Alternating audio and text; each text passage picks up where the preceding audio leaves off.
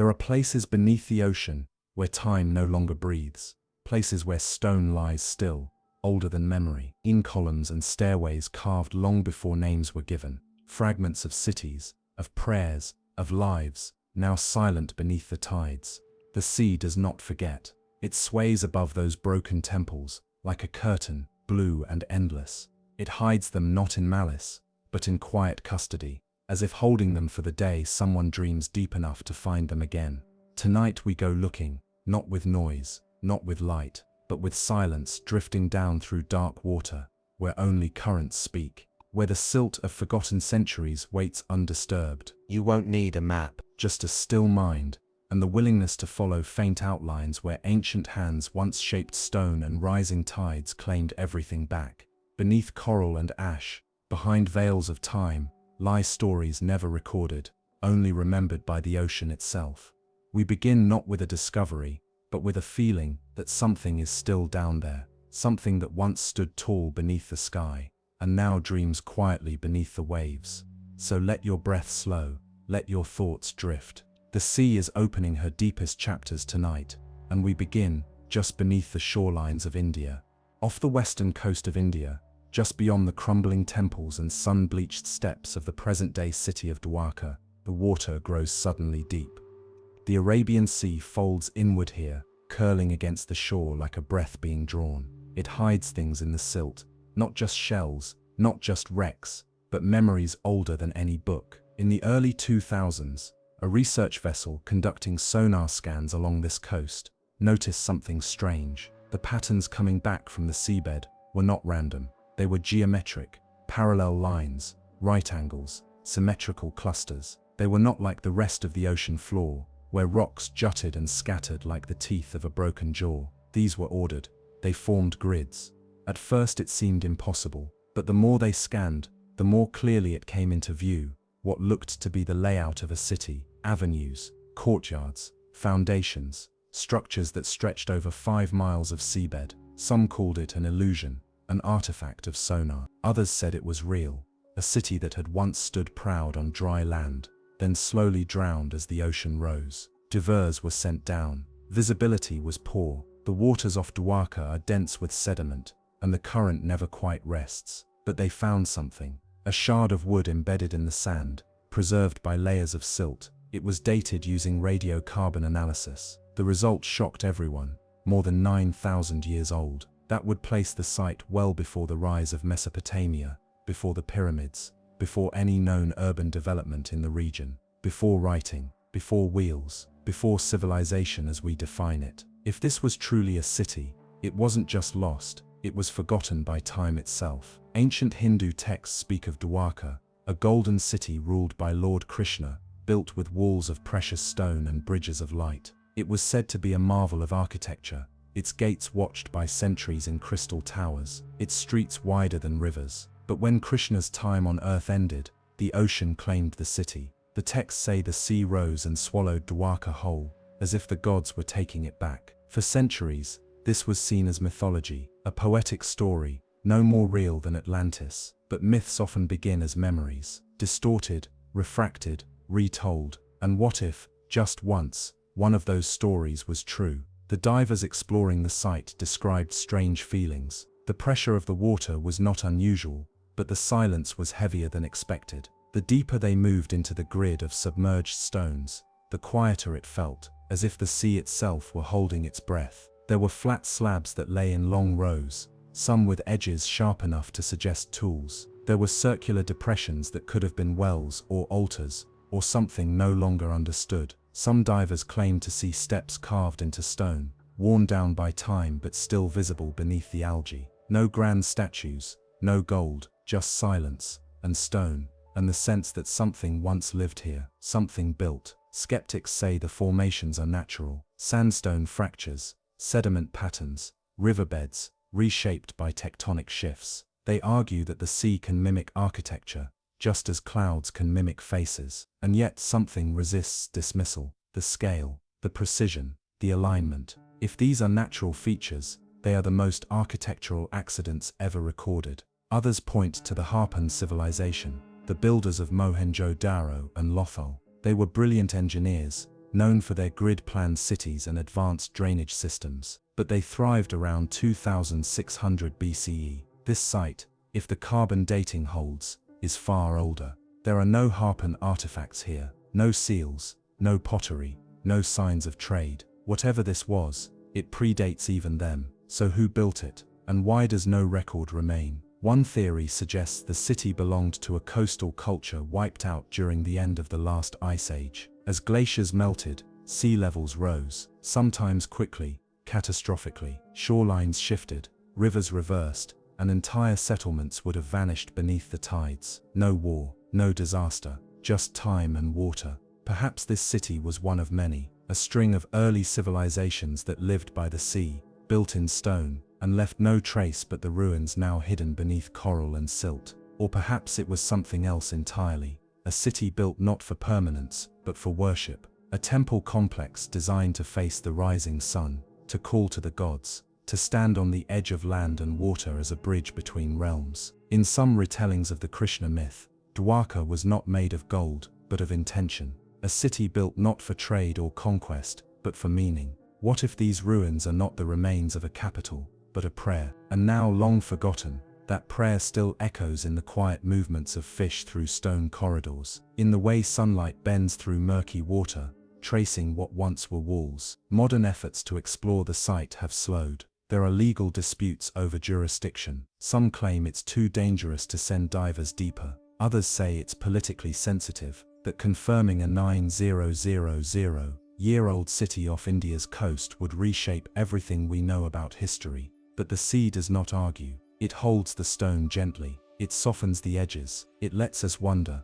And every now and then when the light is right and the current stills, divers say the city almost seems to rise again. Not as it was, but as a dream of itself. The ocean, after all, remembers everything. And now we follow its memory further west, to a place where stone roads vanish beneath turquoise water, as if still waiting for someone to return.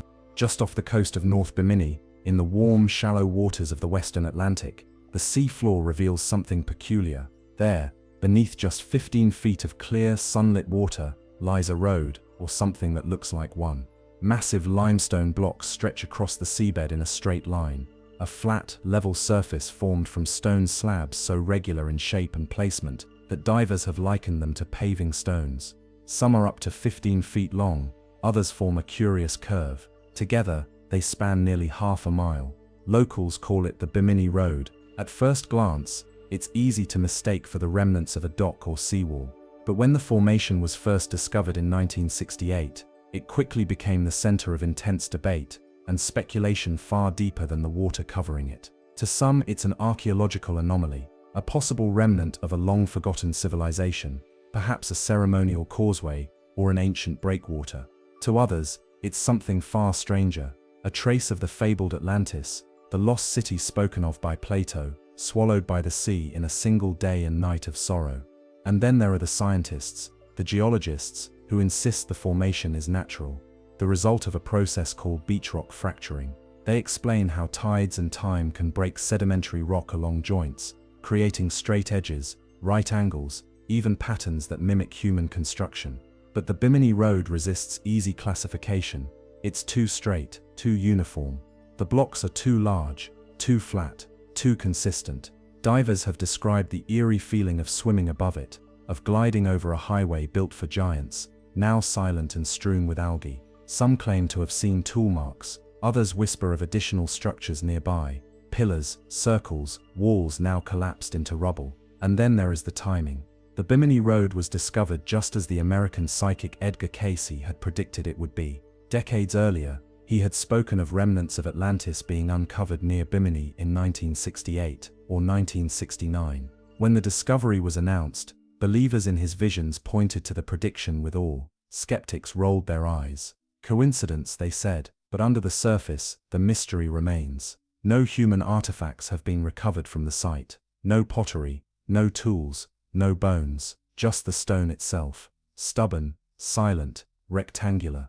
Yet even that silence speaks. Some researchers believe the road may be part of a much larger complex, a network of sunken structures now buried beneath sand and coral. They point to other underwater formations nearby, shapes in the seabed that suggest enclosures, chambers, walls. The water here is warm, shallow, deceptively calm. But storms pass through regularly. Hurricanes churn the seabed, rearrange the sands. What lies beneath is constantly in flux. One year, a section of stone may be clearly visible. The next it's hidden again, buried in sediment, and then in rare moments of stillness, it reveals itself. The mystery deepens when considering the broader geography. The Bahamas sit atop the Bahama Banks, vast underwater plateaus that may once have been dry land, thousands of years ago, during the last ice age. As sea levels rose, what may have been islands, hills, or even settlements were gradually overtaken by the ocean. Could the Bimini Road be a remnant of one such ancient place? A trade route, a ceremonial causeway, a wall against the sea, or is it truly natural, a trick of stone and time, shaped into patterns we long to find? The mind often reaches for meaning, especially in the depths, especially when silence surrounds us, and the ocean does not object. It lets the questions remain unanswered, the road untraveled, the stones unmoved. There is something hypnotic about the way the blocks stretch into the blue, as if they are still leading somewhere, to a destination now erased. Divers say that following the path underwater can feel like walking in a dream. The light flickers on the limestone, the sea hums above, and every step, imagined or not, leads deeper into memory. A road is meant to go somewhere, but this one simply fades, stone by stone, into nothing, just water, just depth, just silence. And not far from Bimini, the ocean floor drops off into the deep. There, at the edge of the continental shelf, the abyss begins, a sheer fall into blue-black darkness. Perhaps the road once led to something at the brink, or perhaps the brink is all that's left. Now we follow the current eastward, toward Japan, toward a stone staircase that should not exist, rising out of the ocean floor like the remains of a sunken monument, or something older still. The deeper one looks into the Bimini Road, the more the debate begins to blur not just scientific lines, but emotional ones. The ocean does this. It doesn't merely hide the past, it distorts it, not maliciously, but softly, like a dream you can't fully wake from. For those who have walked above the structure, or swum, rather, the questions aren't always logical. They're sensory. They ask how a place can feel so familiar, when it has no name. Why a trail of stones can seem not just ancient, but sacred. A few divers have described sensations they can't fully explain. A stillness that falls as soon as they reach the site. Pressure, not from depth, but from something quieter.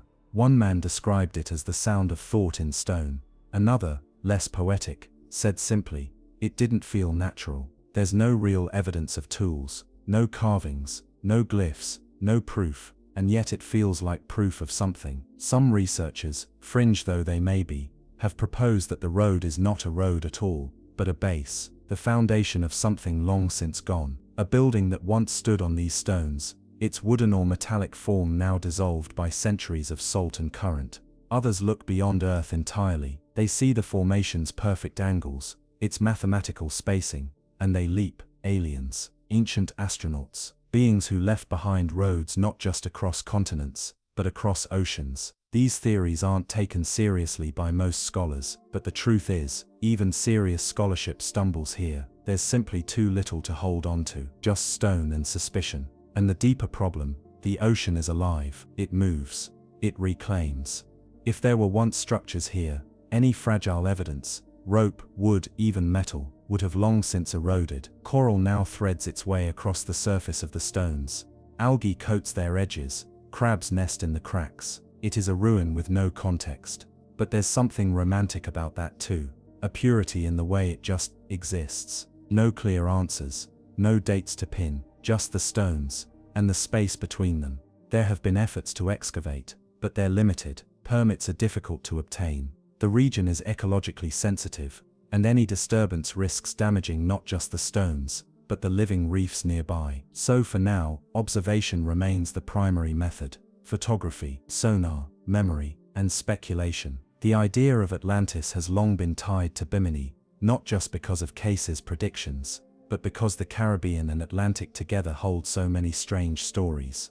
Ruins, lights, disappearances, and the Bahamas, with their clear waters and submerged ledges, invite the imagination. But Atlantis, whatever it was, may never have existed. Plato in his dialogues said the city lay beyond the Pillars of Hercules, the Strait of Gibraltar, and sank some 9,000 years before his time. He may have meant it as allegory, or as history. The truth may be somewhere in between. A real city perhaps, lost to floods or war, remembered only in fragments, and folded into myth. Or perhaps there were many cities, scattered across what are now seafloors. Settlements that rose and fell long before the idea of history itself. And maybe Bimini was one of them. A small outpost, Eurotodita 1, 2s, Winterdita 1, a sacred site. A dock to nowhere. A road once walked by bare feet, where prayers were murmured and offerings left. Now reduced to geometry beneath the tide. A line of stone leading not into time, but out of it. Satellite imagery has revealed other curiosities nearby. Rectangular shapes, clustered shadows that may suggest additional formations, but the water conceals more than it shows. And the sea is patient. What it has taken, it does not easily return. But every so often when storms shift the sand or the current peels back a layer, a little more is revealed. A few more feet of the path. A new shape on the edge of visibility. And we wonder, again, who built this, or did no one? Is the design a mirror of our need to see patterns, to find stories where there may only be erosion? Still, the road feels old, not just in age, but in spirit. It feels older than names, older than speech. Something built before we knew how to remember. And what is memory but another kind of road? One that fades the farther you follow it. As we leave the Bimini Road behind, its stones vanish again into the blue. The line dissolves, the pattern breaks. The ocean takes it back. And just beyond the curve of the earth, beneath a different sea, lies another riddle, a staircase of stone, a monument half buried in coral and mystery, a place where steps rise up from the seabed, like an invitation no one has ever accepted. Next we drift toward the island of Yonaguni, and the monument that may not be a monument at all. At the southwestern edge of Japan, where the East China Sea dissolves into the Pacific, there is an island few people visit and even fewer speak of. Yonaguni, windswept, quiet, ancient, marks the last breath of Japan before the ocean deepens beyond sight. Its cliffs are sheer, its coastlines jagged, and beneath its waves waits something that has defied explanation for decades. The story begins in 1986. A local diver searching for hammerhead sharks slipped beyond a coral ridge and found himself face to face with a wall, flat, massive, unbroken. Not a boulder, not a reef, but something different, too clean, too straight. It dropped away into deeper water like the side of a building. He followed it, curious, and discovered stairs, steps cut into stone, huge, rectangular, perfect. Then came terraces, platforms, angled corners, sloped corridors, grooves that ran parallel for yards before vanishing into silt. He had found something that looked like a city, or the bones of one, submerged beneath 80 feet of open sea. The Yonaguni Monument. What followed were years of research and debate. Photographs, sonar maps, and diver testimonies captured a vast underwater formation nearly the size of a football field. Some surfaces were flat as polished marble, others featured trench-like cuts that ran straight as an arrow. A giant L-shaped wall, a staircase descending into the dark. Even what some claimed looked like a stage or altar. No two scientists could agree on what it was. Geologists argued for a natural explanation. Sandstone, they said, tends to fracture along horizontal and vertical planes. Earthquakes, common in this tectonically active region, could have sheared and dropped blocks along fault lines, creating the illusion of architecture. Over time, marine erosion smoothed the edges, sharpening their strangeness. But skeptics couldn't explain it all away. There were carvings, some said, patterns etched into the surfaces, a starburst, a grid. There was a tunnel, narrow and precise, that led from one platform to another. Most notably, there were pillar-like stones that appeared deliberately placed, standing alone in open water, away from the main structure. One researcher claimed to have found a megalithic face, half eroded but eerily symmetrical, like a broken statue staring out through the blue. Masaki Kimura, a marine geologist from the University of the Ryukyus, became one of the site's strongest advocates. He insisted that at least parts of the structure had been carved by human hands. He pointed to what he believed were post holes, places where wooden beams may once have been set. He claimed the site could date back over 10,000 years, placing it well before Japan's known civilizations. If true, that would change everything. But the scientific community remained divided. Some dismissed the monument entirely, calling it pareidolia, the brain's tendency to find patterns where none exist. Others acknowledged that while the formations were unusual, nature could still explain them. But divers kept returning, and each time, the mystery grew. The monument's surface tells a strange story, not one of chaos but of intent. The way the platforms rise in layers, like ziggurats, the precision of certain angles, the corridors that feel too narrow, too directional, to be chance. Swimming through the site can feel like moving through memory, not your own, but the Earth's.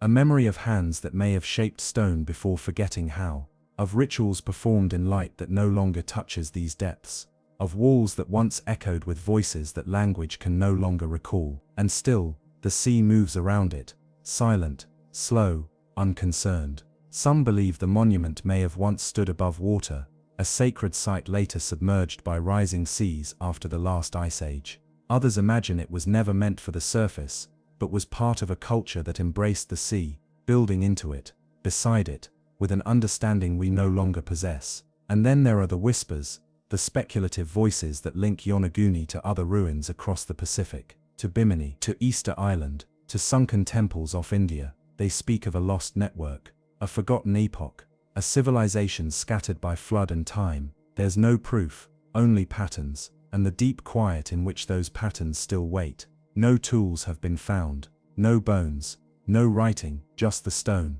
just the shape, just the sense that someone once stood here, looking out at the sea, and decided to build something permanent, or tried. Today, the monument remains open to exploration. Tourists and professional divers visit during calm months, skimming across the surface before descending into the blue. Visibility varies, currents can be dangerous, but when the sea is calm, and the light filters down just right, the monument reveals itself, layer by layer, like a submerged dream. And perhaps that is what it is, a dream, a moment the Earth had once long ago, and forgot. Or perhaps it is proof, not of Atlantis, not of aliens, not of myth, but of how little we truly know of what came before. We think of history as a line, a progression, but maybe it's a coastline, always changing, always vanishing beneath the waves.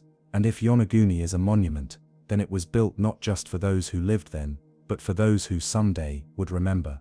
We drift now to Egypt's ancient mouth, where the Nile once met the sea, and where a city long thought myth now sleeps beneath the silt, a sunken port of temples and gods. Before Alexandria rose in marble and gold, before Cleopatra's barge sailed beneath moonlit columns, there was another city, older, salt-washed, and forgotten. Heracleion. The ancients called it Thonis Heracleion, a city that once stood proud at the mouth of the Nile, where river met sea in a churning delta of trade and tide. For centuries it existed in memory alone, whispered in scrolls, recorded on crumbling maps, its name spoken in the same breath as myth. And then the sea gave it back. In the year 2000, a team of underwater archaeologists led by Frank Goddio was scanning the murky waters of Abukir Bay, just north of modern-day Alexandria. They were searching for Napoleonic-era wrecks. What they found instead was the broken face of a statue, a god's face, carved in red granite, staring upward from the sand. And then columns, doorways, temple foundations, blocks inscribed with hieroglyphs that had not seen air in over 1,000 years. They had found Heracleion, not just a city, but a submerged memory of a time when the world's center of gravity tilted toward the Nile. The city had vanished sometime around the 2nd century BCE. The how was unclear. Earthquakes, perhaps, or the slow sinking of silt-laden land. Some blamed the gods. Others said the sea simply grew tired of being held back. But Heracleion did not disappear quietly. It sank in layers, like a kingdom putting itself to bed. Divers found it exactly where the old Greek texts had hinted, beneath 30 feet of muddy water, preserved in a blanket of soft sediment. Temples still stood, their doorways broken but dignified. Colossal statues, 16 feet tall, some of them, lay on their sides like sleeping giants. One inscription, perfectly intact, referred to Heracleion as the principal port of entry to Egypt. centuries before Alexandria. This was where merchants arrived with wine and cedar, where diplomats bowed to priests, where travelers first touched the Nile's breath. It had not just been a port, it had been the port. The city was sacred, dedicated to Ammon and Heracles. Every year, a grand procession floated down its canals, a celebration of divine union, its barges adorned with silk and gold, watched by thousands. At its heart stood a temple where pharaohs themselves came to receive their divine legitimacy. Now, all of that lies beneath the sea. The layout of Heracleion is eerily intact. Archaeologists uncovered streets, docks, and canals, a city of water long before Venice. Slabs of stone still form sidewalks. Bronze coins rest where merchants once stood. Gold jewelry and temple offerings remain sealed in clay pots, untouched for centuries. The preservation is astonishing, not despite the water, but because of it. The thick Nile silt that had suffocated the city also shielded it. No light, no erosion. Time simply paused. But not everything is whole. Many of the statues are broken. Some buildings lie twisted. The land beneath Heracleion was soft, fragile, a mixture of clay and sand, unsteady beneath the city's weight. Earthquakes likely fractured it. Then came rising seas, or a sudden collapse, and Heracleion began to slip beneath the water like a drowning god. Some legends speak of it sinking in a single night. Others claim it happened over years, slowly, painfully, with homes half submerged, then streets, then temples. A people who could do nothing but watch their city dissolve. But what remains beneath Abukir Bay is more than ruins. It's a paradox, a city lost in full view. Divers glide through archways where priests once walked barefoot. They pass statues whose faces remain serene. They trace walls not with their hands, but with light. Torches casting shadows on stone that hasn't seen the sun in 2 millennia. And above it all, ships drift by, unaware. There's something melancholic about Heracleion. Not haunted, just hushed. Like the moment after a song ends, when the last note still lingers in the ear. A civilization once vibrant, now sleeping beneath the waves, perfectly preserved but unreachable. Even now, much of it remains unexplored. Silt covers vast portions of the site. The team led by God, you has uncovered only a fraction, each dive revealing new statues, new inscriptions, new pieces of a city that should not have survived. What else lies hidden? Temples with secrets still sealed inside, scrolls too fragile to touch, or perhaps nothing, perhaps silence. Because sometimes what the ocean returns is not information, but atmosphere, a weight, a presence, a stillness that says yes, we were here. And so the divers keep descending, not just to excavate, but to listen. And in the soft sway of eelgrass and the slow roll of sediment, the city seems to breathe, not gone, just beneath. And just beyond the Nile's reach, farther out into the Atlantic, another mystery waits, a pyramid that shouldn't exist, sitting quietly at the bottom of the ocean, as if still remembering who placed it there. Far from the Egyptian coastline, beyond where the Nile empties into the Mediterranean and history thins into legend, another riddle sleeps beneath the Atlantic Ocean. Near the Azores, a chain of volcanic islands adrift in the mid-Atlantic, something geometric was found beneath the waves. Something vast, something shaped. In 2013, a private sailor named Diocleciano Silva was mapping the seafloor between the islands of São Miguel and Terceira using sonar equipment. He wasn't expecting anything unusual. The Atlantic floor is rugged, scarred by tectonics, and shadowed by ancient volcanic ridges. But then, the screen lit up with something strange, a symmetrical formation rising from the seabed like a great underwater mountain, its sides sloping evenly, its summit sharp, a pyramid, or something like it. The structure was estimated to be over 200 feet tall, with a base nearly 8,000 square meters. Its angles were almost perfect.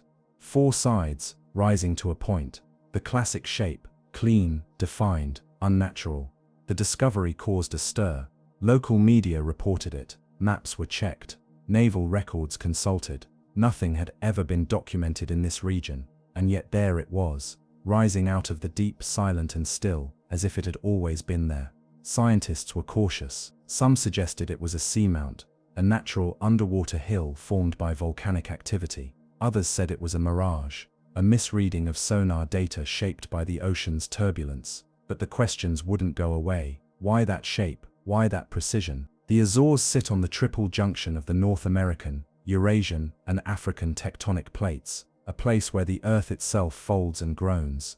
It's also a region long whispered about in Atlantis lore. Plato had written that Atlantis lay beyond the Pillars of Hercules, the ancient term for the Strait of Gibraltar, and here, just beyond those pillars, in the quiet of the mid-Atlantic, this formation seemed to rise like a memory. Of course, there is no confirmation. No expeditions have been mounted at scale. The exact location of the pyramid, never formally recorded, remains a point of contention. Some believe it's exaggerated. Others say it's been quietly erased from maps, and still the mystery lingers. Some theorists point to ancient maps that depict sunken lands near the Azores, fragments of continents, islands that no longer exist. They suggest that during the last ice age, sea levels were significantly lower, and parts of what are now seafloor may once have been dry land, habitable, buildable. If the pyramid is real, and if it is artificial, then it would predate any known civilization by thousands of years.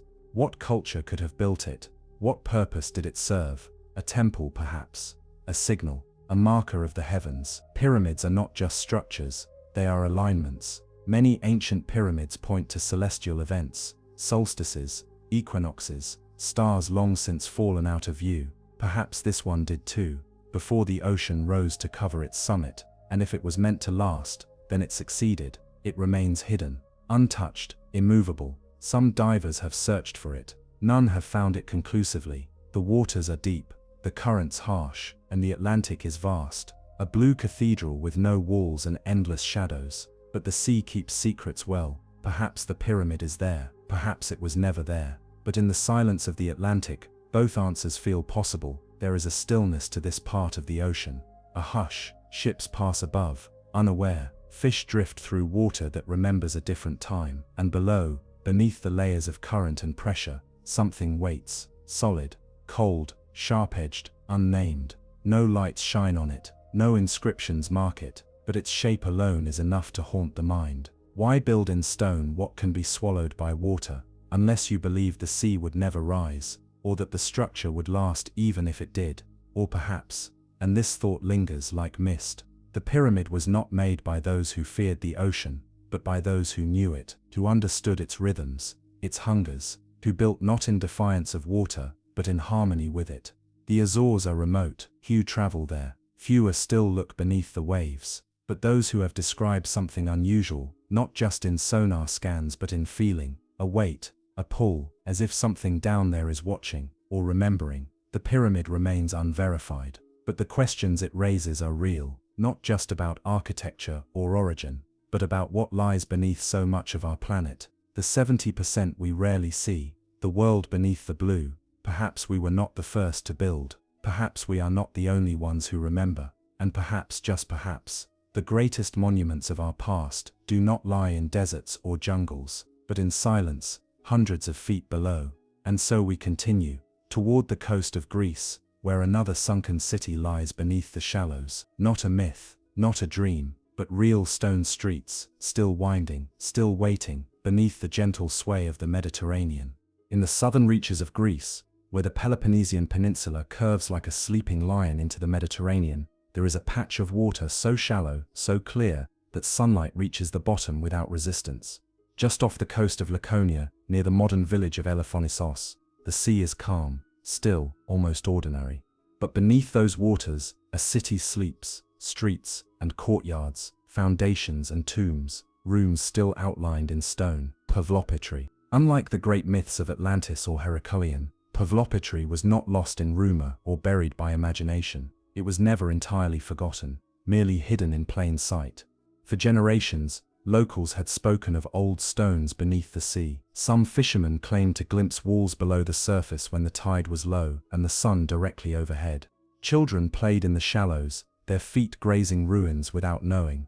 It wasn't until 1967, when Nicholas Fleming of the Institute of Oceanography surveyed the area, that the truth began to emerge. The ruins were not just isolated blocks, not scattered remnants of a collapsed dock or shrine. They formed a layout, deliberate, consistent, unmistakably urban, a city, Subsequent surveys revealed something extraordinary, a complete prehistoric city preserved just beneath the water's surface.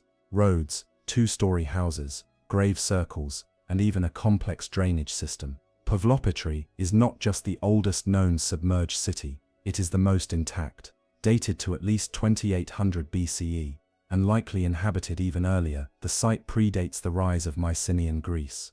It was alive during the era of the Minoans, perhaps even before, and when the sea finally crept in, slowly, over centuries, it did not shatter the city. It covered it gently, laying down a soft veil of time. The preservation is haunting. Divers can still trace narrow alleyways between homes, the worn stones where thousands of feet once passed. In some dwellings, the outlines of hearths remain. In others, the bases of walls mark where families gathered, where voices rose and fell, where lives once moved like tides themselves. What's most remarkable about Pavlopetri is not what was lost, but what was preserved. Unlike other ruins buried in silt or fractured by earthquakes, Pavlopetri lies barely 10 feet below the surface. The sea here is gentle. It hasn't torn the city apart. It has suspended it, like a breath held indefinitely. Imagine walking those streets now. If you could drain the water away. The homes are modest, the town compact, but it feels alive in the way only something real, something lived in, can feel. Artifacts recovered from the site tell stories in fragments. Pottery shards decorated with spiral motifs, stone tools, beads of unknown origin, trade routes, perhaps, or local artisans whose names have long since washed away. One of the most fascinating aspects is how organized it all is. The layout suggests planning, a vision. The streets follow a grid. Buildings are aligned to face prevailing winds. Drainage channels run beneath walkways, a testament to understanding, not just of architecture, but of life itself. The people of Pavlopetri didn't just build, they built with rhythm. So why did it vanish? Geologists believe a combination of tectonic activity and rising sea levels gradually submerged the city. The land sank, the water rose, no cataclysm, no fire, just the quiet, inevitable transformation of coast into seafloor. The city wasn't destroyed, it was absorbed. Even in its fading, it remained elegant. Modern technology has brought Pavlopetri back into view. In recent years, teams from the University of Nottingham and the Hellenic Ministry of Culture used high-resolution sonar and 3D mapping to digitally resurrect the city. Virtual reconstructions now show what once stood there: stone walls, open courtyards, rooftops open to the stars, and yet, even rendered in pixels, the city still feels unreachable. Because what lingers isn't just the stone, it's the atmosphere, the feeling of a place that once hummed with life, now whispering softly from beneath the waves. Divers who visit the site speak of a strange calm. The light is golden here, filtered through seawater so warm it barely chills. Fish move through doorways. The seagrass nods gently in courtyards that once echoed with footsteps. Time slows. Some say they can almost hear it. The rhythm of sandals on stone, the distant rise and fall of voices carried by wind. No walls remain high enough to cast shadows. No roof stands above, and yet the city feels enclosed, as if memory itself has formed invisible walls around it, preserving its outline not in brick, but in breath. Few sites in the world allow us to see so clearly into the past. Even fewer remain so unspoiled. But Pavlopetri asks something quieter of us. Not awe, not discovery. Stillness. It invites us not to solve its mystery, but to sit with it. To drift above its streets, like the waves do, to remember that not all ruins are tragic. Some are graceful, some are simply resting. And as we float above those ancient paths, the sea reminds us that what is buried is not always lost. Sometimes it is simply waiting for the light to change. Now we follow that light southeast, toward the edge of India. There, another legend sleeps in the shallows, one that speaks of 7 temples, but only one that remains, and of the rest, taken by the sea. Along the southeastern coast of India, where the Bay of Bengal brushes the land like an ancient whisper, lies the town of Mahabalipuram. Here the shoreline is carved, not by tides alone, but by hands long stilled. Temples rise from stone, their walls etched with gods and stories, their silhouettes golden at dusk. But legend says these are not the only temples. According to local law, There were once 7 pagodas, 7 magnificent structures so dazzling they drew the attention and envy of the heavens.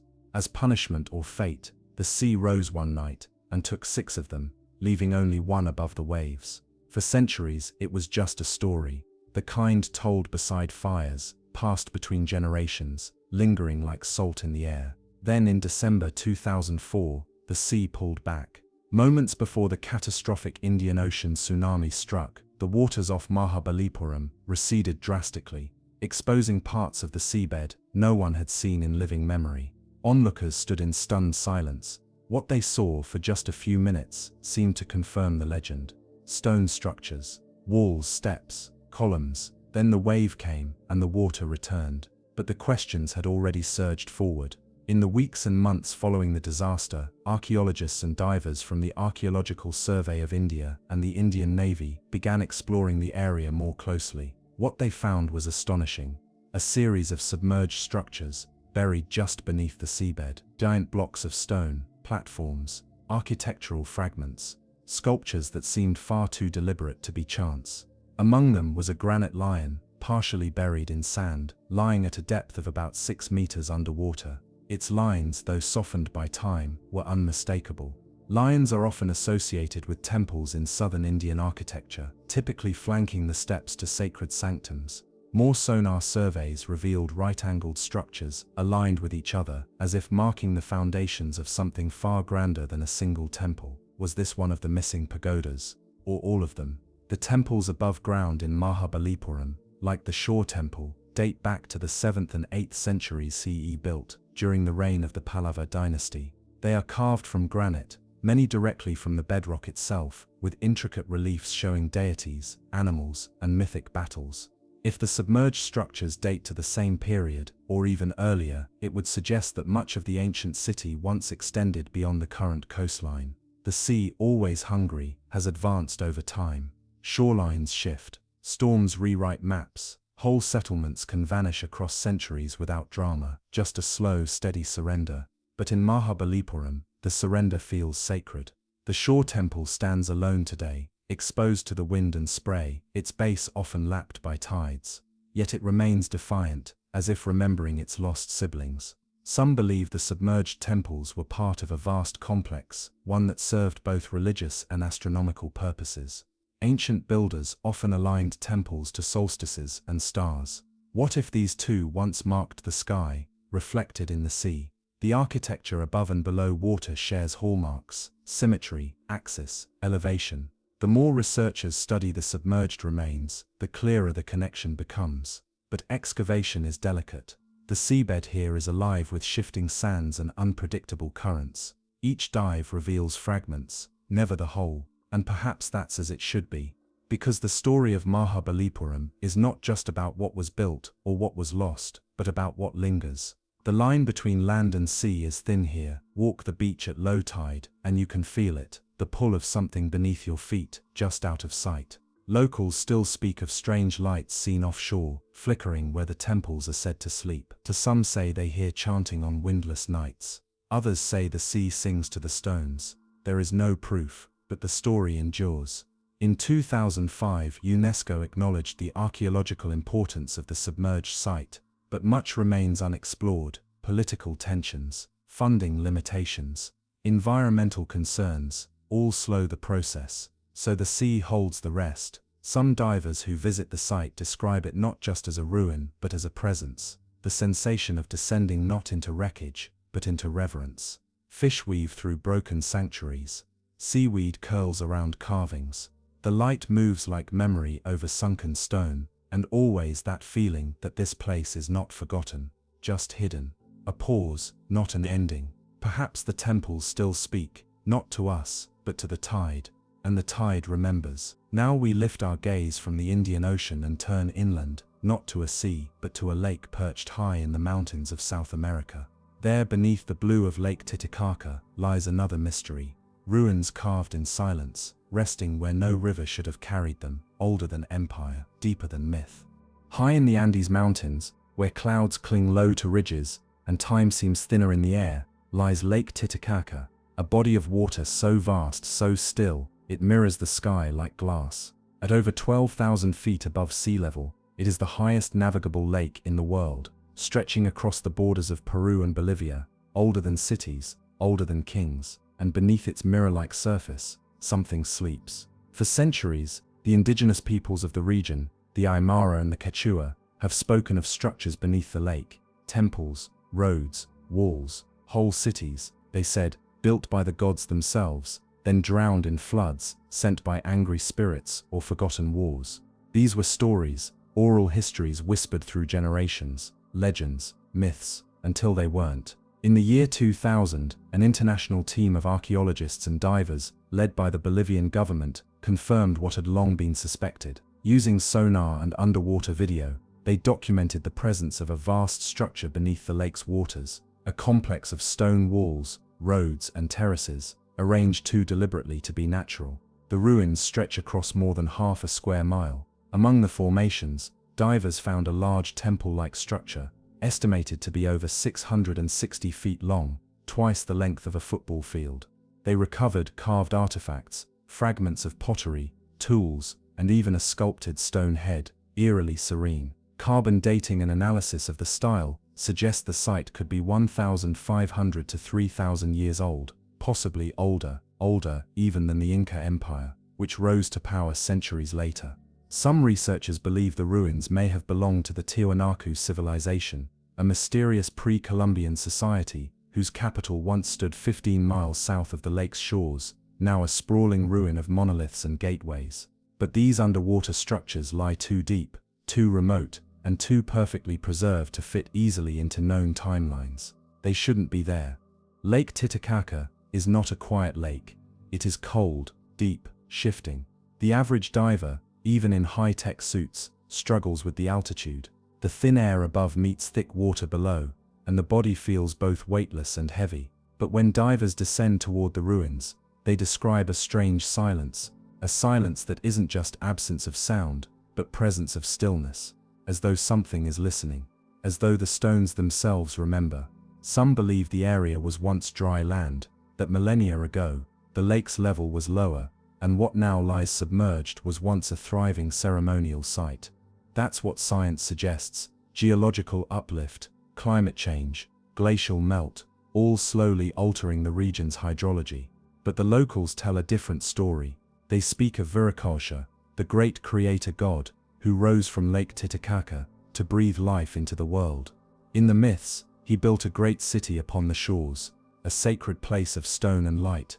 But when his creations turned from him, he sent a flood to wash them away, hiding their arrogance beneath the water forever. Whether the ruins belong to that story or another, they remain there now, soft outlines beneath the lake, visible only by sonar or the eyes of the few who dare to dive in high-altitude gloom. And still, questions remain. Why build so close to water's edge, or did the water come later? How could stones of such size and symmetry be moved at this altitude, long before the wheel was known? Was it truly a temple, a gathering place, or something else, a calendar of stone, a mirror of constellations, etched into the earth before the stars changed their names? Some scholars have speculated that the site aligns with celestial events, solstices, equinoxes, in patterns that mimic other Andean sites. If true, it would suggest a deep and ancient knowledge of astronomy, one we still struggle to fully understand. Others point to the style of the stonework, comparing it to Tiwanaku's Gate of the Sun, a structure carved from a single block of stone, its figures worn by time but unmistakably deliberate. Did the same hands build both, or is the lake hiding an even older story? There are no definitive answers, only fragments. But the lake, like all water, is patient. It reflects, it erases, it keeps, and beneath its surface, in the twilight of its depths, the past breathes quietly, uninterrupted. Only a fraction of the site has been explored. Further excavation is limited by cost, technology, and the extreme environment. But even the smallest discovery here feels monumental, because to find ruins at this altitude, beneath this water, is to challenge everything we know about what was possible, and when. The people who live by the lake still offer tributes to the water. They drop coca leaves and flowers into its depths, whispering prayers. They do not forget what the lake holds, or who it once held. And when the sun sets on Lake Titicaca, it doesn't just dim, it fades, like a memory receding just out of reach. We leave now the chill of mountain waters, and follow the hum of sonar deeper still, far below the icy waves of the north, where a perfect circle lies hidden in the murk of the Baltic Sea, and no one knows who placed it there, or why. In the northern reaches of Europe, where the Baltic Sea folds like a cold, grey sheet between Sweden and Finland, the water moves slowly. It is not deep like the Atlantic, nor warm like the Mediterranean. It is a basin of silt and silence, the kind of sea that keeps secrets simply by being still, and somewhere in that stillness, resting 300 feet below the surface, lies something that no one can explain. The year was 2011. A Swedish diving team known as Ocean X was scanning the seabed in search of shipwrecks, remnants of trade vessels, wartime casualties, the usual ghosts of northern waters. What their sonar picked up instead was different. A shape, a perfect circle, nearly 200 feet across, smooth edges, right angles, a flat dome rising out of the ocean floor, connected by a strange trail that looked like a runway or skid mark. The anomaly didn't just stand out, it glared. The team returned, again and again.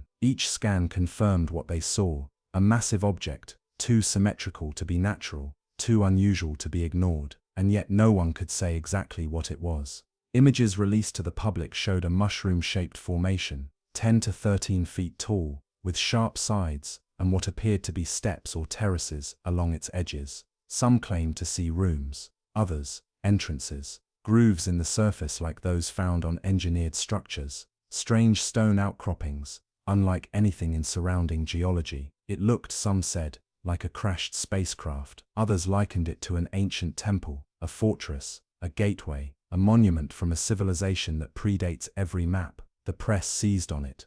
Headlines flew: UFO found in the Baltic Sea, alien base at the bottom of the ocean. It was the kind of story that demanded belief or denial. Scientists stepped in with caution. Geologists suggested it could be a glacial deposit, a remnant of the Ice Age, carved by natural forces, shaped by millennia of retreating ice and sediment. Some claimed it was basalt, others limestone, but Ocean X's own divers reported something stranger. When they approached the anomaly, their electronic equipment malfunctioned, cameras stopped recording, lights flickered, satellite phones went dead. As soon as they left the area, everything returned to normal. They said the structure emitted a weak electrical signal, one that interfered with their gear. Skeptics scoffed. Malfunctions happen, but the team insisted this was not normal. And the anomaly itself, the sheer unnatural quality of its shape, its isolation, the fact that nothing else like it exists in the region, remained. The divers collected samples.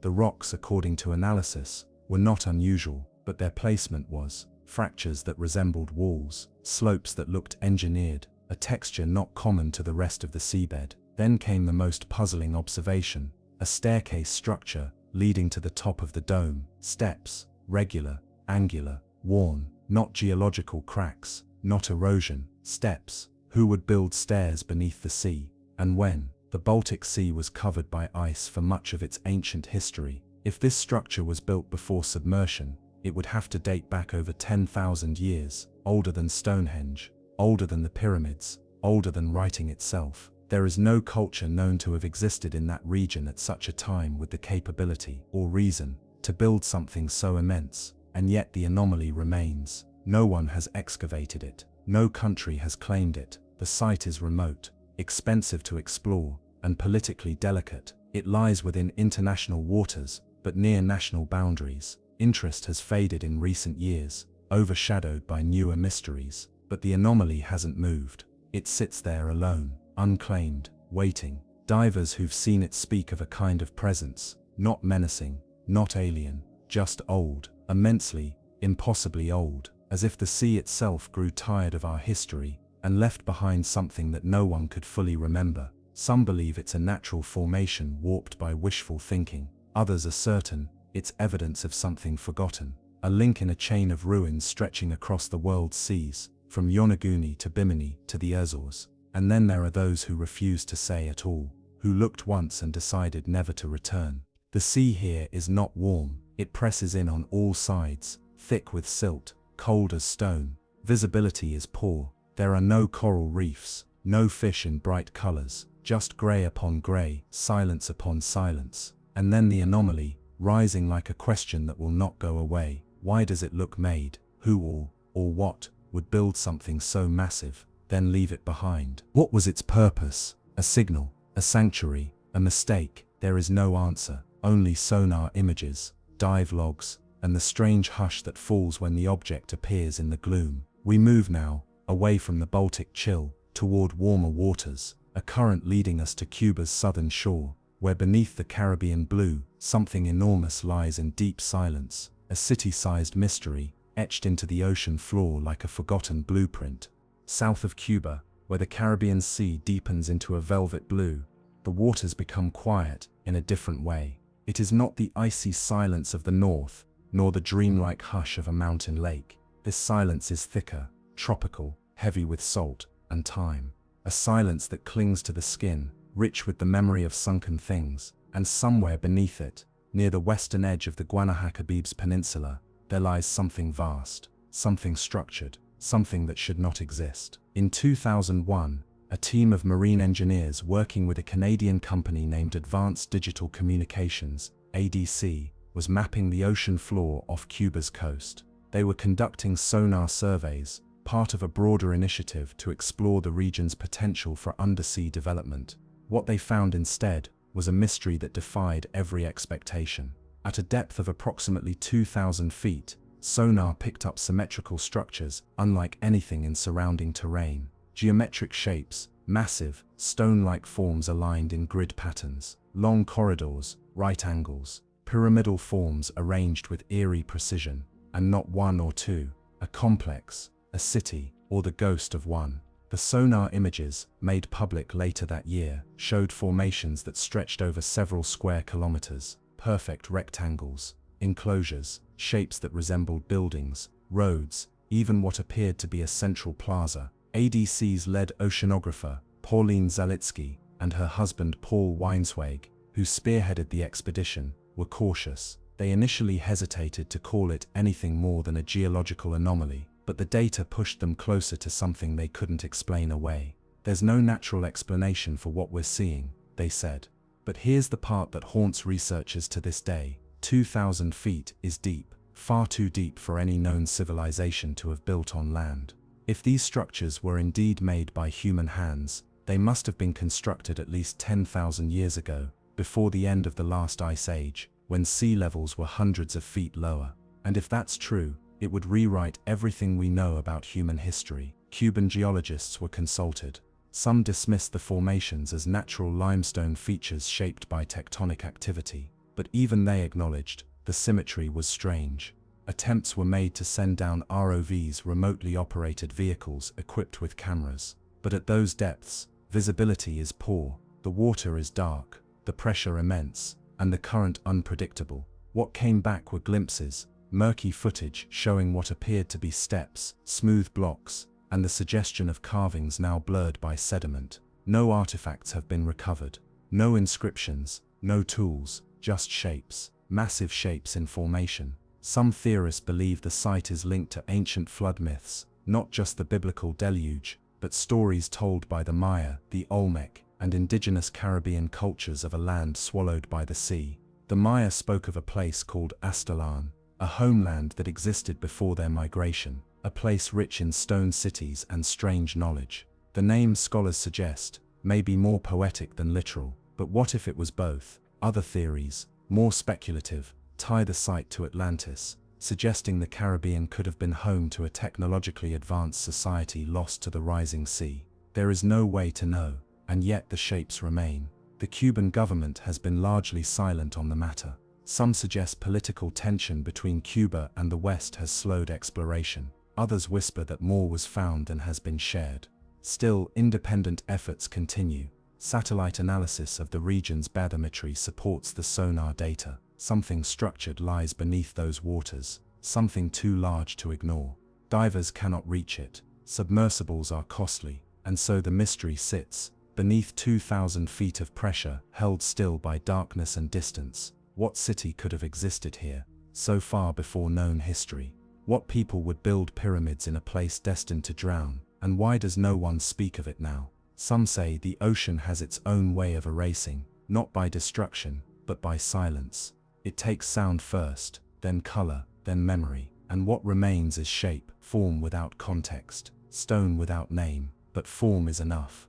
It invites wonder. At night when ships pass through these waters, nothing breaks the surface. The sea looks smooth, indifferent, but beneath them, if the sonar were to ping just right, it might echo back a map long forgotten, not on land, not in books, but written in angles, arranged in patterns only water remembers. And even if the city was never real, even if it is only coincidence in rock and pressure, it feels like a place the sea is choosing to keep.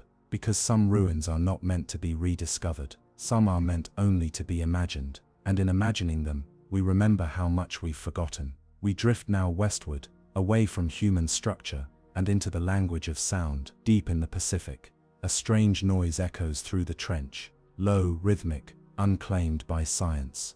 It begins without warning, and it has no source. They call it the Upsweep. Far out in the Pacific Ocean, beyond the reach of ships and the sight of any shore, the water begins to darken, not from storm or shadow, but from depth. The sea here is heavy, Goshen, not a place one drifts into, but descends toward, and somewhere in that vast pressurized stillness, a sound begins, not a song, not a roar, a pattern, a low rising wail that pulses upward in pitch, again and again, like a question too large to fit into language. This is the Upsweep, first recorded in 1991 by the NOAA's Pacific Marine Environmental Laboratory. The Upsweep was captured by the Equatorial Pacific Autonomous Hydrophone Array, a network of underwater microphones listening for distant seismic activity. But what they caught wasn't an earthquake, it wasn't a whale, or a ship, or anything easily identified.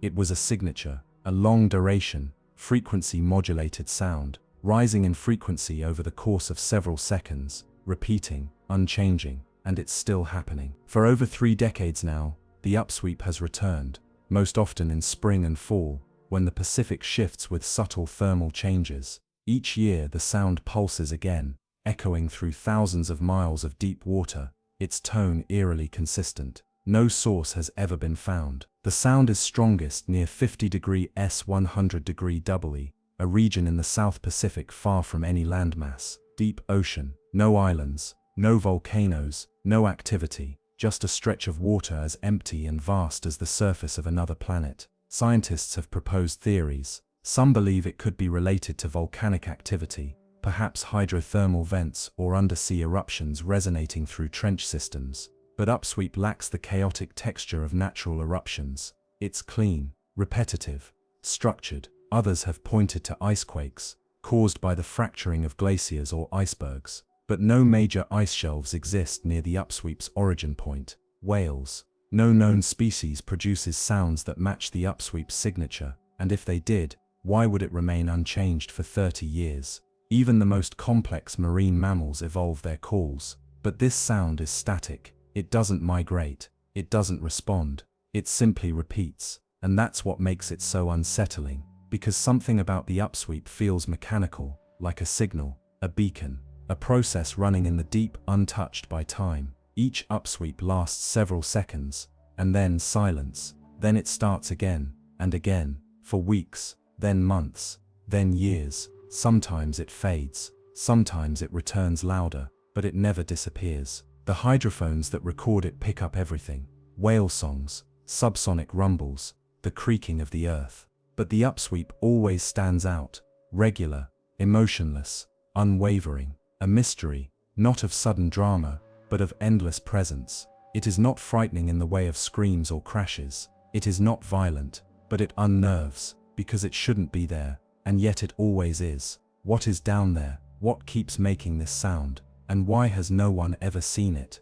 The ocean floor in that region is poorly mapped. The nearest known structure is the East Pacific Rise, a mid-ocean ridge where tectonic plates diverge. But the Upsweep doesn't align with any known fault or vent, and if it were natural, why the precise repetition? NOAA has released the sound to the public. You can listen to it. It begins low, almost inaudible, then climbs. It sounds like something opening, then it resets. There's something in it that triggers an instinctual discomfort, not because it's loud, but because it feels aware, as though something deep is rising, then retreating, calling out, then withdrawing, and always watching. Some have suggested the upsweep is not a phenomenon at all, but a form of communication, a kind of sonar, a timed pulse meant to measure, or reach, or remember, but there is no recipient, no response, only the ocean, and the sound. In fiction, such signals are harbingers, warnings, or awakenings.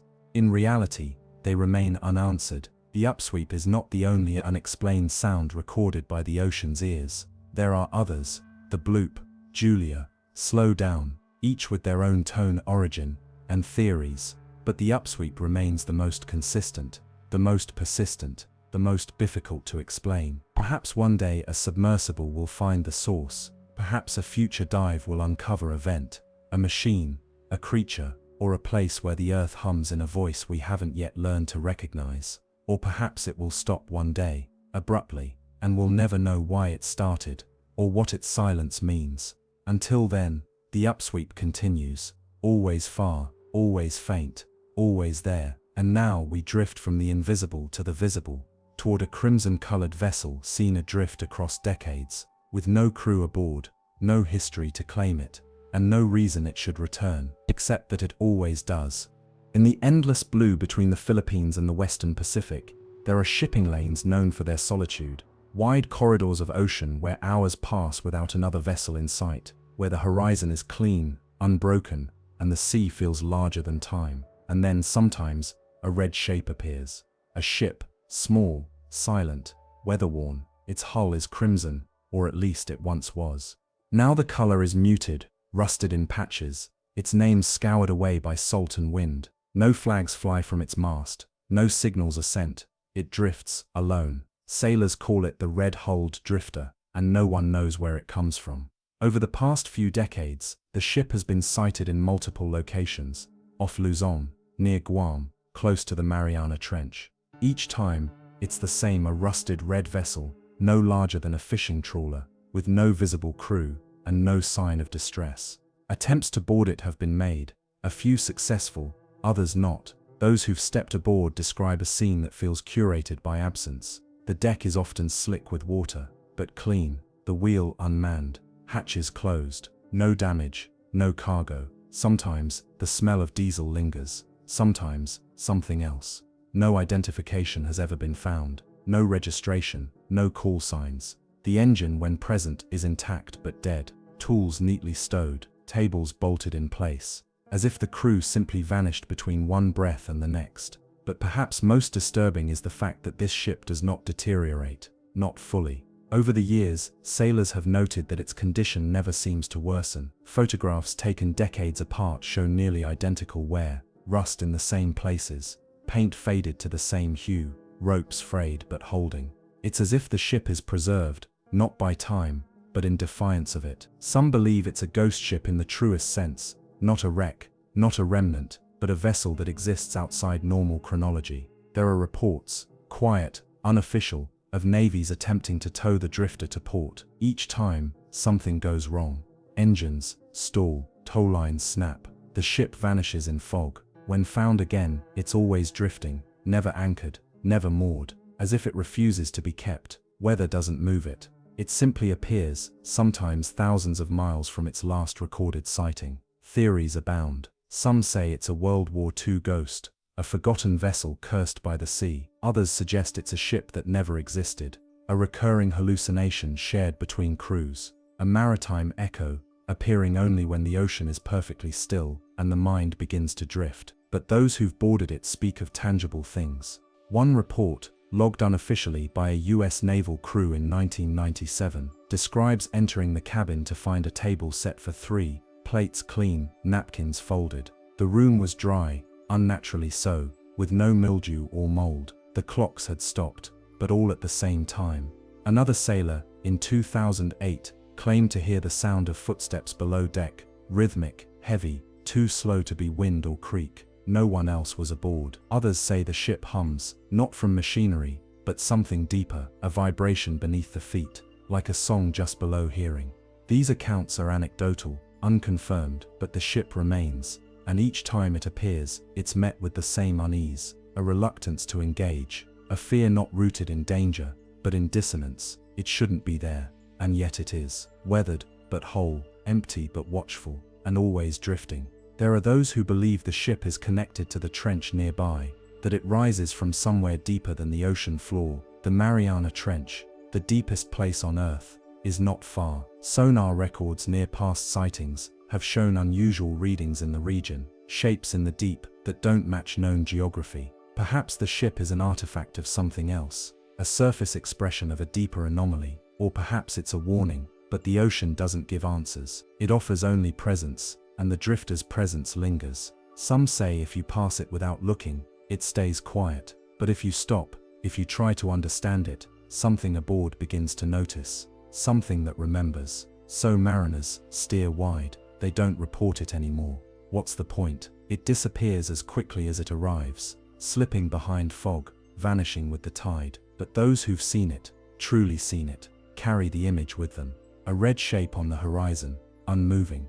A ship with no story. A question carved in steel. Now we turn from metal to stone, from modern mystery to ancient carving. Far beneath the waves of Japan lies a monument no one agrees on. A ziggurat in the deep, a staircase that leads nowhere, and it is there we go next. Southwest of Japan's mainland, where the Ryukyu Islands stretch like scattered stones toward Taiwan, lies a lonely dot of land called Yonaguni. It is the last of Japan's inhabited islands, remote and wind-battered, with sheer cliffs and ancient coral coasts. The waves here crash with force, the currents are fierce, and the waters are deep, and beneath them lies a staircase carved in stone. It was 1986 when a diver named Kihachiro Aratake, searching for hammerhead sharks along Yonaguni's southern coast, noticed something strange below him. Not coral, not rock, but walls, impossibly straight, angular, platforms, steps. A monument, it seemed, sunken and silent, at a depth of about 80 to 100 feet beneath the sea. It has since been called many names: the Yonaguni Pyramid, the Yonaguni Monument, the Atlantis of Japan. But no one can agree on what it truly is. To descend to the monument is to fall into ambiguity. The stone formation is immense, nearly 500 feet long and 100 feet wide, rising in terraced layers from the seabed like a ziggurat swallowed by the sea. Each level is connected by broad flat steps. The walls are straight, the corners sharp, the lines too clean to be dismissed as accident, and yet many still try. Geologists argue the formation is natural, the result of tectonic forces and fracture patterns in the sandstone. Japan is no stranger to earthquakes. They say the flat surfaces and angles are simply a result of natural breakage and erosion over time. But divers and independent researchers offer a different view. They speak of tool marks along the edges of the stone, of post holes, evenly spaced, of a tunnel that seems deliberately carved, not cracked. Some claim to have seen carvings, faded, worn, nearly lost to the sea. Others describe a stage or altar at the top of the main platform. There are no inscriptions, no artifacts, no bones, but there is pattern, and pattern, in a place like this, demands attention. Masaki Kimura, a marine geologist from the University of the Ryukyu, spent years studying the site. He became one of its most vocal advocates, asserting that at least portions of the monument had been shaped by human hands, long before the rise of Japan's written history. He estimates that the monument could be 10,000 years old, possibly more, placing it in a time when much of Earth's coastline was dry land, before the end of the last ice age. If true, it would make the Yonaguni structure one of the oldest, if not the oldest, large-scale architectural sites on the planet. But such claims are met with silence from the academic mainstream, perhaps because of the implications, perhaps because of the ocean's refusal to give up more. The monument lies in difficult waters. The currents are fast, often dangerous. Visibility shifts quickly. Mapping is difficult. Excavation, nearly impossible. But those who have stood upon the stone, who have drifted over its terraces and followed the long silent corridors, return with a feeling, not of certainty, but of presence. The place feels lived in, not recently, not by us, but by someone. It feels too measured, too intentional, to be coincidence. As if it had been built for something, a ceremony, a gathering, a message only visible from above or below. Some have compared it to South American platforms, pointing to similarities with Inca stonework or Mayan pyramids. Others link it to lost cultures of Southeast Asia, or even further back, to a civilization that left no name. The Okinawan people have legends of a city beneath the sea, stories of a kingdom swallowed whole, its people lost, its temples consumed by rising tides. These tales were passed down not as fiction, but as memory, stories meant to explain the inexplicable. Could Yonaguni be the echo of that memory, a remnant of something older than cities, older than myth, or is it simply stone, broken in ways that resemble meaning? The ocean does not explain, it erodes everything eventually, history, evidence, context, but not shape, not always. Some shapes resist. The monument has resisted time, weather, denial. It remains layer upon layer, unburied but unseen, rising from the seabed like the foundation of a thought not yet remembered. And when you hover above it, when the current stills and the sun cuts through the blue, the shape reveals itself. Not fully, but enough. Enough to feel ancient, enough to feel watched. We move now toward Antarctica's frozen border, where under miles of ice and sea, satellite scans have revealed shapes too precise to be chance. A city beneath the ice, or a trick of shadow and ice. We follow now that trail into cold. At the bottom of the world, beneath swirling clouds and a desert of white, lies a continent wrapped in ice and silence. Antarctica, untouched, uninhabited, and unknowable, is a place we were never meant to walk. It is a vault of snow and stone, buried under layers of time, sealed in cold so deep, even memory cannot thaw it. And yet, something down there has begun to shift. Over the last 2 decades, satellite imagery, high-resolution scans from orbit, have detected patterns along Antarctica's coast that suggest the ice may not be hiding only mountains and crevasses. In certain areas, particularly in Wilkes Land, scientists and anomaly hunters alike have found strange shadows beneath the surface. Not shadows shaped like hills or cliffs, but grids, lines, angles. One formation, more than 150 miles across, appears beneath the ice as a circular depression, with a distinct central ridge and radial lines extending outward, as if it were not formed, but designed. Others speak of rectilinear shapes, tucked beneath miles of ice, structures too symmetrical, too precise to be explained by geology alone. Some show 90-degree corners, patterns that echo the layout of streets, or buried fortifications. The question rises quickly, could there be a city beneath Antarctica? The idea is not new. In 1513, the Piri Ras map, drawn by an Ottoman admiral, depicted a surprisingly accurate coastline of Antarctica, centuries before it was officially discovered. More startling still, it showed the landmass without ice. Modern cartographers have debated the accuracy of the map for decades, but the legend remains. Could someone have known this place before it froze? Today, under miles of ice, we're finding more than legends. Ice-penetrating radar from scientific expeditions, including those run by NASA, the British Antarctic Survey, and various climate research groups, has revealed anomalies beneath the East Antarctic ice sheet. Perfectly straight walls, step-like formations, hollow pockets of unknown material. Some of these readings have been dismissed as natural geological formations. Others, quietly, have not. Satellite photos near the Shackleton Range show 4 tall triangular structures, each spaced evenly apart. Though partially buried, they appear to rise at near identical heights, too similar, some argue, to be mountains. Then came the 2006 expedition that reportedly uncovered a metallic anomaly beneath the ice, a blip in the magnetic field beneath Wilkes Land, nearly 150 miles wide. Scientists believe it could be the remnants of a massive asteroid impact. But others have asked, what if it's not an impact crater? What if it's something else? A chamber, a dome, or something older than both? Speculative theories abound, some grounded in science, others in fiction. Stories of lost civilizations that migrated south in ancient times, building vast complexes to escape climate shifts, or more fringe tales of pre-human entities, sealed beneath the ice since time's beginning.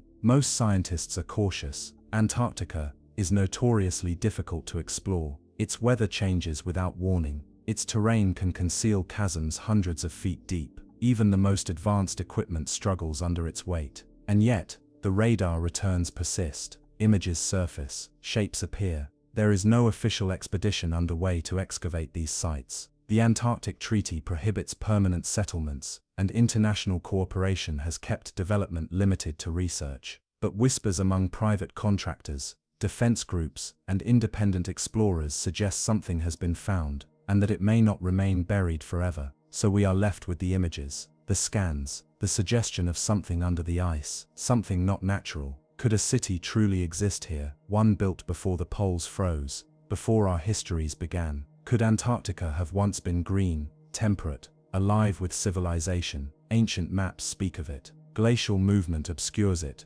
but the lines beneath the ice, they remain. Some researchers believe that a massive crustal shift, a tilting of the Earth's outer shell, may have repositioned Antarctica from a temperate zone to its current polar location. If true, any civilization that once thrived there would have been instantly entombed in snow and ice, preserved, forgotten, sealed, and yet not erased, because now the ice is melting. Each year, glaciers retreat, shelves collapse, new land emerges, and with it, the possibility that something built long ago may again see the light.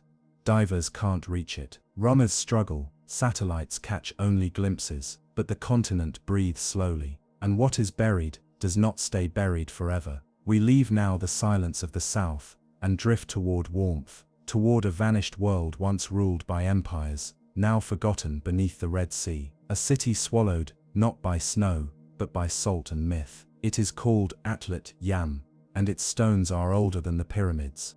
Off the coast of northern Israel, where the Mediterranean laps gently at the shore, the town of Atlit sits beneath golden light and whispering palms. Tourists stroll its beaches. Fishermen cast their lines. The air smells of salt and citrus. But just beneath the waves, less than a kilometer offshore, lies a secret much older than the sand. Atlit Yam, a sunken village over 9,000 years old, resting under 10 meters of clear, quiet water. Unlike other mysteries hidden in ocean trenches or shrouded in legends, Atlit Yam is tangible, measurable, real.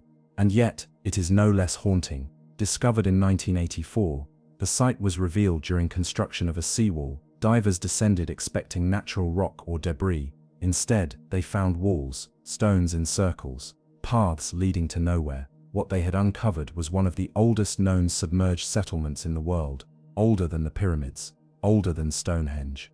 A place frozen in time.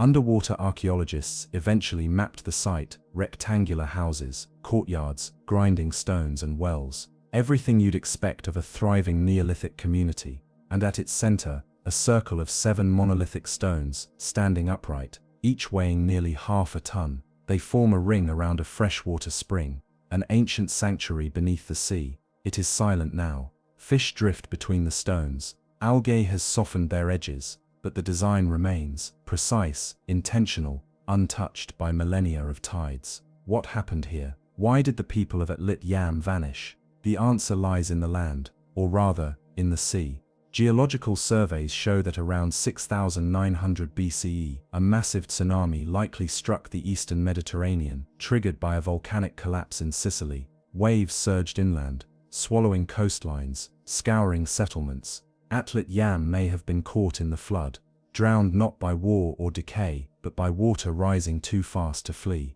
And yet, what remains is eerily whole.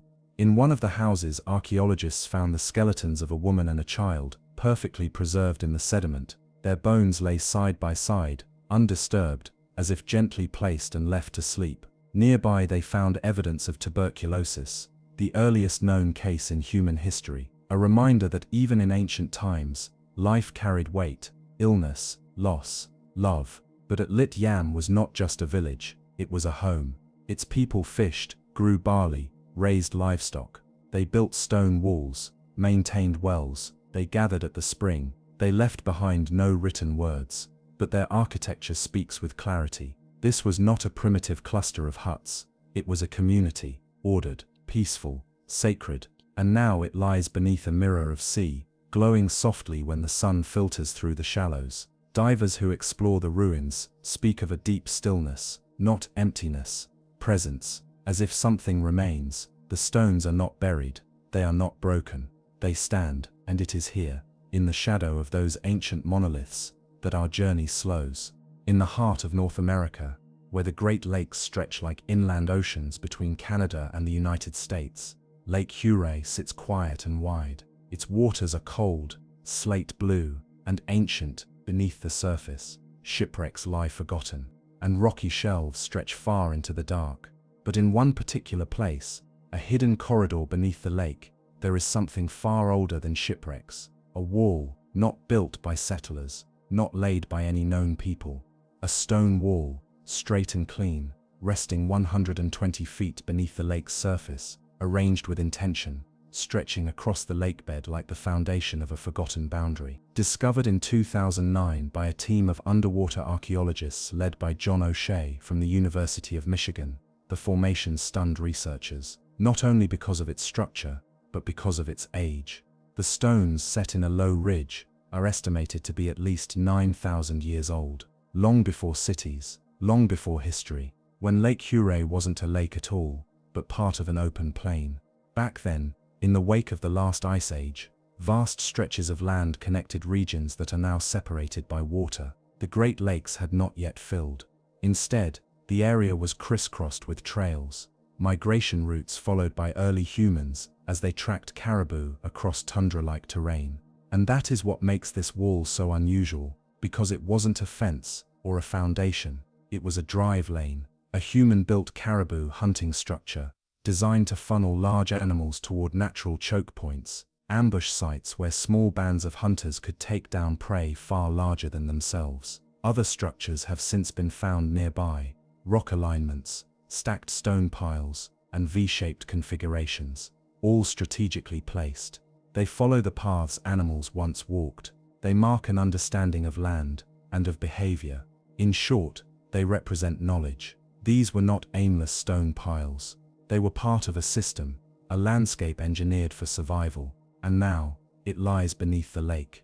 The archaeologists call it the Drop 45 Drive Lane, named after the geological terrace where it rests. Using sonar, sub-bottom profiling, and remotely operated vehicles, the team has slowly pieced together the shape of this prehistoric strategy, a glimpse into how people lived before agriculture, before writing, before the modern world. What's most remarkable is the precision. The wall is straight, each rock selected and placed. Some stones are too large to have moved naturally. The alignment matches animal migration routes modeled through modern ecological software. The ambush points are exactly where they should be. This was intentional design, not accident. And that changes everything. It means that 9,000 years ago, humans living in what is now the Midwest were not just wandering hunter-gatherers. They were engineers, coordinators, builders of a natural trap, invisible to the untrained eye. And when the ice melted, when the plains filled with water, when the world changed, it was all buried. No ruins remained, no bones, no fire pits, only the stones and the cold water that preserves them. Diving the site today is difficult. Visibility is low, temperatures drop quickly. The lake here is dark and still, its depths wrapped in sediment. But the sonar maps don't lie. The walls are there, so are the lanes. And as more is revealed, it becomes clear that this isn't a single feature. It's part of a larger system, stretching perhaps for miles beneath the lake. A city? No, but a place. A plan, a way of life, paused beneath freshwater silence, and like all forgotten things, it speaks not in volume, but in placement. You do not build walls like this by accident. You do not align stones without knowing what you're chasing. Some researchers believe this kind of infrastructure may be common, simply undiscovered.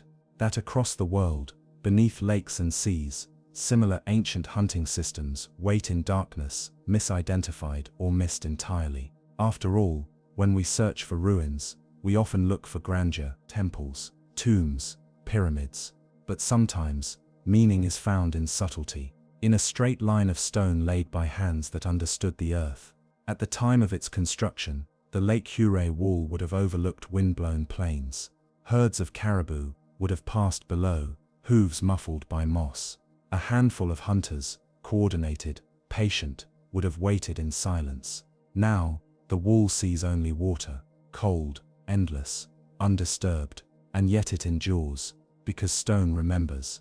We follow the memory now, across oceans, to a distant ring of basalt hidden beneath tropical waves.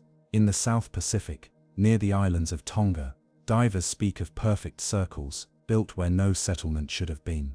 Scattered across the turquoise sweep of the South Pacific, the islands of Tonga rise like green jewels from the sea, remote, volcanic, and deeply rooted in oral tradition. These islands have long held secrets older than history. Here the wind carries stories.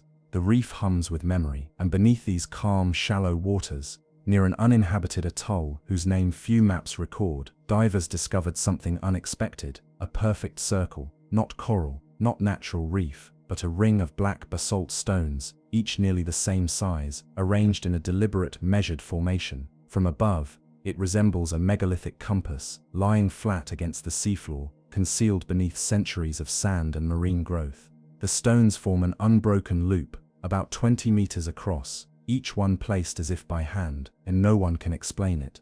The discovery was first made in the early 2000s by local free divers who returned to shore with wide eyes and strange words. Eventually, marine archaeologists from Fiji and New Zealand took interest, conducting low-level surveys. What they found puzzled everyone. The basalt used in the ring does not match the geology of the surrounding island. The nearest quarry site is over 200 miles away, across open ocean. No boats from the region, not even the famed Tongan voyaging canoes, were known to carry stones of this weight and uniformity. Yet the stones are there, positioned with such precision that even after centuries underwater, the spacing remains consistent. No collapses, no scatter, just a circle. The site, now known simply as the South Pacific Stone Ring, has yet to be formally excavated. Tonga's government, working in consultation with local elders and international scientists, has kept the location confidential. Some believe the stones are sacred, a burial site, a celestial marker, a temple swallowed by the sea, but others believe something stranger. Because this isn't the only ring,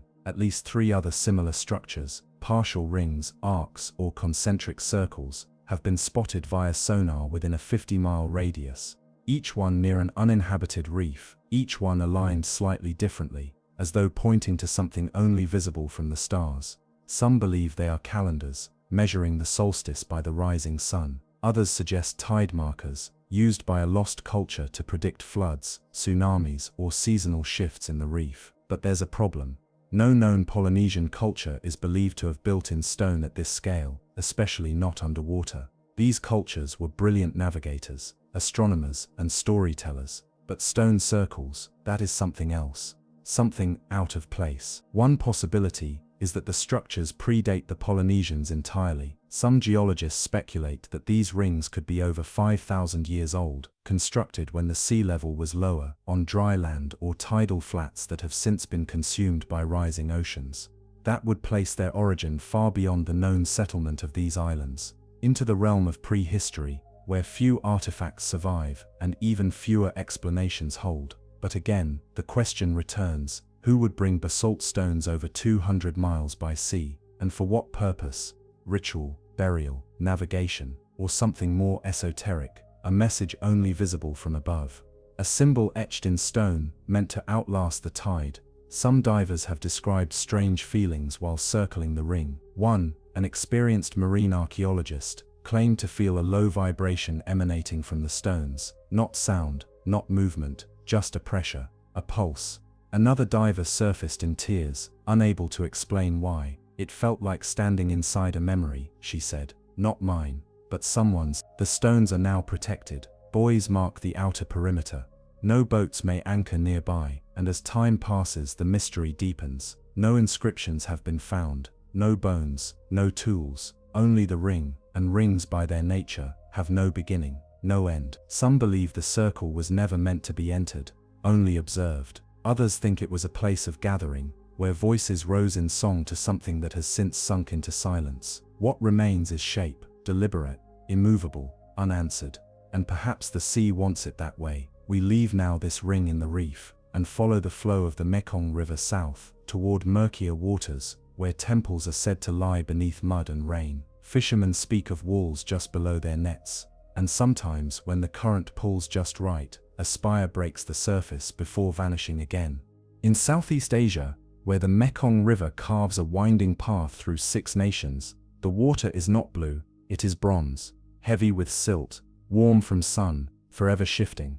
This is not a river in a hurry. It moves with intention, reshaping banks, swallowing fields, revealing and hiding in equal measure, and somewhere along its lower stretches, where Vietnam's Mekong Delta fans into 1,000 tangled fingers, there are stories of a kingdom beneath the floodplain. Fishermen have told the tale for generations. They speak of stone spires that pierce the surface only during the driest seasons, of steps carved into mudbanks, leading nowhere, of walls beneath the water, caught in their nets, aligned too perfectly to be chance. Some laugh these off, just old myths, stirred by river ghosts and memory, but others believe.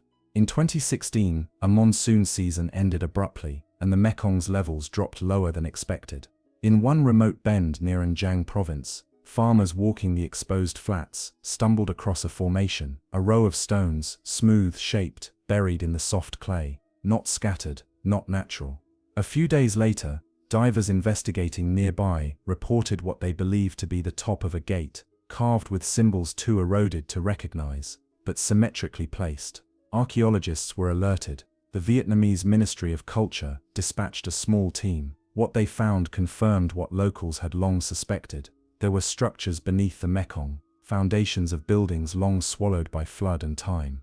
Initial scans revealed a network of rectangular formations, stone slabs and pillar bases spread over several acres, all submerged. No inscriptions were found, but the architectural style suggested an origin somewhere between the 1st and 6th centuries CE, around the time of the ancient Funan civilization. Funan, once a thriving maritime kingdom, is largely known through Chinese records and sparse ruins. It stretched across parts of modern Cambodia and Vietnam, a hub of trade and culture centuries before Angkor. But its cities, its temples, most are missing, until now. The site beneath the Mekong may be one of them, a lost provincial center, or perhaps even a ceremonial city, built close to the river for access, for commerce, for worship, and perhaps doomed because of it.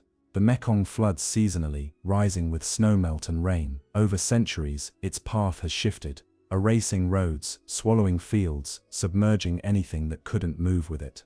A city built too close would not be destroyed in a single wave, it would be slowly consumed, brick by brick, until only water remained. The discovery sparked excitement and caution. The river is fickle, excavation is nearly impossible. Visibility is low, currents strong, sediment thick, ground-penetrating radar fails in such conditions, and any attempt to dig risks destabilizing the soft floodplain. So the city stays hidden, but the whispers have grown. Locals now speak of bells beneath the mud, tolling at night, of stone animals, half seen, buried in the delta.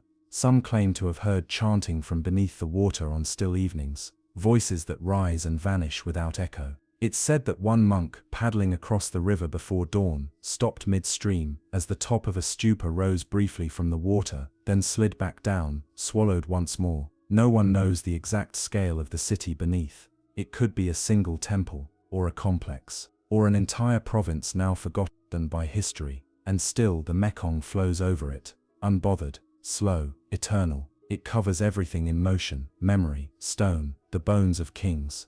The river does not destroy, it absorbs, and in doing so, it keeps secrets better than any tomb. Now we drift north, away from tropical floodplains, and into the inland sea where salt water meets myth. The Caspian, vast, brackish, closed, and somewhere beneath its depths, explorers scanning for oil found something unexpected, not fuel, but geometry. The Caspian Sea is a contradiction, a sea that is not a sea, a lake that behaves like an ocean. It is the largest enclosed body of water on Earth, so vast that standing on its shores, you can't see the opposite edge. No tides, no outlet, no fresh inflow large enough to matter.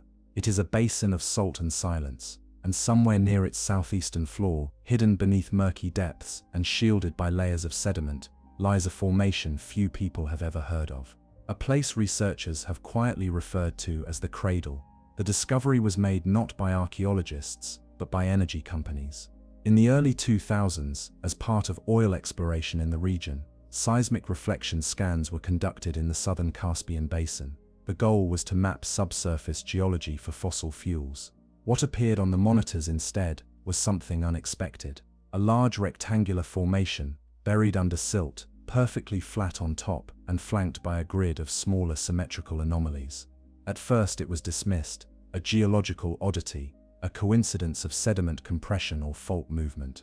But as more data was gathered, the pattern persisted.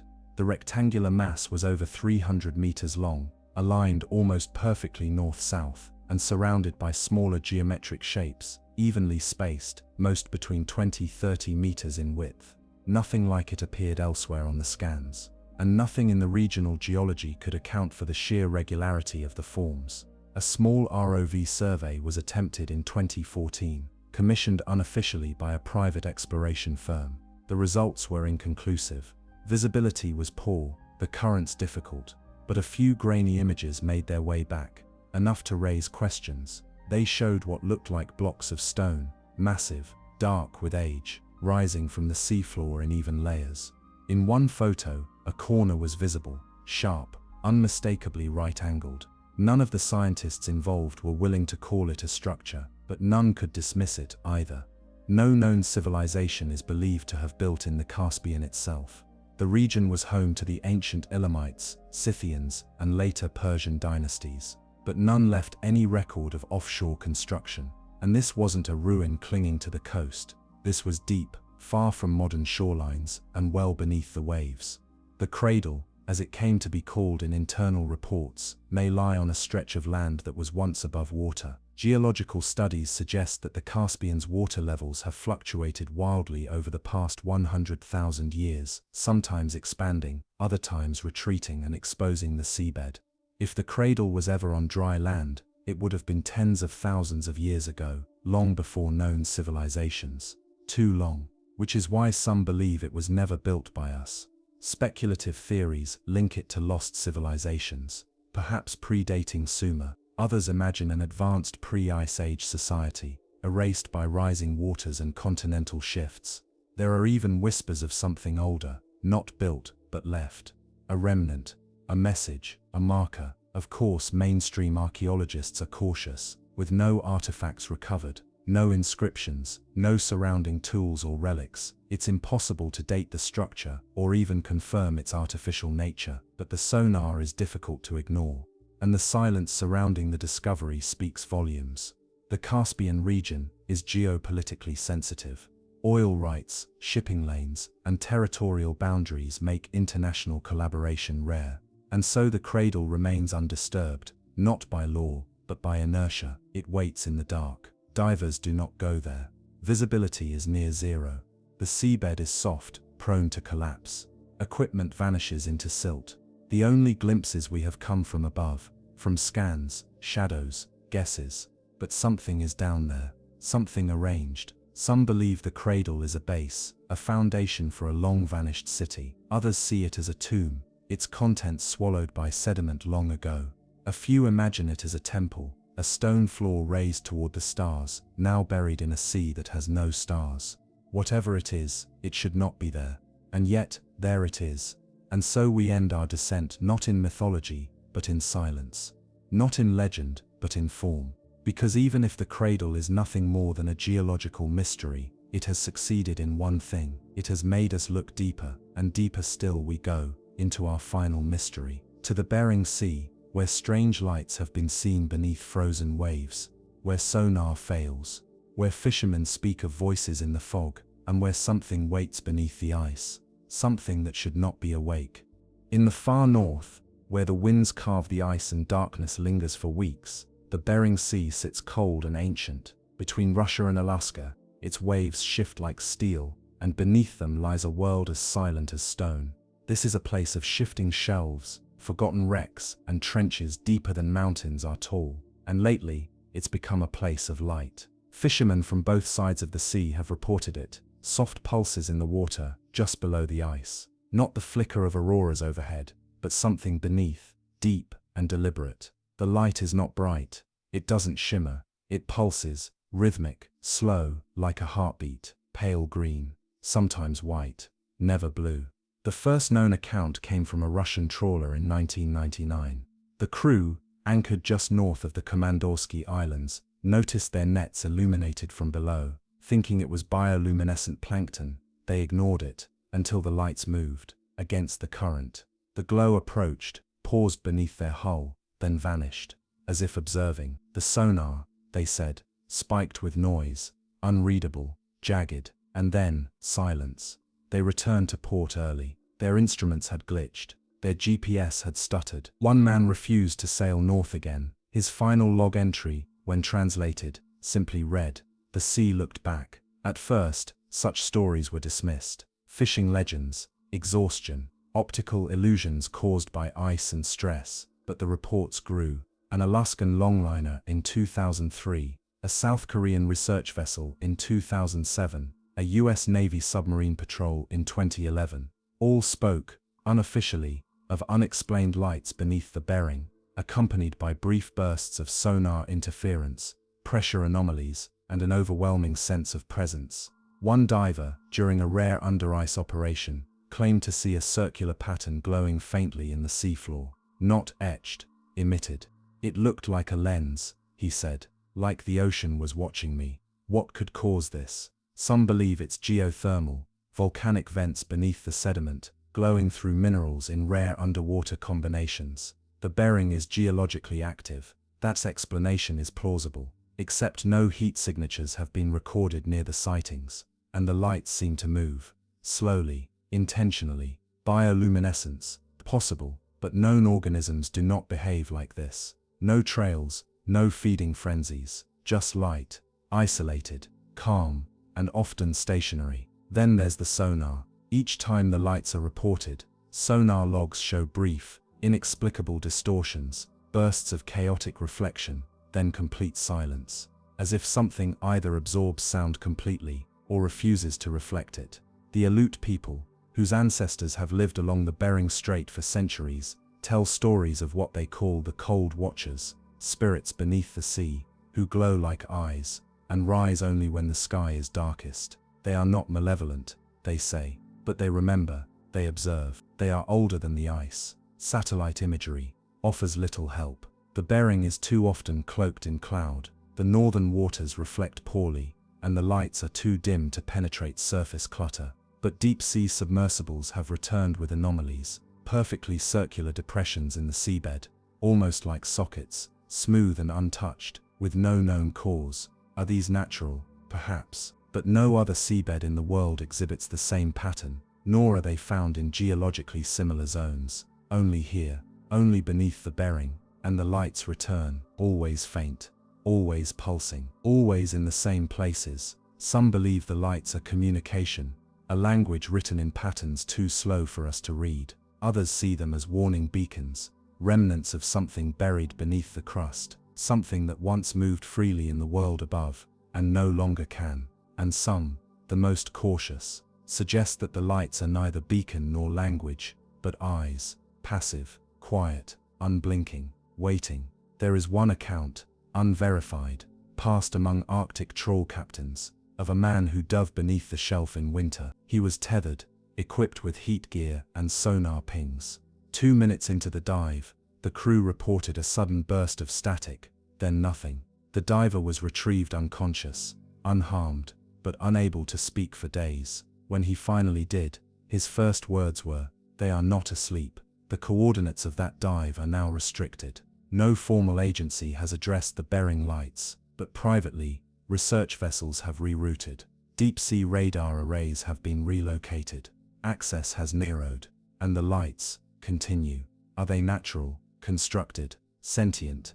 We do not know, but in the deepest winter, when the Bering freezes hard and even whales grow silent, ships at anchor sometimes report a dim glow beneath the ice, drifting slowly, tracing a circle, then vanishing below. The Cold Watchers perhaps, or something older still. We leave now the coldest reaches of the earth, and descend next toward warmth again, into the Indian Ocean, where ruins shimmer beneath the surf near the coast of Sri Lanka. Some say it's a palace, others, a mirage, but the shapes are real, and the story may be older than language itself.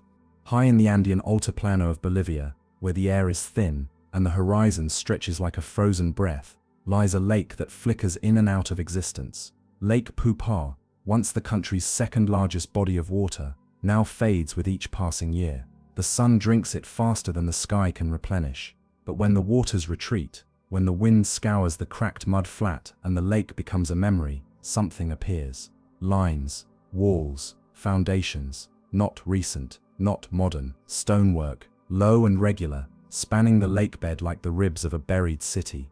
They rise from the dry earth like a revelation, then vanish again when the rains return. Locals have known of these formations for generations. The Uru people, descendants of a pre-Incan civilization, have whispered of the lake's secrets, of homes and sanctuaries beneath the water. Our ancestors walked there, they say. Where the birds land now, there were streets. But science took longer to arrive.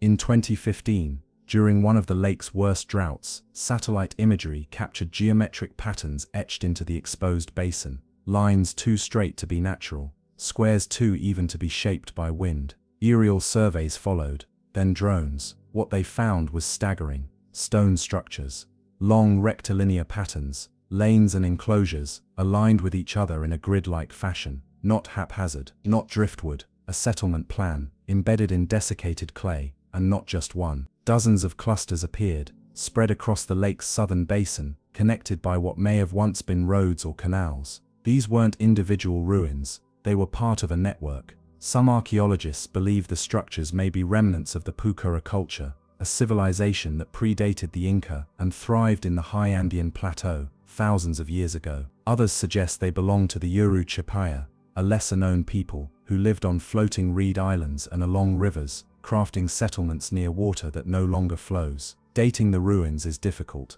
The lake swells and shrinks with the climate. The stonework is unadorned, functional. No inscriptions, no reliefs, no clear markers of time, but the shapes remain. Walls aligned with the cardinal directions, courtyards, enclosures, fragments of buildings whose roofs are long gone, but whose intentional layout still whispers beneath the dust. And there's something more. In the deepest recesses of the lakebed, near the areas still covered by water, sonar has detected larger structures, mounds, possibly terraced platforms, that suggest something once stood here beyond a simple village. A ceremonial center, a fortress, a sanctuary now drowned. One submerged formation, nicknamed the Sun Socket, appears to contain concentric circles of stone, now eroded, but eerily regular. The inner ring is aligned with the midwinter sunrise. If confirmed, it could be one of the oldest solar alignments in the Andes, not on a mountaintop, but beneath a lake. Why build here? Theories differ.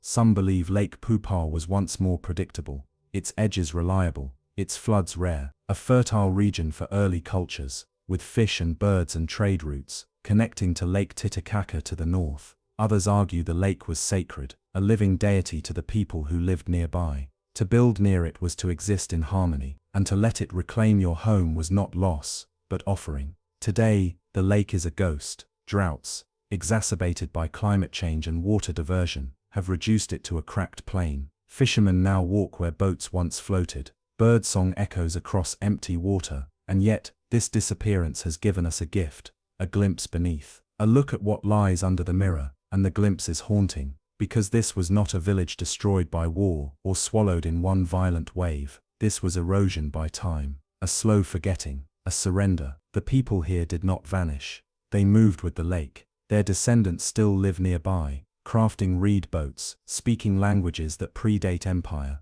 but their foundations remain, as if the earth itself remembers where they stood, even if no one else does. Soon the rains may return, the lake may refill, the ruins will vanish again, beneath the water, beneath reflection, waiting for the next drought, the next remembering. We continue now eastward, toward the Gulf of Khambhat, where the Arabian Sea meets India's western shore, and where beneath silt and brine, lies a mystery so vast that some believe it is the oldest city ever discovered, and others, a mirage of sonar and hope. Along the western coast of India, where the Arabian Sea swells with ancient currents, there is a place where river meets ocean, where silt dances in tidal plumes and visibility fades into murk. The Gulf of Khambhat, once called the Gulf of Cambay, is not known for its clarity. Its waters are turbulent, its depths filled with sediment from the great rivers Narmada and Tapti, but beneath that sediment, something was found. Something vast, something older than any known Indian city. In 2001, while conducting routine pollution scans with sonar equipment, a team from India's National Institute of Ocean Technology noticed something unusual off the coast near Dholavira, a region already known for its Indus Valley heritage. At a depth of about 30 to 40 meters, beneath thick layers of sediment, the sonar scans revealed geometric shapes, not just one or two, but a city's worth. Streets, foundations, grid-like blocks, long parallel walls, right angles extending over miles. The layout covered nearly 25 square kilometers, dwarfing even the largest known Haratam cities. At first, the team hesitated. Could it be natural? Undersea ridges shaped by ancient flows, but further passes confirmed the layout was deliberate. The patterns matched urban planning, rectangular housing blocks, wide streets, central courtyards, not something formed by erosion, but by design.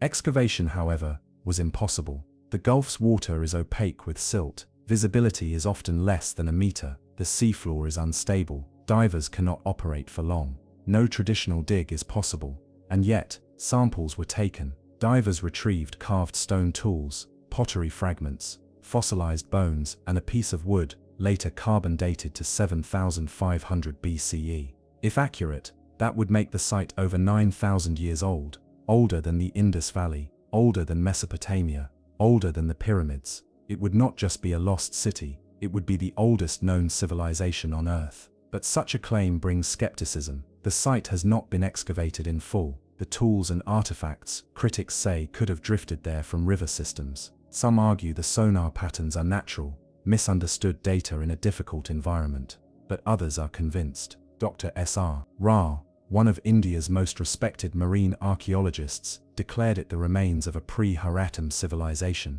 one that may have influenced or even preceded the Indus Valley.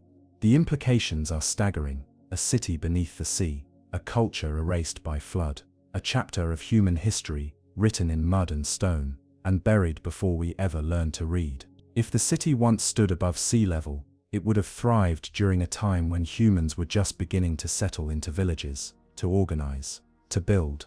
But this was already a metropolis. Some researchers believe it may be connected to the legendary city of Dwarka, home of the god Krishna, said to have sunk beneath the sea after a final war. Others call it Kumari Kandam, the mythical lost continent, described in Tamil lore, a cradle of early civilization, swallowed by rising tides. None of these myths can be proven, and yet, here lies a city, beneath sediment, beneath denial. A few fragments of pottery recovered bore signs of paint. Some resembled Indus Valley seals, though simpler. One stone tool, clearly shaped by human hands, bore wear marks consistent with agriculture. What kind of people built this city? We do not know. We have no names, no records, no scripts, only the shapes beneath the silt, shapes that resemble ours, our grids, our roads, our order. It is as if we are looking into a mirror, fogged by time, and seeing an earlier reflection of ourselves.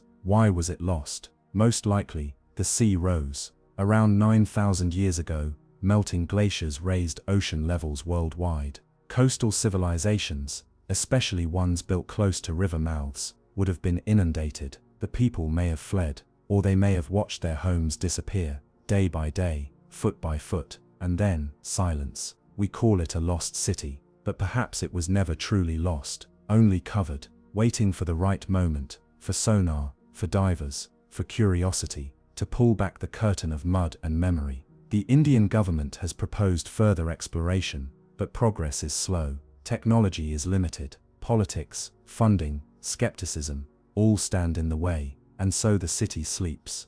Its streets echo only in data, its walls crumble beneath layers of forgotten water, its story unfinished, but still, the shape remains. We leave now the rivers of India and follow the current westward into the Atlantic, where beneath the coast of Portugal, strange megaliths rise from the shallows, not shaped by hand, but too aligned to be coincidence. Next, we drift toward the submerged roads of the Azores and the riddle of who walked them first. In the vast blue solitude of the Atlantic Ocean, where the tectonic plates of 3 continents converge, lies a scattered archipelago, green islands ringed by black volcanic cliffs, isolated, windswept, and ancient. These are the Azores, Portuguese territory adrift on the mid-Atlantic ridge. Above the water, the islands seem untouched by time, but it is beneath the waves, that the greatest mystery lies. Just off the coast of Terceira Island, divers have found something strange, not a reef, not a wreck, but a road, perfectly straight, level, paved with stone. In 2013, a local diver named Diocleciano Silva was scanning the seabed when his sonar picked up a rectangular formation stretching across the ocean floor. Curious, he dove, and what he saw defied every expectation. A series of stone slabs, evenly spaced, flat and smooth, forming what appeared to be a path. It extended in a straight line, flanked by what looked like low curbs on either side. The stones were not lava flows, they were not loose debris, they were set. The diver filmed what he could. The footage shows a corridor, 6 meters wide, running straight across the seabed, and the stone, basalt, dense, hard, weathered by salt and time, but still holding its shape, not natural, not random, and the question, who built it? The Azores were officially uninhabited when discovered by the Portuguese in the 15th century, but some believe these islands, or their surrounding waters, may have been touched by human hands long before history began to keep record. Some geologists insist the formations are natural fractures in ancient lava fields, but others are not so sure. The uniformity is difficult to explain. The alignment, too. Nature does not lay stone in such deliberate lines, and certainly not leveled pathways that stretch for dozens of meters before vanishing into deeper water. In recent years, researchers have begun mapping the seafloor around the Azores in greater detail. What they've found adds weight to the mystery. There are more formations, grid-like patterns, terraced plateaus, ridges that look like sunken walls, and in one site, a pyramidal shape nearly 60 meters tall, its 4 sides aligned with startling precision to the cardinal points. Locals call it the Azores Pyramid, though no excavation has yet confirmed its true nature. Could these be the remnants of a sunken settlement? If so, they might date back 10,000 years or more, to a time when sea levels were lower, and much of what is now ocean lay exposed. A time before the Ice Age melted, before civilization, as we know it, began. But if people built this road, who were they? There are no written records, no known culture in the Atlantic basin at that time, no artifacts, no pottery, no graves, only stone.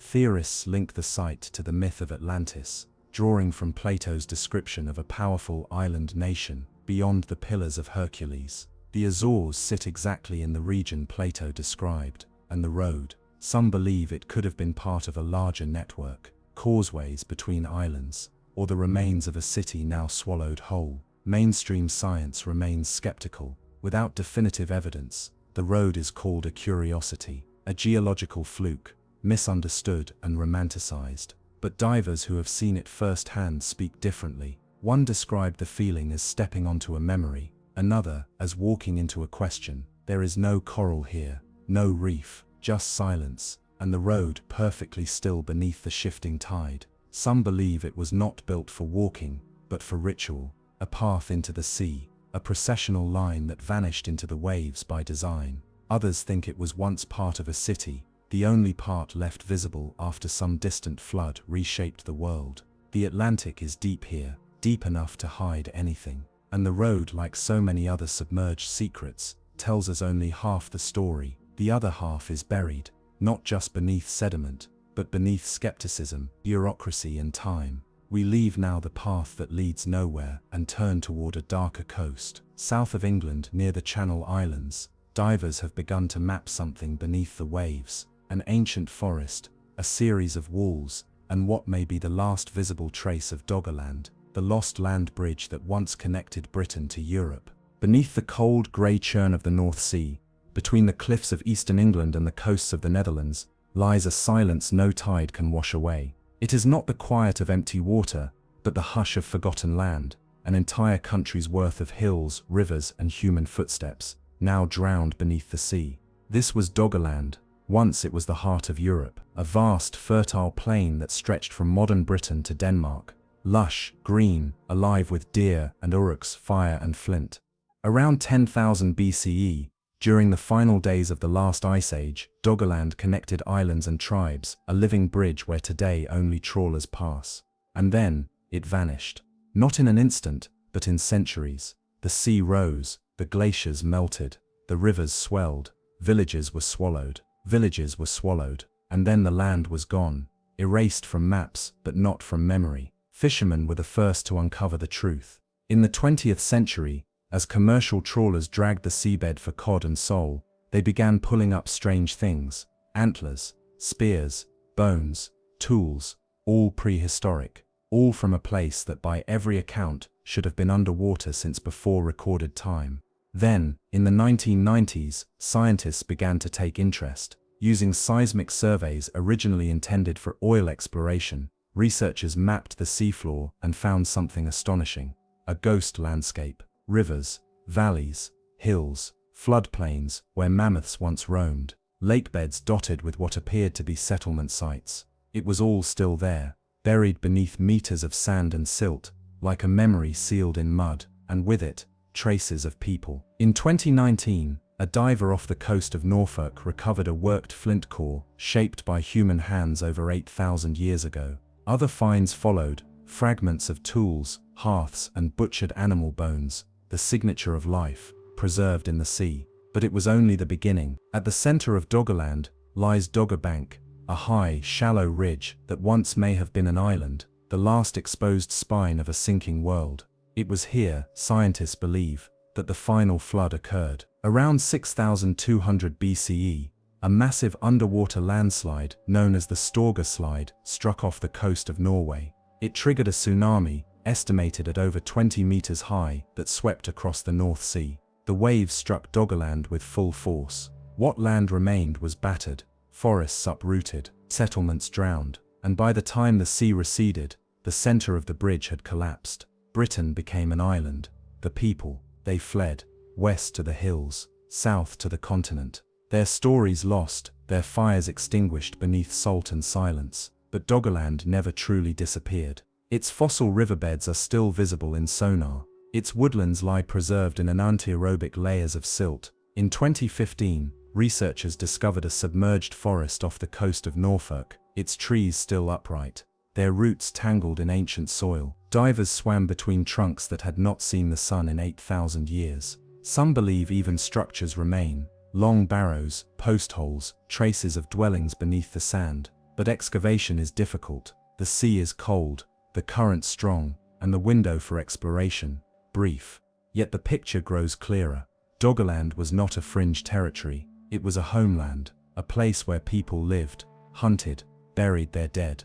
Some scientists now call it Europe's lost Atlantis, not because of myth or grandeur, but because it vanished so completely, and in that vanishing, it rewrote our understanding of what the sea can take. There are those who believe the Doggerland flood shaped more than just the land, that it left imprints on human memory, passed down through generations, morphing into flood myths across Europe and beyond. A deluge, a drowning, a paradise lost, all echoed perhaps from this very place. Today, the North Sea whispers over those hills, brushing softly over villages buried in time, and every so often a fishing net rises with a piece of antler, or a tool shaped like a question. We drift now farther south toward the Mediterranean basin, where a stairway lies beneath the Aegean, steps that lead not upward, but down, into a darkness no mythology has ever fully named. The Aegean Sea, nestled between the mainland of Greece and the rugged coast of Anatolia, is a place soaked in myth. Its islands are the bones of gods, its winds speak the language of legend, and its depths are littered with the echoes of empire. Minoans, Mycenaeans, and Phoenicians once sailed here, merchants, kings, and soldiers whose stories remain carved in stone.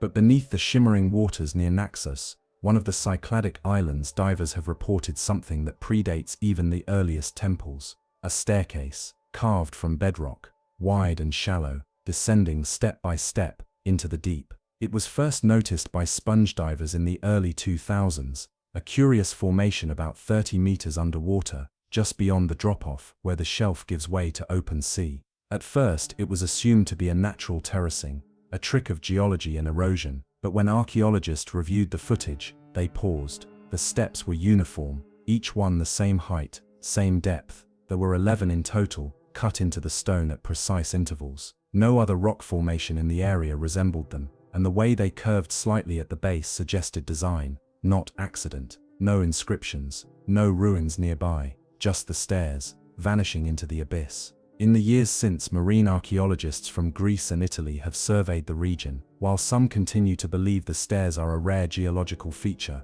others suspect they are the remnant of a larger structure, perhaps the entrance to a building, now long collapsed and buried beneath sediment. The Aegean seabed is restless. Volcanic activity, earthquakes and plate shifts have shaped this sea for millennia. Islands have risen and fallen, coastlines redrawn. Entire towns, like the fabled city of Akrotiri on Santorini, were entombed by ash and later uncovered in near-perfect preservation. Could these stairs belong to a similar lost site? Possibly. A recent sonar scan revealed angular formations nearby, straight ridges and what may be a rectangular foundation just east of the steps. Not enough to confirm a city, but enough to raise questions. Who would build stairs that lead nowhere? Or were they once a path into something more? A temple, a bathhouse, an altar submerged not by myth, but by geology. Some researchers have floated the idea that this area may have once been above water, perhaps during the Younger Dryas period, when sea levels were significantly lower.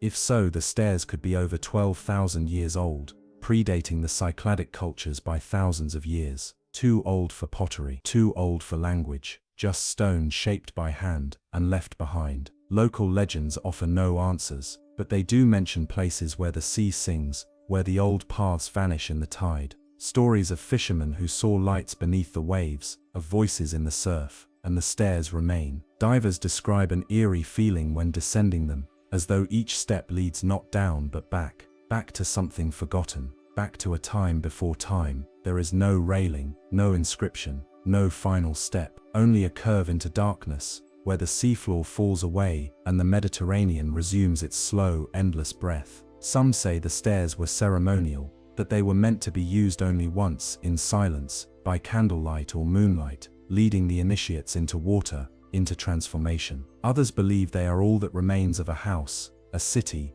or a palace whose name is no longer spoken, and a few, quietly, wonder if the stairs were never meant to be climbed by us at all. Today the site is rarely visited. There are no tours, no signs, just a quiet spot on the seafloor, marked on a few marine charts with no explanation, but the steps are still there, waiting. We move now east, beyond the Sea of Myth, into the Red Sea's southern depths, where near the coast of Sudan, sonar scans have revealed a cluster of circular ruins too regular to be coral, too forgotten to be claimed.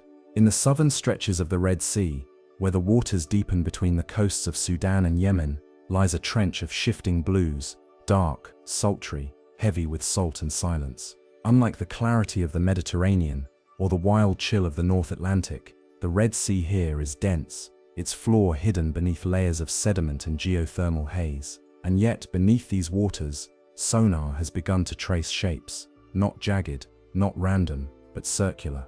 In 2017, a collaborative mapping effort between marine scientists from Egypt, Sudan, and Italy sought to chart the underexplored sections of the southern Red Sea for tectonic activity. While searching for fault lines, the team stumbled upon something else, a cluster of circular formations, arranged like coins scattered with purpose across the seafloor. Each formation measured between 30 to 50 meters in diameter, composed of low, rising mounds that formed perfect rings. In total, over a dozen such circles were recorded within a 10-kilometer area, resting on a plateau about 70 meters below the surface. Coral reefs? No. The sonar reflection profiles were too dense. Volcanic calderas? Unlikely. No signs of rupture, no heat, no igneous signature. These were not born from eruption, but from placement. Each ring appeared raised, not dug into the seafloor, but built atop it, and more intriguingly, the circles were not isolated. Between several of them ran faint linear ridges, like causeways or walls, too faint to image clearly, but suggesting connectivity.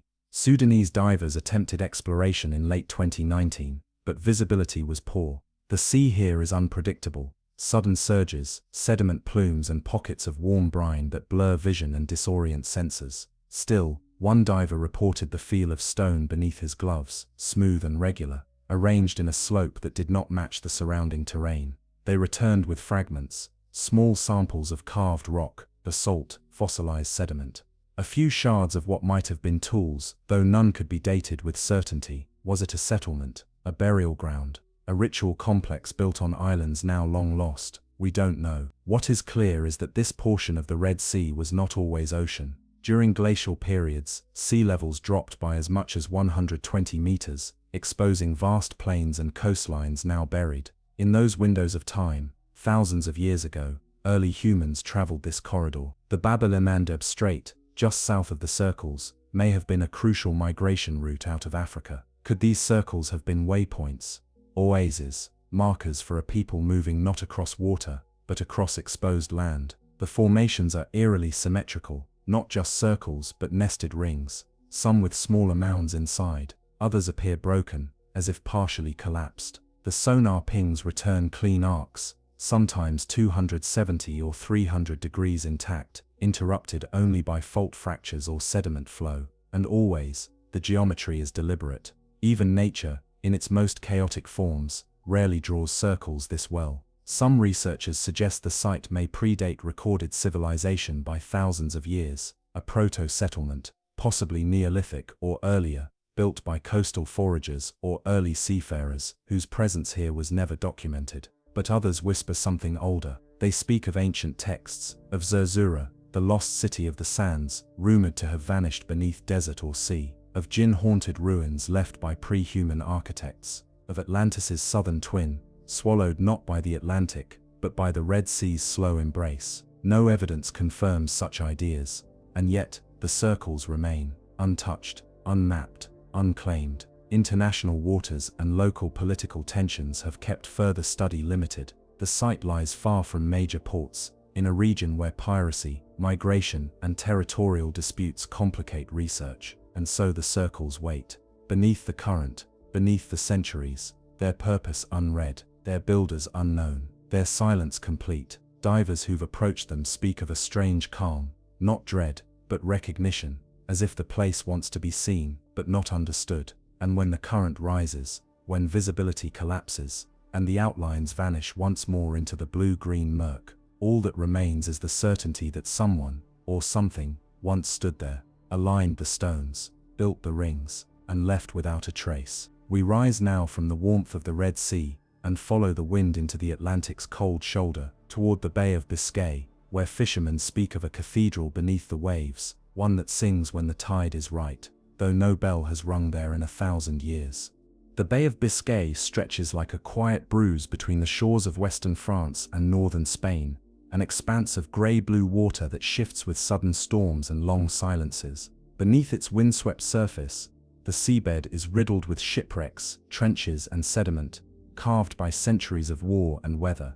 But just off the coast of Brittany, near the village of Douai-Nene, fishermen have long told a different kind of story. A bell that rings beneath the sea, not every night, only when the tide is right, only when the fog is thick, and only when no one is listening too closely. They call it La Ville d'Ise, the city of ease.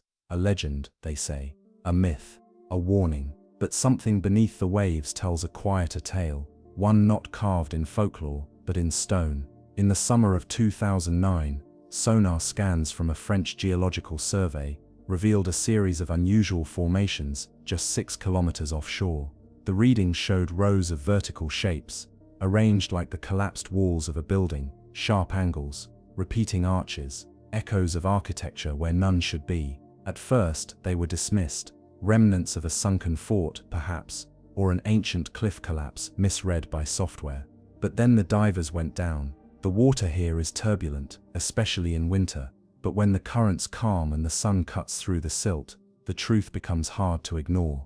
There are pillars, half buried in kelp, fragments of columned arches, blocks shaped with such precision that some appear to have been fitted together, like the joints of an altar or a gate. The site is now referred to unofficially as the cathedral, not because of religious confirmation, but because of its shape, its symmetry, its silence. The formation stretches over 2 acres, broken into 2 distinct wings, connected by a central structure that slopes downward into deeper water, almost like a nave.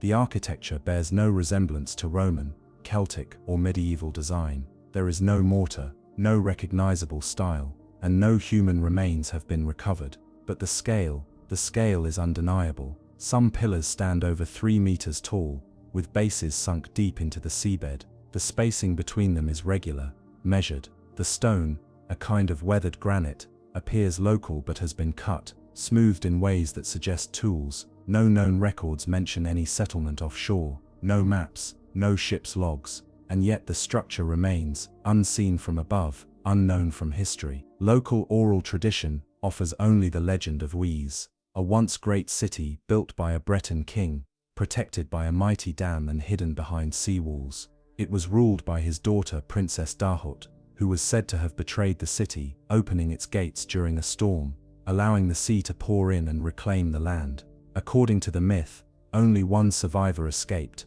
and Wies now lies beneath the bay, its towers visible only on moonless nights, its bells ringing beneath the waves. Of course there is no proof, no timeline, no names etched in stone, but when the divers swim through the cathedral site, they describe a sensation both ancient and uncanny, a feeling of structure, of echo, of a place once meant for gathering. Some believe it was a temple, others, a fortress. A few suggest it may have been an outpost, a point between islands now vanished, a waypoint for a civilization that lived more with the tide than against it. And the bell, well, there is no bell, but sometimes when the tide rolls over the pillars and the wind is just right, the water hums, a tone, low and long, echoes between the arches, a natural resonance born of stone and sea, and those who hear it say it sounds like a note remembered, like something too old to be heard, but too important to forget. Geologists continue to study the site, but no formal excavation has begun.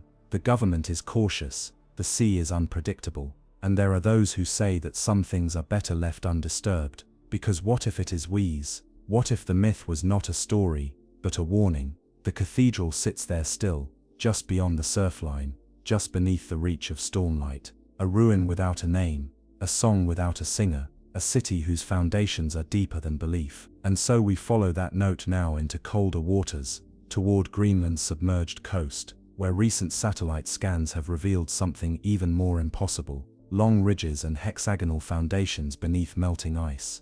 Greenland is a land caught in silence, a vast expanse of white and stone, where the ice sheets groan under their own weight, and the wind sculpts shadows that last for centuries. Here, time is slower, light is thinner, and beneath the melting edges of that ancient glacier, something is beginning to appear. It started with satellite anomalies. In 2020, scientists at a European climate monitoring agency were reviewing ice melt progression along Greenland's southwestern coast when they noticed something strange.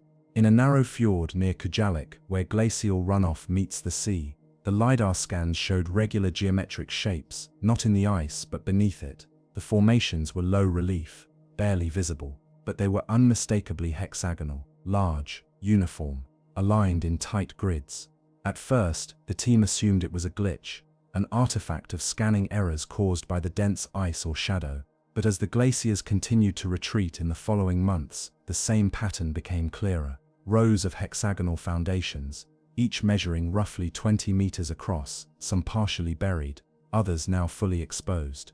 There were dozens of them, like tiles, like rooms, like cells in a hive. When the data was passed to glaciologists and archaeologists, the reaction was split. Some insisted the formations were the result of natural permafrost cracking, a known phenomenon in cold environments where freeze-thaw cycles create polygonal ground, but others were not convinced. Because natural cracking is rarely this consistent, it does not align with the cardinal points. It does not create parallel ridges or uniform spacing. And most of all, it doesn't connect. These hexagons did. Sonar scans from a nearby meltwater lake revealed lines between the shapes, ridges that formed not randomly, but in straight paths, suggesting corridors, or walls, or roads. The formation quickly earned a nickname among researchers: the grid. In late 2022, a joint expedition team reached the site during the narrow summer thaw. The area, recently deglaciated, was unstable and remote. The ground was thick with ice melt, but the hexagons were there, pale basalt blocks, each placed with uncanny regularity. Some were cracked, others were sunken, but many retained their full edges, six-sided slabs with beveled joints, worn smooth by time or pressure. One of the blocks was extracted and analyzed. Its edges showed tool marks. Another was inscribed, not with language, but with grooves, like alignment channels or measurement lines, weathered beyond recognition, but deliberate, clearly shaped. So the question emerged, who could have built something here? There are no records of ancient habitation in this region. Greenland's earliest known cultures, the Saquak, Dorset and Thule peoples, arrived thousands of years later and did not build in stone. They left tools, bones, stories, not foundations. And this site was old. Carbon dating of lichen growth on exposed stone suggested extreme antiquity, possibly predating known Arctic settlement by thousands of years. And geological analysis revealed that these stones had been quarried, not formed in place. From where? Unknown. The closest matching rock source is over 100 kilometers inland, buried under permanent ice, transported, placed, aligned. By whom? The theories range from cautious to speculative. One group suggests a pre-Ice Age civilization, long forgotten, erased by glacial advance. Another proposes the grid was never above ground, that it was always a subsurface structure, now uncovered only by accident. And the more fringe voices, they point to the Piri Reis map, again, to ancient sea kings, to a time before the poles froze when Greenland was green, and home to builders who vanished without a trace. But something of them remains. A formation, a memory, a geometry in the deep frost. Researchers have proposed that the hexagons might have had thermal or ritual purpose, a way of heating the ground, or perhaps a calendar etched into stone. But the cold offers no answers. Drones now patrol the area, satellite eyes watch it year-round. The ice continues to recede, and more of the grid becomes visible. Some blocks appear taller, stepped. Others seem engraved with faint notches, impossible to interpret, but impossible to ignore. And beneath the melting glacier, other forms begin to emerge. Circles, spines, half-buried angles that suggest we have only seen the edge of something larger. Not a building, not a city, but a design, one left to sleep for millennia beneath the weight of snow and time. And now, as the earth warms and the cold loses its grip, it begins to breathe again. And what it remembers, we cannot yet say. We drift now toward our final destination, a place long whispered about, long denied, long lost. The South Pacific, where far beyond the known islands, sailors speak of something not on any map, an atoll that vanishes, reappears, and bears stones that do not belong to any tribe now living. A forgotten shore, known only by the shape of its shadow on the sea. In the boundless sprawl of the South Pacific, where maps begin to blur into mythology and the sea rolls uninterrupted for thousands of miles, there is a place sailors whisper about, a place that is, and then isn't, a place they call the island that shouldn't exist. Its names vary. Some Polynesian navigators call it Motu Rero, the island beneath. Others speak of Te Vanu, the place that watches. In naval logs, it's a smear of contradictions, sightings noted, then retracted. GPS records corrupted, radar echoes with no landfall. But those who've seen it agree on one thing: it's real. It appears suddenly, often in calm seas. A rise of black stone and tangled vines, no more than a kilometer across. It has no harbor, no reefs, no beach, just cliffs, as if the island had been torn from a larger landmass and flung into isolation. In 2004, a French research vessel attempting to resurvey coordinates west of the Cook Islands reported an unexpected radar return. The ship approached cautiously and confirmed visual contact with an unmapped landmass. Photos were taken, the crew prepared to send a drone, and then the island vanished. There was no storm, no wave, just ocean, empty, flat, as if nothing had ever risen from it at all. At first it was dismissed as error, mirage, faulty instruments, stress, until it happened again and again. Between 2005 and 2020, at least 6 independent vessels, including research craft, fishing boats, and 1 declassified satellite reconnaissance, recorded temporary landmasses within a 100-kilometer radius, each with slightly different outlines, but always rising steeply, always dark in tone, always gone within hours. Divers who attempted to approach the shoreline of one such sighting in 2011 described ruins beneath the waves, pillars, some toppled, some upright, arranged in curves. One diver reported a carved face, worn nearly smooth by the tide, but unmistakably not natural. There were no birds, no insects, no coral, just quiet, heavy, and watching. What is it? Geologists suggest a mud volcano, rising and falling with tectonic gas. But mud doesn't hold shape. Mud doesn't leave carvings. Others point to pumice rafts, the floating stone islands occasionally created by underwater eruptions. But these islands do not sink vertically, they drift. And then there are the sonar returns, snapshots of the sea floor taken by research vessels shortly after the island's disappearances. They show a flat plateau, ringed by a perfect arc of raised ridges, a sunken caldera, perhaps, or something built. Some suggest it is the last visible remnant of a greater lost land, not Atlantis, but Muth, the mythical sunken continent of the Pacific, a place said to have been home to an advanced civilization, long forgotten, long erased, leaving only whispers in the ocean's breath. Others say the island isn't vanishing, it's submerging, deliberately, as if something below has chosen when it can be seen. And still others suggest it's not an island at all, that it's something alive, something breathing. One sailor, in a journal recovered from a storm-wrecked yacht in 2018, wrote, "It rose like a thought I wasn't supposed to have. I didn't land, I didn't speak, I only watched,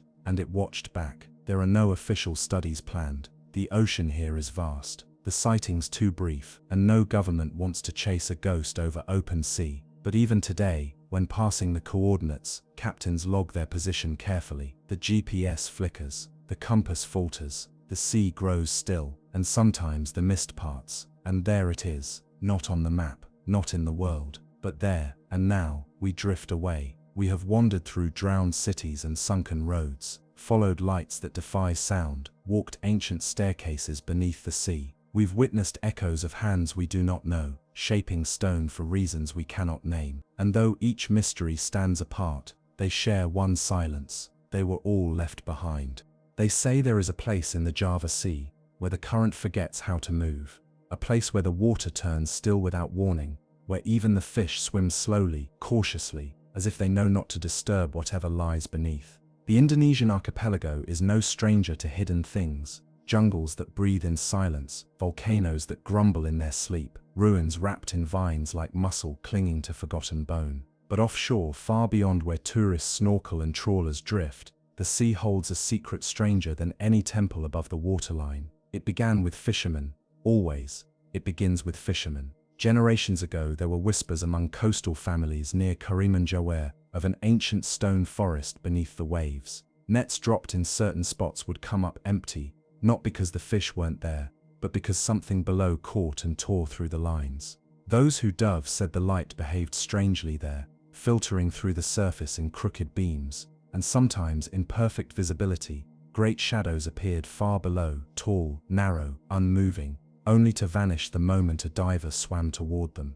They called them the pillars that breathe, silent, watchful things rising from the seafloor, like spires from a buried cathedral, too symmetrical to be coral, too massive to be natural. But the modern world paid little attention until 2007, when a group of underwater surveyors from a Jakarta-based energy company began mapping the area for potential pipeline routes. On one sonar pass, the data came back scrambled. A vertical band of spikes had appeared on their scans, perfectly parallel ridges, over 30 meters tall, spaced evenly, covering a seafloor grid more than 800 meters wide. It looked too geometric, too artificial. At first they suspected a software glitch, but on the second pass, the structures were still there. They had not moved. The team sent down an autonomous submersible with live video relay. What it recorded silenced the boat. Columns, not of rock but of shaped stone, smooth, narrow towers standing upright in the silt. Some were broken at the top,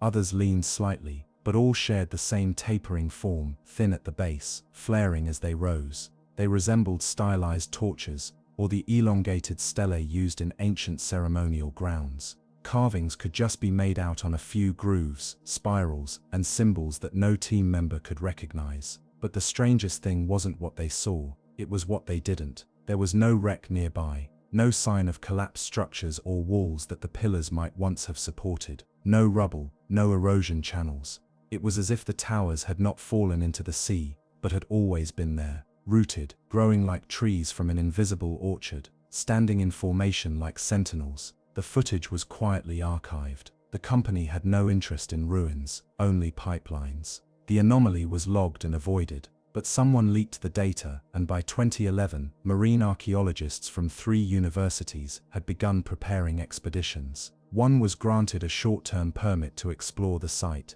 The team arrived, set up sonar buoys, and prepared to dive. They never reached the pillars. The weather changed without warning. The wind died. The sea flattened to a perfect pane of glass. One of the divers, on descent, radioed that he could see the pillars below, then fell silent. His tether line grew slack. When they pulled him up, he was unconscious, eyes wide open, suit intact, oxygen levels normal. He awoke 2 hours later and refused to speak for the rest of the expedition. Another diver attempted the descent later that day and returned in panic after only 90 seconds underwater. He claimed the light had changed while he swam, that the blue had turned a deep oil-like black, and the pillars had begun to shift, not move, not bend, but shimmer, as if vibrating slightly, just beyond perception. The expedition was aborted.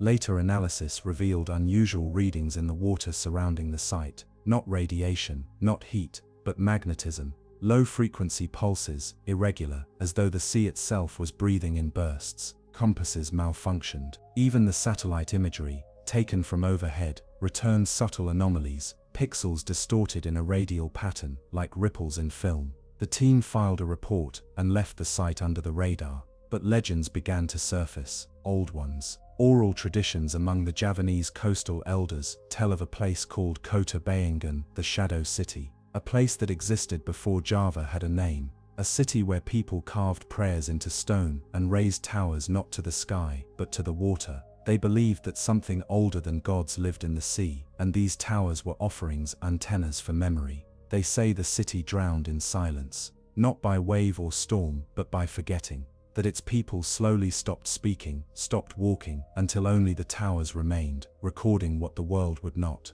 These were myths, easily dismissed, until researchers found similar carvings, spirals, and petal-shaped glyphs on ceramic fragments pulled from highland caves more than 100 kilometers inland. These fragments predated Java's earliest recorded temples. The shapes matched those on the pillars, and yet no known civilization in the region had ever recorded such iconography, nor mentioned building at sea. In 2018, a private diving team claimed to reach the site on a still morning. Their footage, brief, murky, showed 2 rows of pillars descending into a trench. The pillars appeared glassy in some places, almost metallic in others. One diver swam too close and suffered a pressure-related injury, despite being at only moderate depth. When he was brought aboard, he kept asking what year it was. He believed they had been underwater for hours. They had been submerged for 11 minutes. No other footage was released.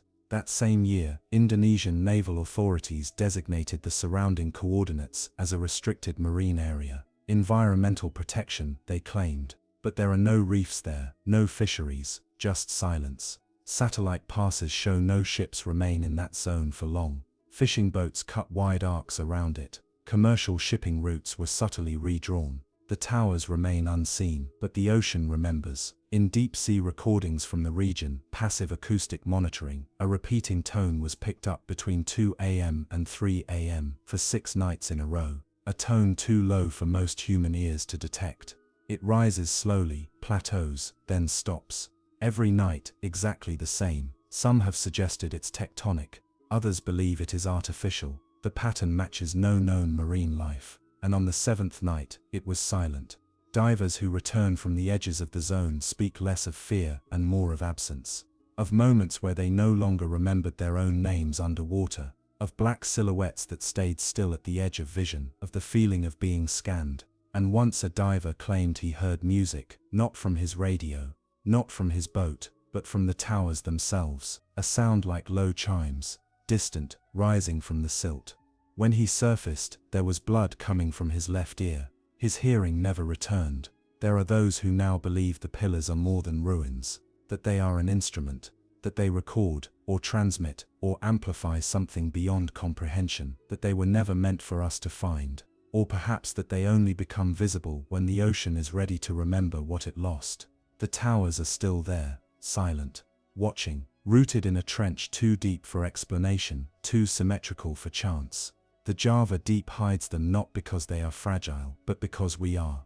And if you float above them, on a still night, when the wind dies and the stars go quiet, you might feel it, the pressure in your chest, the forgetting, the subtle pull downward, not drowning, just remembering. The water off the coast of Bimini is impossibly blue. It shimmers like melted sky, calm and deceptive, draping over the seafloor in long unbroken waves of light. Tourists who drift through it speak of its clarity. Divers praise its warmth. But those who have spent years sailing over it, the fishermen, the old captains, the ones who watch the tides more than the calendar, they speak of something else.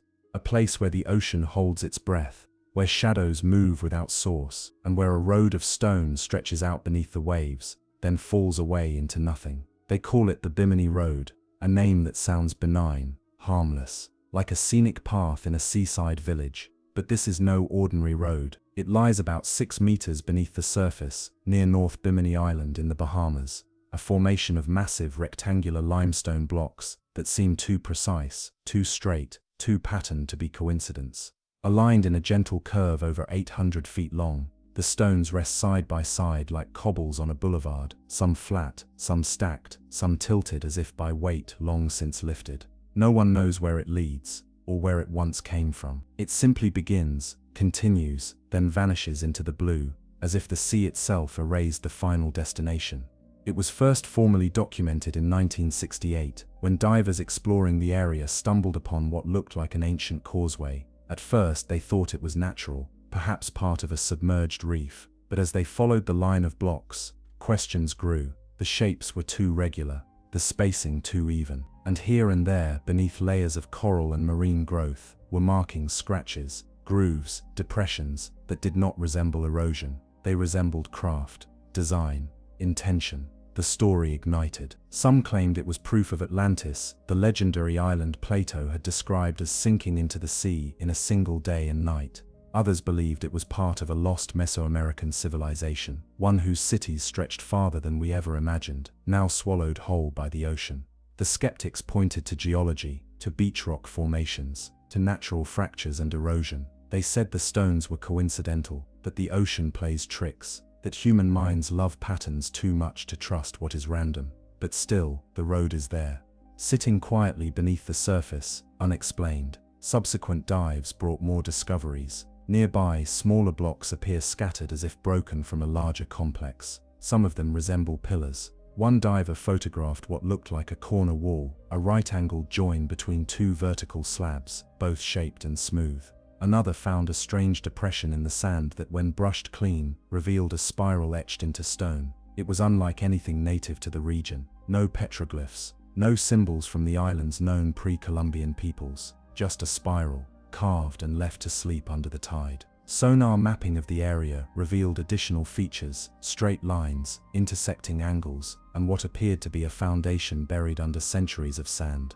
Some experts believe that under the Bimini Road lies an even older structure, one that could predate known Caribbean cultures, one that hints at architecture, not chaos. And then there are the stories, not of what's been found but what's been felt. Diving teams often report unusual equipment failures near the road. Compasses begin to drift, batteries drain faster, sonar returns blank readings. One submersible pilot claimed the pressure sensors momentarily recorded depths far greater than they were actually at, as if the ocean floor had briefly opened beneath him. Another diver spoke of strange harmonics, low-pitched vibrations felt through the chest, not heard in the ears, rising up from the stone. They were rhythmic, intentional, like a beacon or a warning. In 2002, a marine geologist took core samples from several of the Bimini blocks and discovered they were formed much deeper underwater than their current placement would suggest. If true, it meant the blocks had been moved, arranged.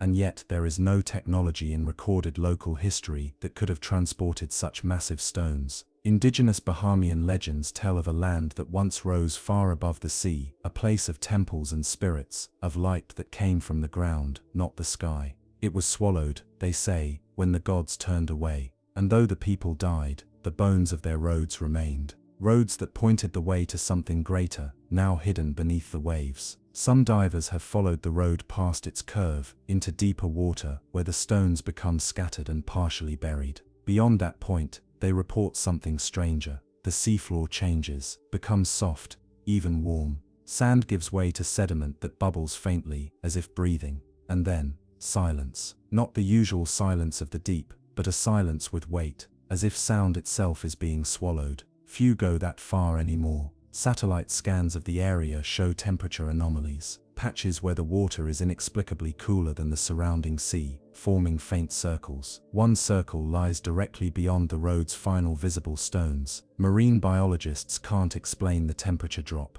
There are no vents, no currents, just cold, silent water in the shape of a perfect ring. Theories abound. Some say it's part of a sunken civilization, the remnant of an ancient city built during a forgotten chapter of Earth's history. Others claim it's the remnant of something not made by humans at all, that the road was never meant to be walked, but followed. That it is a map left for someone, or something, that hasn't yet returned. And then there's the question of where it leads. Dives in the area south of the road have revealed trenches, narrow, deep cuts in the seafloor that descend at unnatural angles. They're not tectonic. They don't match known fault lines. They resemble construction trenches, dug, not cracked. But for what, and why so deep? One dive team, operating on a privately funded expedition in 2019, sent a drone into one of the trenches. It descended for 6 minutes before the signal was lost. Its last transmission was a still image, a stone structure, partially collapsed, sitting at the base of the trench.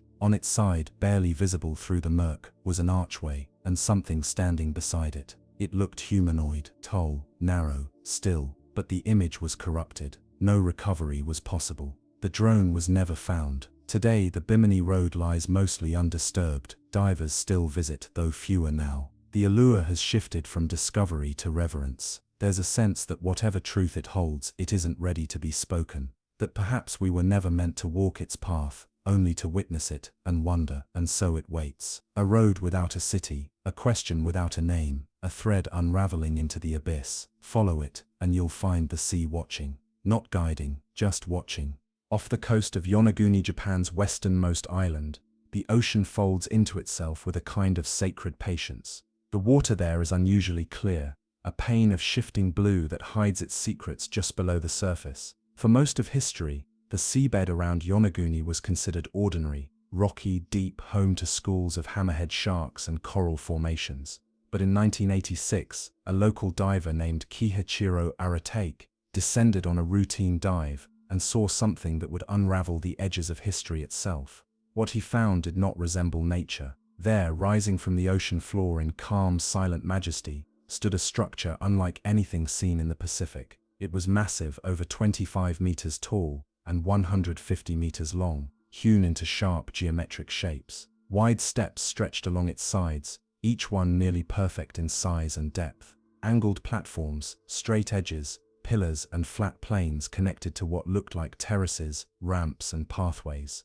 It looked carved, not cracked, designed, not eroded. He surfaced in shock. The images he later captured sparked international debate. Geologists rushed to label the formation natural, a product of tectonic activity and natural fracturing of sandstone over millions of years. But others, divers, historians, skeptics, believers, saw something else entirely. They saw architecture. Today, it is known as the Yonaguni Monument, but no name fits it quite right. It is a city without walls, a temple without writing, a puzzle locked in stone at the ocean's edge. Divers speak of its stillness, not the quiet of absence, but the quiet of observation, as if the place itself is listening. Descend into its corridors, and you feel the weight of design. The surfaces are flat, the corners crisp. There are right angles impossible in nature at this scale. There's even what appears to be a staircase, leading nowhere. A grand platform with a star-shaped basin at its center, and a massive triangular slab, often called the turtle, resting with precise symmetry beside what resembles an altar. There are channels too, narrow grooves cut into the rock that wind like drainage systems or ancient aqueducts. They follow no random path. They seem to have purpose, though no one agrees on what that purpose was. Some believe it was ceremonial, others say defensive, some even suggest astronomical alignment. Certain points on the monument align with solstice sunrises, with lunar angles long forgotten. And yet, there are no artifacts, no pottery, No tools, no bones, no trace of a people to whom this might have belonged. That perhaps is what makes Yonaguni so haunting. It is not a ruin in the traditional sense. It is not broken, not crumbling. It is complete and utterly alone, like a message sent forward in time, stripped of its language, waiting for someone to understand. The deeper you go, the stranger it becomes. To the south of the main formation lies what appears to be a long, flat corridor, flanked by standing stones. Divers have named it the Processional Way. Beyond that, another structure lies partially buried in silt, tilted as though it sank with the earth and hasn't quite settled. Its surface bears scratches, some straight, some curved. No one knows whether they are marks of ancient tools or simply the slow handwriting of the sea. Geologists argue it's all coincidence, that water, wind and time can carve wonders far more convincing than we give credit for, that the human brain imposes patterns where none exist, that the monument is a beautiful illusion, but those who have swum beside it say otherwise. They speak of atmosphere, of presence. One diver reported hearing a low vibration through his chest as he passed over the largest terrace. Not a sound exactly, but a pressure, like standing near a deep engine or beneath a distant thunderhead. Another, a seasoned marine archaeologist, claimed to feel a sudden drop in temperature near the base, only for his dive computer to show no change. In 1997, a team using side-scan sonar discovered another ridge nearby, similar in shape, smaller in scale. Then another, and another, a possible city grid, or so some theorize, now buried in sediment and waiting to be unearthed. But if Yonaguni is man-made, who made it? Mainstream history offers no civilization in the region capable of such construction prior to 10,000 years ago. And yet, radiocarbon dating of corals attached to the stone suggests the structure sank at the end of the last ice age, when sea levels rose rapidly. That would place its origin at over 12,000 years ago, twice as old as the pyramids, older even than Göbekli Tepe. If that's true, it would mean that someone built a complex megalithic site before the rise of agriculture, before the domestication of animals, before writing, before the tools we associate with civilization itself. A people forgotten, a blueprint erased, unless it was never meant to be remembered. Some whisper that Yonaguni is not a ruin, but a monument in the truest sense, a mark left behind by a culture that knew it would not survive, an anchor carved in stone, left for the ocean to keep, to test the memory of the world, a message in granite, unreadable yet undeniable. Others go further.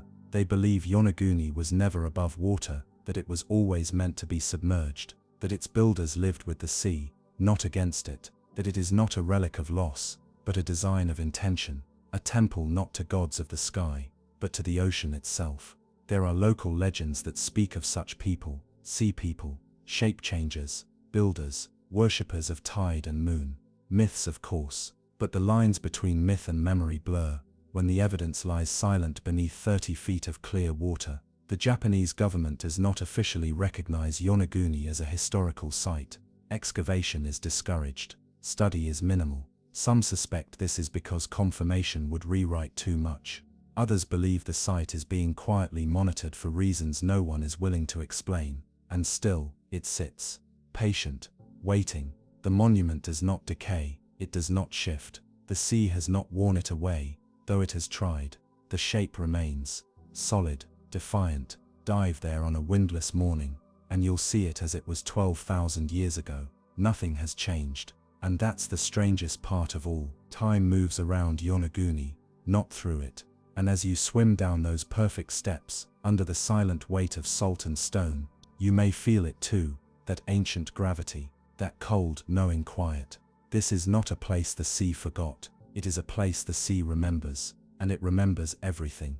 Before Alexandria rose in golden splendor, before the Ptolemies ruled under marble columns and towering statues of gods, there was Heracleion, a port city spoken of in myth and hinted at in papyrus scrolls, resting near the mouth of the Nile. Heracleion, also known as Thonis to the ancient Egyptians, was said to be a city of commerce and ceremony, where temples rose from the waters and pharaohs came to speak with gods in quiet stone chambers. It was here, the stories claimed, that Helen of Troy and Paris once sought refuge before the war. Here that the gods themselves were honored with processions across canals lined with torches. But for centuries, Heracleion was thought to be a legend, a name whispered by historians, unproven and forgotten, until the ocean gave it back. It wasn't lost in the deep, not in some unreachable trench, but only 6 kilometers from the modern coastline, hidden beneath mud, silt, and the slow, heavy silence of the sea. In 2000, marine archaeologist Franck Goddio was surveying the Abu Qurd Bay for submerged shipwrecks when sonar picked up something vast beneath the water, a geometry that didn't match the chaos of nature. Square courtyards, straight walls, colossal statues, lying broken in sediment. What they had found was real. Heracleion was real. The divers who descended that first week returned wide-eyed, not just because of what they saw, but because of how intact it was. The city had not crumbled. It had not shattered. It had been preserved, as if the sea itself had wrapped it in velvet silt and waited for someone to remember. Streets lined with foundations, the remains of docks where merchants once unloaded gold, linen, oil, and incense, massive stone anchors, bronze coins bearing forgotten rulers, temples submerged yet whole, and statues, dozens of them, of pharaohs, priests, and gods, some over 5 meters tall, their features still serene despite centuries underwater.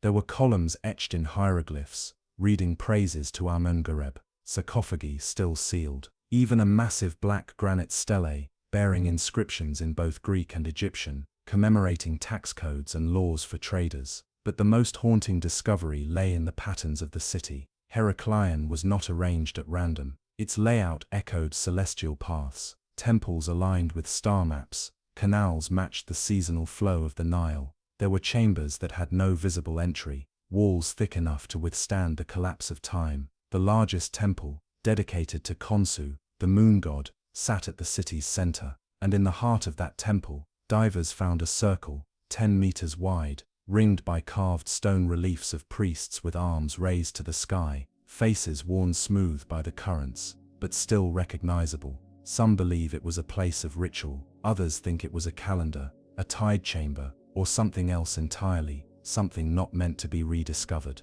And how did Heracleion fall? The official explanation points to natural disaster, a slow sinking, the combination of earthquakes, rising seas, and the unstable waterlogged soil beneath the delta. Over time, the ground gave way, the city descended, but the more they excavate, the more that story feels incomplete, for Heracleion did not fall apart. It sank as one whole, unbroken, intact, as though something decided it should vanish. Even stranger are the artifacts pulled from its ruins, items that don't seem to belong, amulets shaped like fish, carved from materials not found in the region, a bronze shard etched with symbols unknown to Egyptian or Greek scholars, a gilded barge, partially buried near the ruins of a canal gate, with a hollow hull that shows no signs of rot or decay, despite being over 2 millennia old. One diver claimed the barge pulsed slightly beneath his hand, as though vibrating. The effect wasn't captured on camera. His dive suit's heart monitor, however, recorded a spike. In interviews, Goddio and his team speak carefully. They confirm what's visible,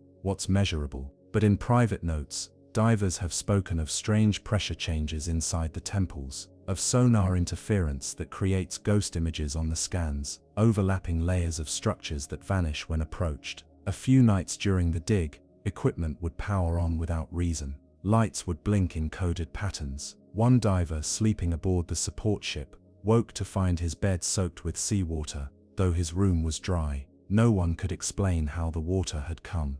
Heracleion's name means the city of Heracles, and some believe it was a liminal place, a threshold city, where myth met the real, a place that existed not just as a port, but as a sanctuary of transitions, between land and sea, between gods and men, between memory and forgetting. The locals say the water there still listens. Fishermen in Abu Qurd Bay speak of days when the sea flattens to glass and shadows appear beneath their boats. Long rectangular outlines of buildings, like a city waking briefly from sleep. They avoid casting nets in those places, not out of fear, out of respect. And once a researcher scanning the ruins reported picking up rhythmic pulses in the sonar feed, a repeating sequence of 4 tones, low rising, then flat. When converted to waveforms, the shape resembled an ancient Nile flood curve. When converted again into light, it matched the alignment of Heracleion's temples on the summer solstice. The city, they say, is still speaking,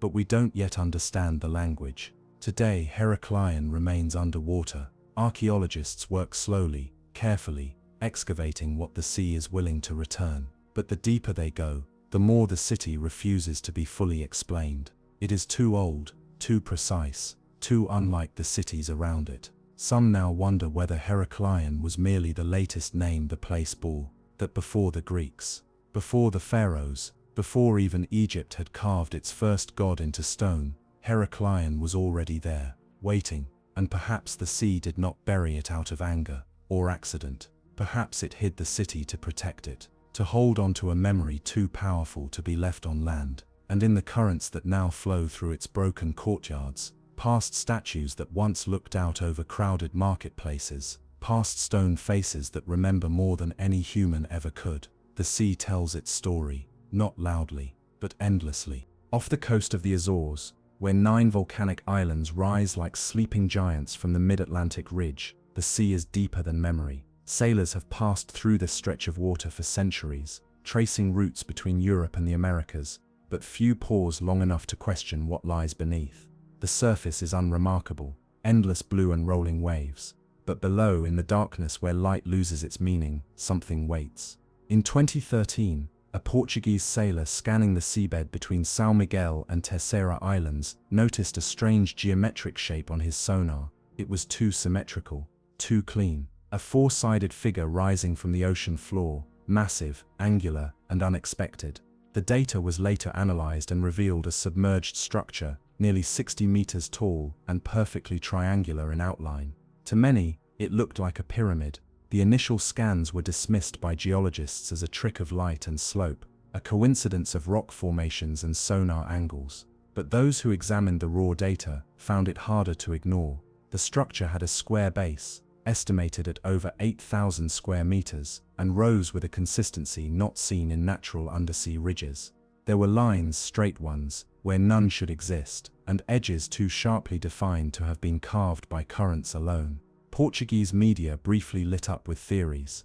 Was this a relic of a lost civilization, a monument to something we no longer remember, an ancient observatory swallowed by tectonic shifts? The Azores have long carried a strange weight in maritime legend. Located where the Eurasian, African, and North American tectonic plates meet, these islands are geological anomalies. The earth breathes here, quakes rumble softly beneath the ocean, and plumes of warm water rise from unseen vents. The weather changes without warning, and local folklore stretches back into prehistory, speaking of visitors from the sea, islands that appeared and vanished, and stone cities that flicker beneath the waves during storms. The supposed pyramid site lies in a region with minimal silt, meaning structures there would not easily be buried. Divers who approached the coordinates in the months following the sonar discovery reported strange phenomena. Compasses spun in slow, deliberate circles, flashlights dimmed without explanation, and once during a particularly calm dive, a team claimed to hear rhythmic thuds, low, distant pulses that seemed to come not from the ocean, but from within the structure itself. They couldn't find the source. They surfaced early. Those who study underwater architecture will say that natural processes can mimic design. Lava can harden into geometric columns. Earthquakes can create fractures that resemble roads, terraces, even walls. But this structure did not sit among other formations. It stood alone, solitary and precise, in a part of the seabed otherwise flat and uneventful. Some believe that's the most unnatural thing of all, that this thing isn't part of the landscape, but placed upon it. There are no known historical records of large-scale stone construction in the Azores before the arrival of the Portuguese in the 15th century. No temples, no megaliths, no writing, and yet nearby caves have yielded stone tools and signs of human presence far older than current colonization timelines would suggest. In 2016, a diver found what appeared to be a carved disc, partially embedded in coral near the suspected pyramid. It bore a circular motif, a spiral within a square, that did not match any local indigenous iconography. The object was taken for analysis and has since disappeared. Satellite imagery from above the site is inconclusive. Some scans show faint outlines, others nothing at all. It's as if the structure exists in a state of uncertainty, caught between visibility and myth. But one thing remains consistent across observations: it is quiet there, too quiet.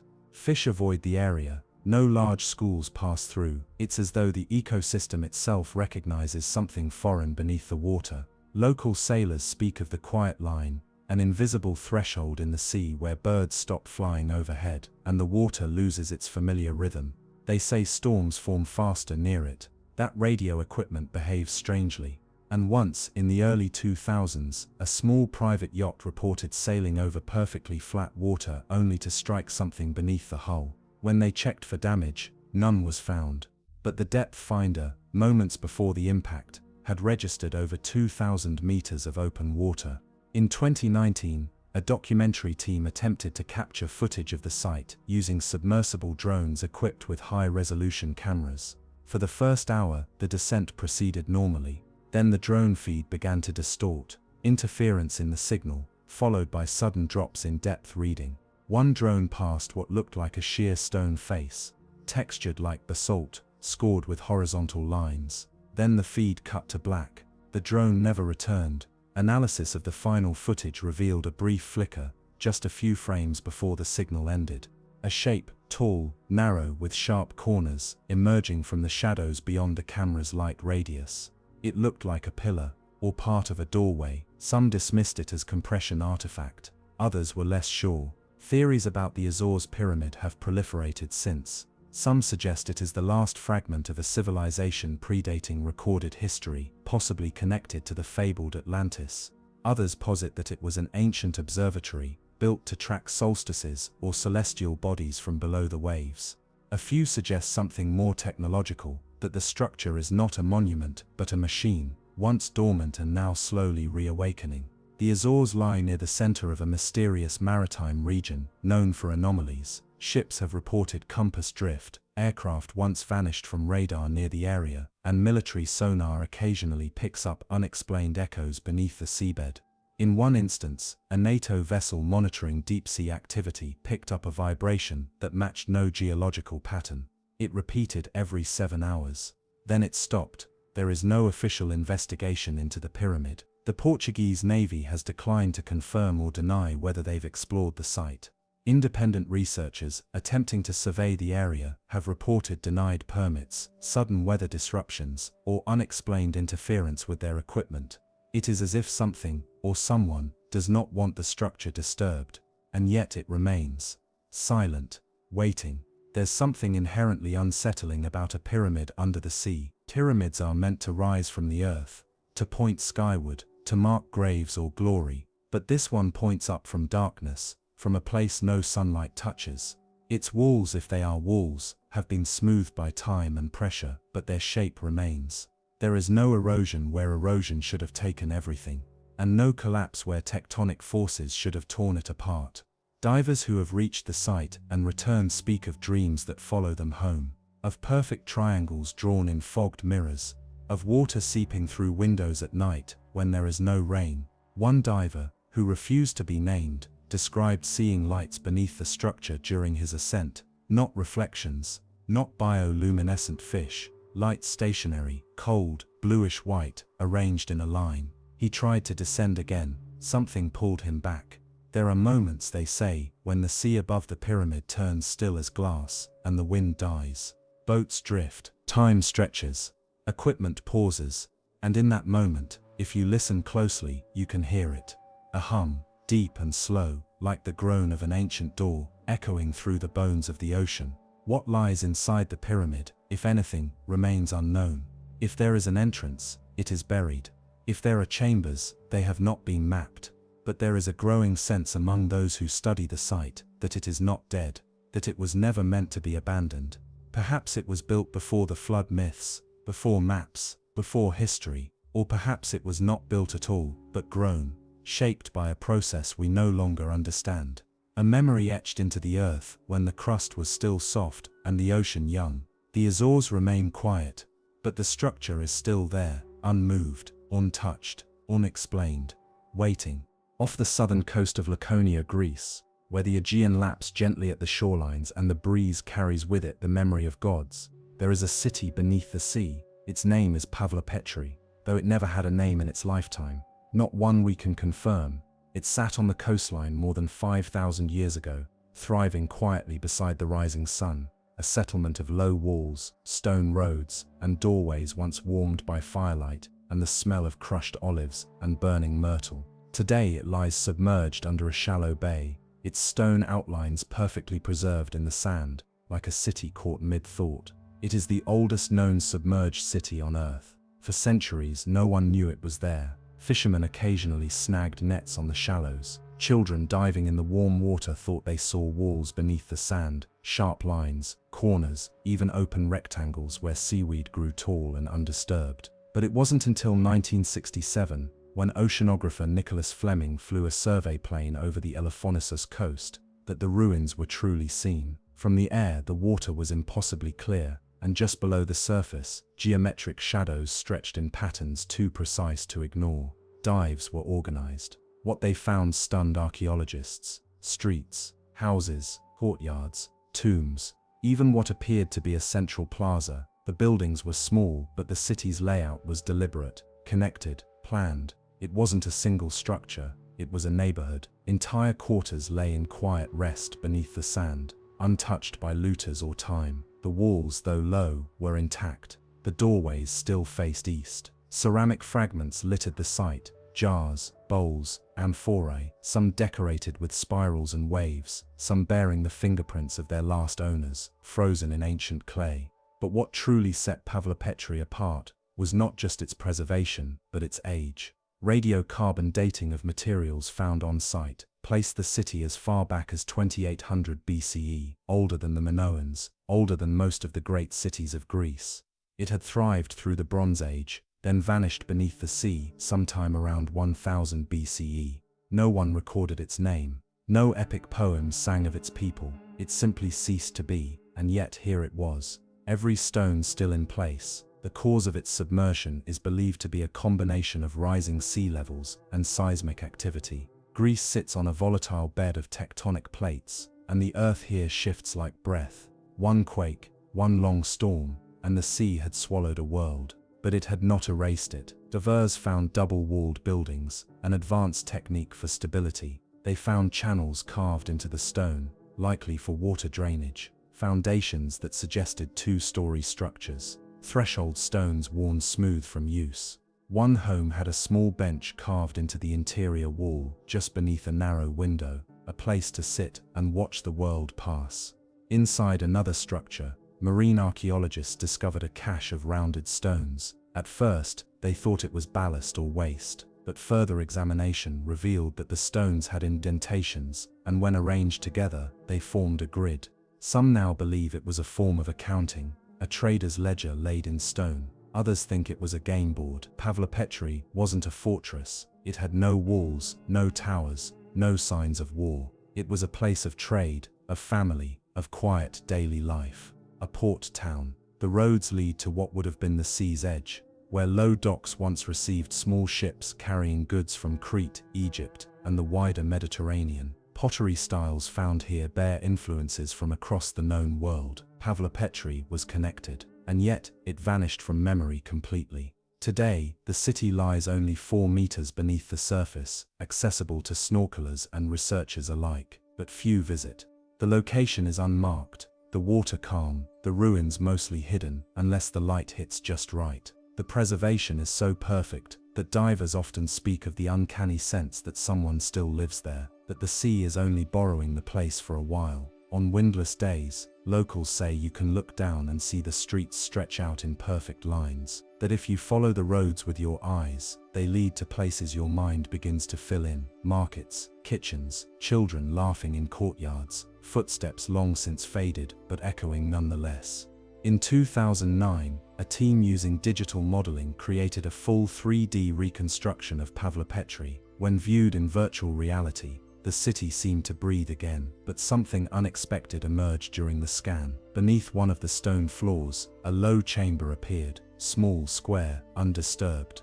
When divers attempted to access it, they found it sealed. A stone slab had settled over the entrance. Carved into the edge was a single line, too eroded to translate, but unmistakably human-made.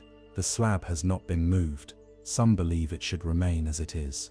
A final word from a city that said so little. The people of Pavlopetri left no scrolls, no statues, no kings, but they left their city, and somehow the sea remembered them better than the land. There are theories, of course there are.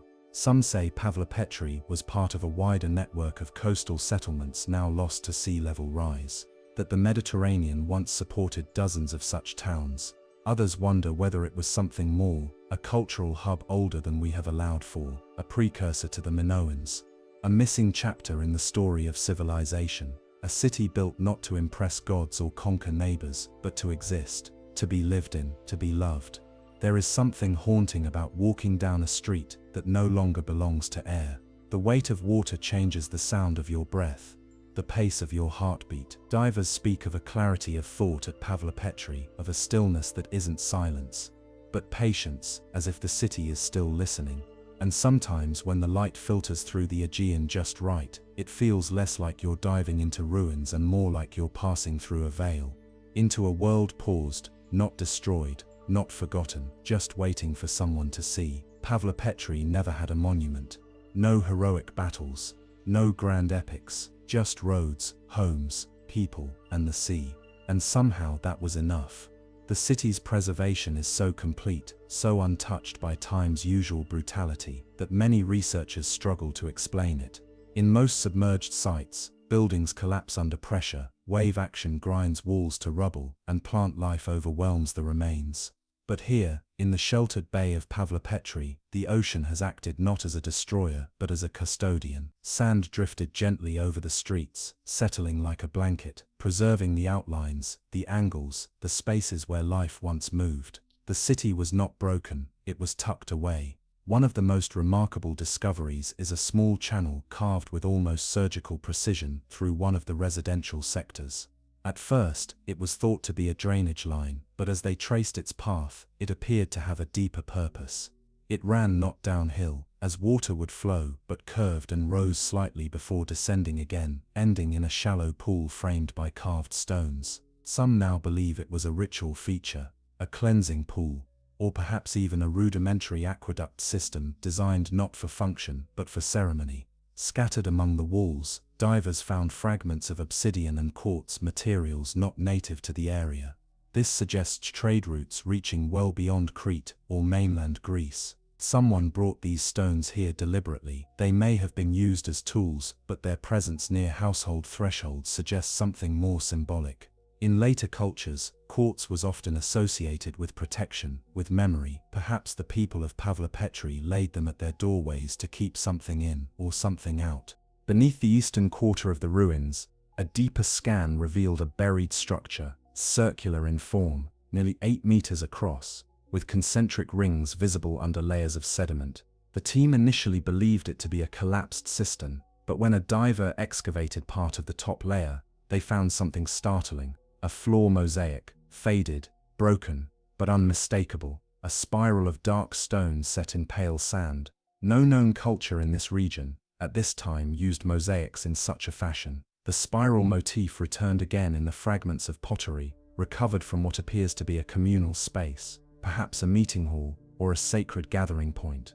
The bowls and jars are small, many decorated with wave patterns, fish and spirals once again. One particular vessel, still intact, was found half buried in sand, its lid sealed. Inside were the charred remains of barley and fig. It had not been emptied. It had been offered. One of the most haunting discoveries came during an unusually clear dive in early autumn. The team found a line of stones just beyond the edge of the known city grid, each roughly the same size, spaced in a tight curve. At the center was a larger stone, slightly sunken, with 2 shallow indentations worn into its surface. It could have been a hearth, or an altar, but what unnerved the divers was how deliberate it felt.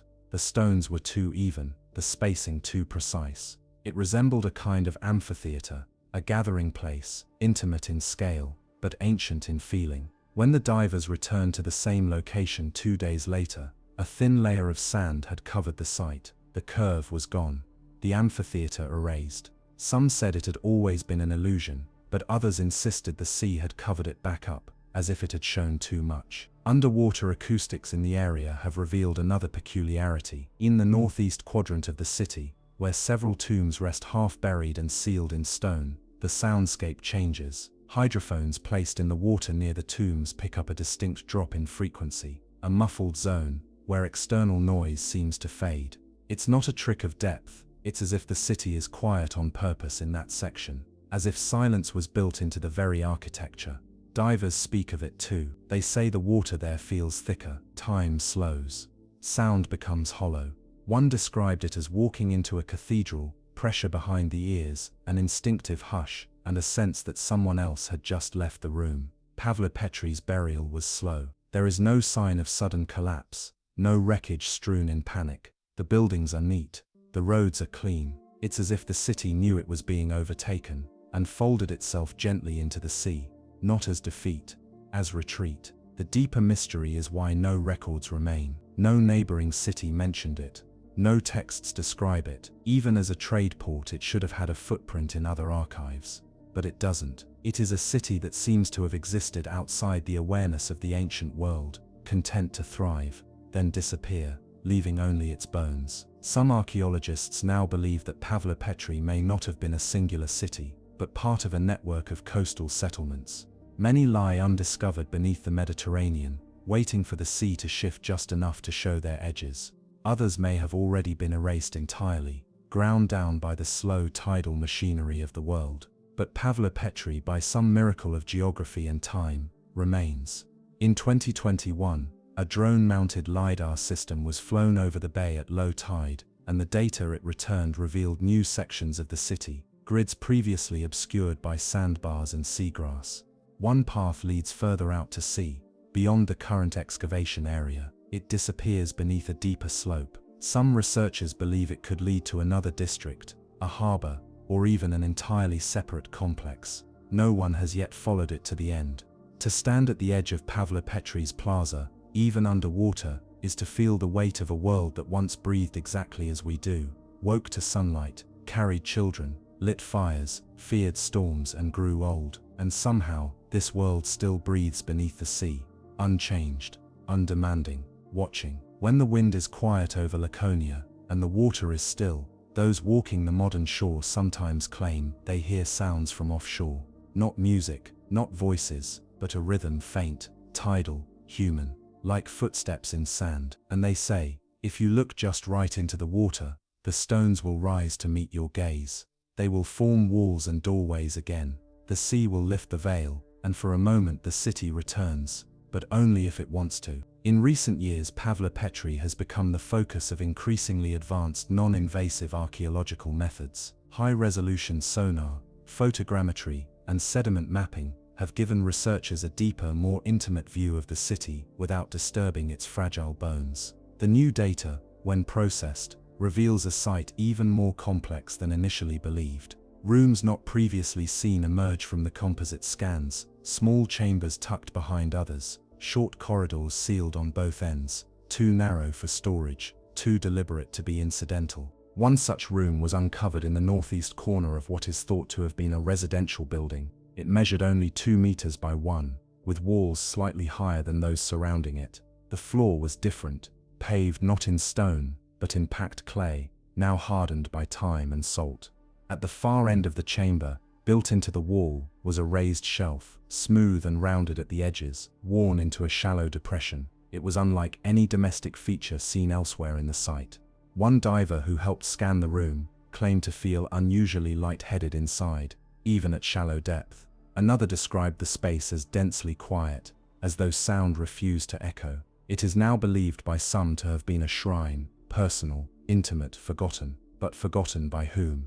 The absence of writing remains the city's most confounding trait. Even cultures far older left carved records, signs, identifiers. Pavlopetri has none. No runes, no plaques, no names. The stone speaks only in shape and line, not word. Some researchers argue this could suggest a pre-literate society, yet one capable of designing structured cities, trading, crafting and worship. Others wonder if the writing was never meant to survive, painted, not carved, or perhaps intentionally withheld. In oral traditions among some Greek island communities, passed down like sea-worn rope through generations, there are mentions of an underwater gate, a place beneath the tides, where the spirits of the past whisper, but never rise.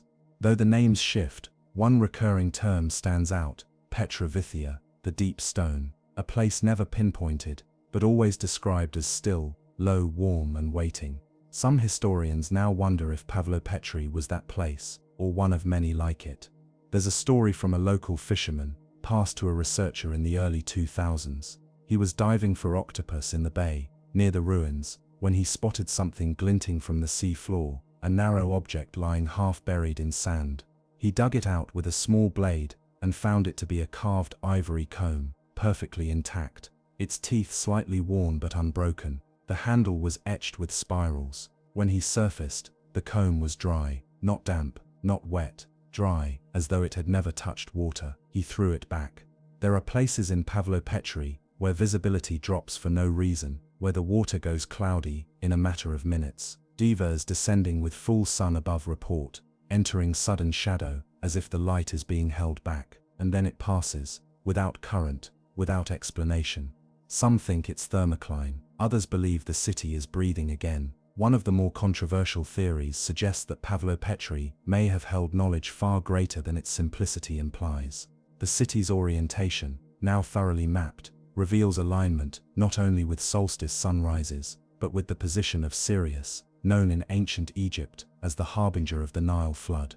But why would a coastal town in Laconia care about Sirius, unless the sky and sea were one, unless what was measured above was reflected below? The great mystery of Pavlopetri is not just what is there, but what isn't. No temples, yet ritual spaces. No palaces, yet coordinated planning. No scripts, yet advanced design. It is as if the city was not built to declare power, but to maintain balance, between land and sea, between structure and erosion, between memory and silence. A recent study examining pollen traces from the sediment layers within the city's boundaries revealed something unusual: an overrepresentation of lavender, rosemary, and wild thyme, herbs used historically in cleansing rituals. Yet they appear inside living quarters, not just along roads or in public areas. This suggests a community that lived close to its ceremonies, that saw no barrier between the sacred and the domestic. The most haunting find came from a diver surveying what had been designated Structure 3, a narrow building with 3 rooms and a low retaining wall. He spotted something round nestled in a corner, a small clay figure shaped like a woman, arms open, head tilted skyward. The face had no features, just smooth clay. It was later dated to 2600 BCE, and in the soft sediment beside it, the faint impression of a child's hand remained. No one can say how long it lay there undisturbed. To swim over Pavlopetri today is to pass through a living memory. The walls curve beneath the sand like the contours of a sleeping animal. The streets stretch just far enough to suggest continuation, before fading into sea grass.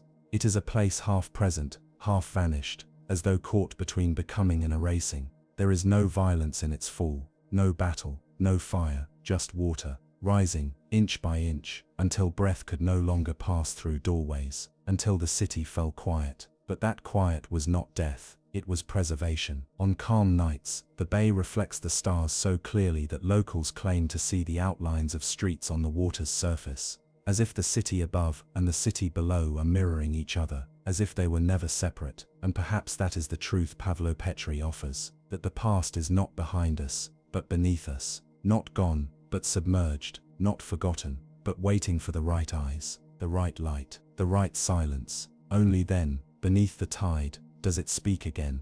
Off the southeastern coast of India, where the Bay of Bengal laps against the sands of Tamil Nadu, there is a place where stone meets surf in a quiet conversation that has lasted for centuries. Mahabalipuram, also known as Mamallapuram, is famed for its rock-cut temples, ancient shore shrines, and towering bas-reliefs, monuments carved into the living earth by hands now lost to time. But these wonders are only part of the story. The rest lies beneath the waves.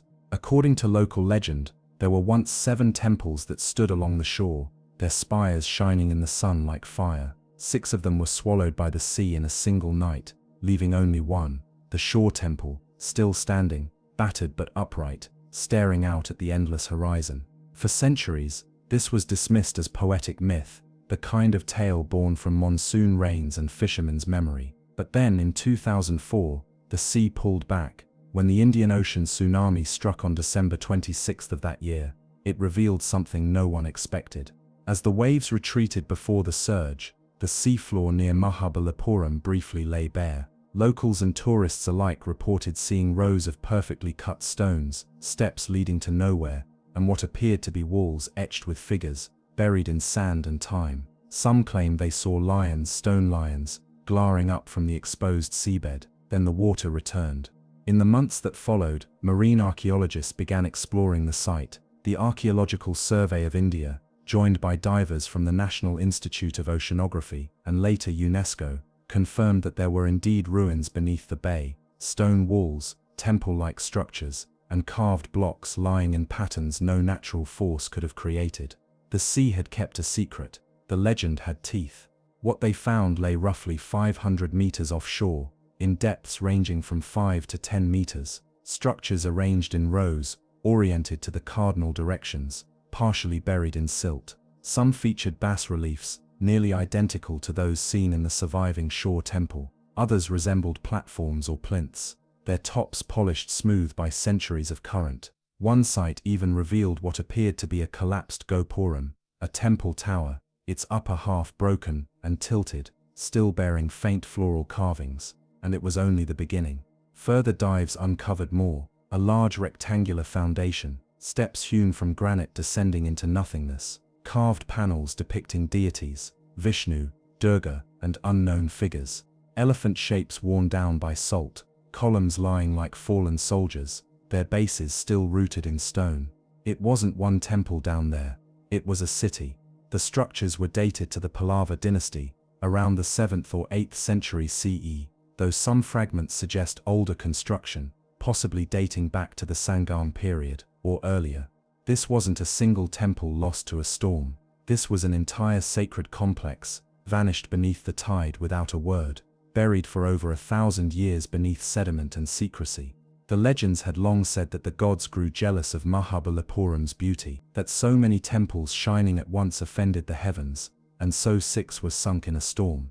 The one remaining stood as a reminder, but myth often cloaks memory in metaphor. The real story may have been more gradual, a creeping rise in sea level, tectonic shifts, or the sheer eroding force of time and tide. Yet something about the suddenness in the stories continues to feel eerily accurate. One dive team described the underwater ruins as eerily intact. The walls didn't crumble, they bent, leaned, folded into the sand. Doorways remain doorways. Steps still carry the form of ascent. One diver, emerging after a particularly long descent, described it as walking through a whisper. The city felt unfinished, not because it was incomplete, but because it seemed to expect return, as if the priests had only just left, as if the bells might still ring.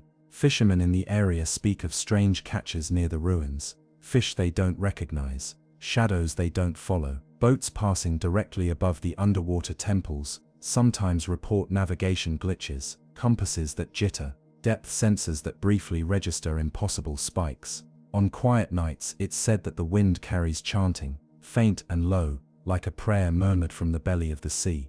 The ruins are not accessible to the general public. Strong currents and preservation concerns have kept exploration minimal, but sonar mapping continues to reveal new anomalies along the bay floor, linear ridges, flattened stones, and geometric outlines that hint at yet more hidden architecture. One particularly large anomaly lies directly east of the shore temple, deeper and farther out. Some believe it may be the base of the grandest of the Lost Six, a central temple whose spire once towered above the others. In 2018, a privately funded scan using high-resolution multibeam sonar captured a remarkable image, a stepped pyramid-like structure with 9 visible levels, each slightly offset from the next. The top was eroded flat, but on one side a narrow groove spiraled downward in a perfect curve, like a path for water or fire. The sonar operator said the pattern didn't match any natural erosion. He said it looked like intention. Carvings retrieved from the seabed bear markings that do not match Pallava script or iconography. Some resemble early Brahmi, while others appear symbolic rather than linguistic, circles within squares, trisected spirals, and figures composed of intersecting lines. One stone fragment featured a repeated motif, a lotus flower emerging from waves. The image repeats along the edge like a mantra. Many believe the temples were part of a larger sacred geography, a sea axis, as one historian phrased it, where land and ocean mirrored each other, and temples were built in alignment, not only with stars but with tides. The shore temple itself, still standing, is oriented precisely east, such that during certain times of year, the rising sun casts a straight beam through its sanctum. If the submerged temples share this alignment, and preliminary scans suggest they might, then they formed a ceremonial path extending into the sea. A path for what? Some theorize it was a corridor for the soul, others believe it was symbolic, representing the journey from material to spiritual. But a few hold to a stranger idea that the temples were not just devotional but functional, that their arrangement served as a kind of interface between humans and something greater, that their submersion was not destruction but activation. The ocean has a way of holding time differently. It forgets slowly, and in the silence of Mahabalipuram's underwater ruins, that slowness feels palpable. There is no algae bloom, no chaotic coral growth. The stones seem resistant to being reclaimed. They simply sit, as though remembering. Divers who return from the temples often report dreams, always the same, always of light, soft, golden, like the edge of dawn, and a sound, not music but resonance, as though the world were humming from its center. One diver swears she saw a torch, lit and swaying, from within one of the doorways. Another said he heard bells, faint, distant, yet unmistakable. A third emerged in tears, unable to explain why. The legend of the 7 pagodas was never officially recorded in Indian scripture. It survives through oral tradition, told by storytellers along the coast for generations. Most versions describe the temples as a wonder, a place where the gods touch the earth, and in each version, one line remains the same. One remains above, 6 below. But what if there were more? Satellite scans of the region have revealed anomalies further north, outside the known bounds of Mahabalipuram. Long buried shapes, just offshore, arranged in concentric arcs, too deep to dive easily, too close to ignore. And so the story stretches onward, like the tide. There is a city beneath the sea, a city of gods and silence, a city whose name we may never know, but whose stones still hold shape. And as the sun rises over Tamil Nadu, lighting the sole surviving shore temple in its golden glow, the others lie waiting beneath the waves, still aligned, still listening, still there. And when the sea is ready, it may lift the veil again, briefly, just long enough to remind us that the past is never truly buried, only submerged. At certain times of the year, the tides recede further than usual. During these brief windows, the sea near the shore temple grows oddly still. The waves no longer churn as they do elsewhere along the Tamil Nadu coast. Locals who have lived in Mahabalipuram their entire lives say the water holds its breath. Tourists don't notice, but the fishermen do. They stop their nets. They turn their boats back toward the beach. Some of the older men walk to the shoreline and watch, silent and still, eyes fixed not on the horizon but on the shallows. It is during these quiet tides that strange things appear, not visions or ghosts, but shapes, outlines. A raised stone line just beneath the surface that wasn't there the day before, a rectangular shadow that appears in satellite photos, only to vanish 2 days later. Once, a tourist wading knee-deep in the tide felt her foot strike something hard. She reached down, brushed away the sand, and found a square stone flat and grooved, like the top of a carved pillar. When she returned the next day to show it to others, it was gone. Some divers and scholars believe the submersion of Mahabalipuram's temples occurred over many decades, perhaps centuries, as the land shifted and the sea rose. But others point to geological evidence of a much faster event, a sudden subsidence caused by an earthquake or tsunami, one that could have pulled entire structures below in a matter of days or even hours. Supporting this theory is the unnatural way the temples have settled. They don't appear collapsed or scattered. They rest heavy and intact, with bases embedded into the seabed, as if they sank while still whole. And then there are the lions. In Hindu architecture, lions often guard temple entrances, symbols of strength and divine presence. Carved in profile or seated in watchful repose, they are protectors of sacred ground. Underwater near the temple ruins, several of these lions have been found. One rests on its side, partially buried, its features worn but still noble. Another remains upright, facing west back toward the land. Divers have remarked on the sense of reverence the statues evoke. They stand not in ruin, but in vigil. One archaeologist described the site as feeling suspended, not abandoned, not destroyed, just paused, as though the city beneath the water had simply entered another state of being, no longer for the living, but not truly gone. That feeling is shared by many who visit the shore temple above the surface. Though weathered and battered, it retains an energy. Stand in its inner sanctum, and you feel the weight of centuries. Step beyond its threshold, and you look directly out to sea as the temple was designed.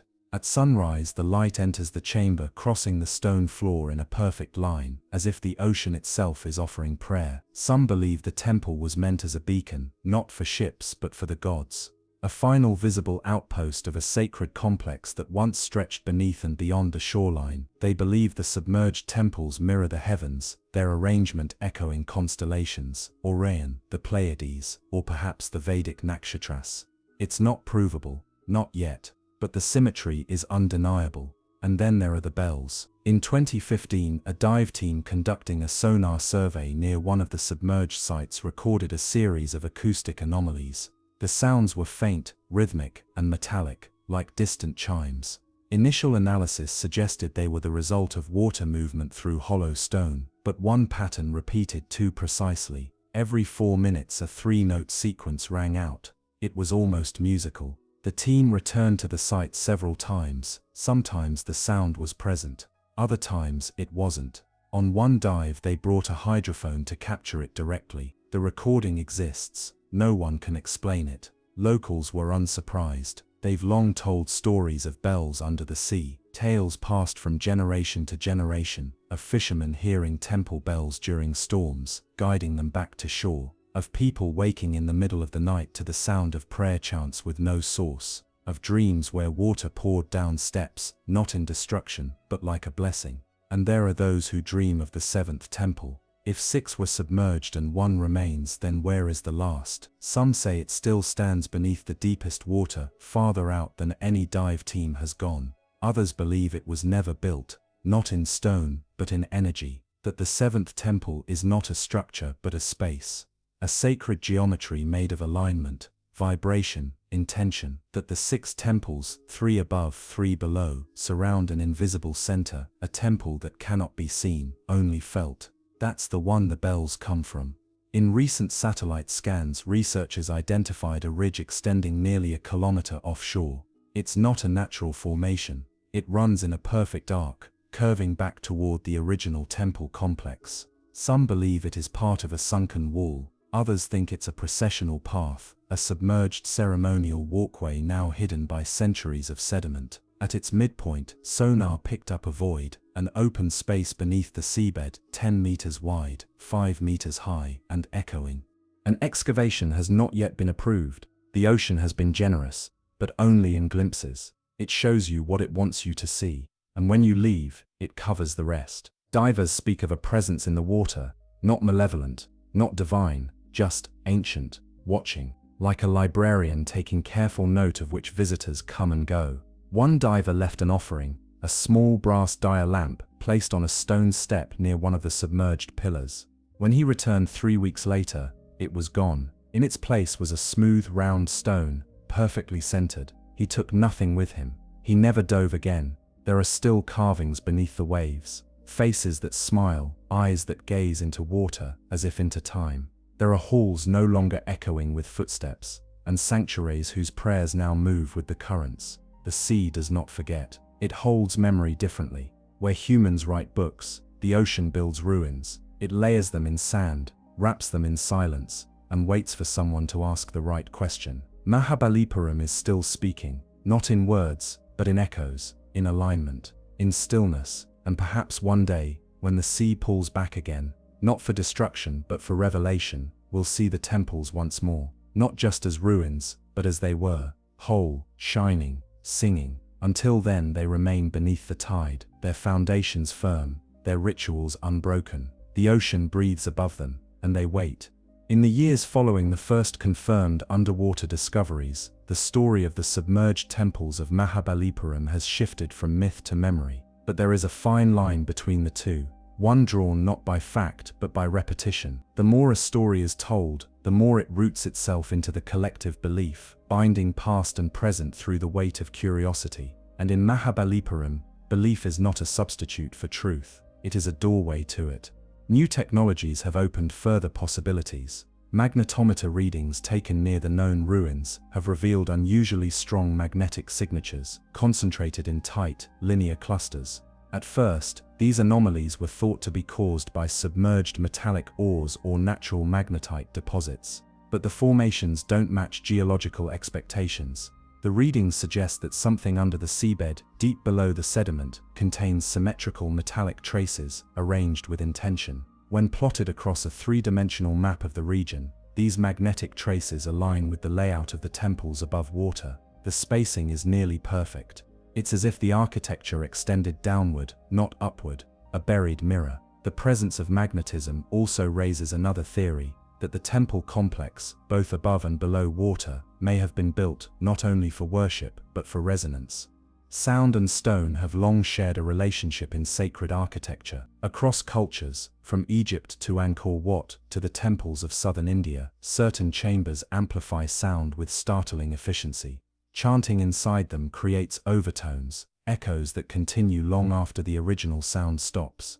At Mahabalipuram, researchers have begun testing similar properties among the submerged ruins. Using acoustic imaging, they found that some of the submerged structures reflect sound in highly organized patterns, more like domes than irregular underwater rock. This has led some to propose that the temples were not just structures, they were instruments, carved not just for ritual, but to conduct energy. Whether through sound, magnetism, or water pressure, these structures may have served to amplify some kind of natural resonance, perhaps to induce trance, perhaps to signal the divine, or perhaps to mark the passing of time, not by the sun or moon, but by vibration itself. And that raises another question. If these temples resonate, what are they responding to? One theory, dismissed by traditional archaeology, but gaining traction in speculative circles, is that Mahabalipuram was part of a much larger network of sacred sites, aligned with the planet's telluric currents, the invisible rivers of electromagnetic energy that flow through Earth's crust.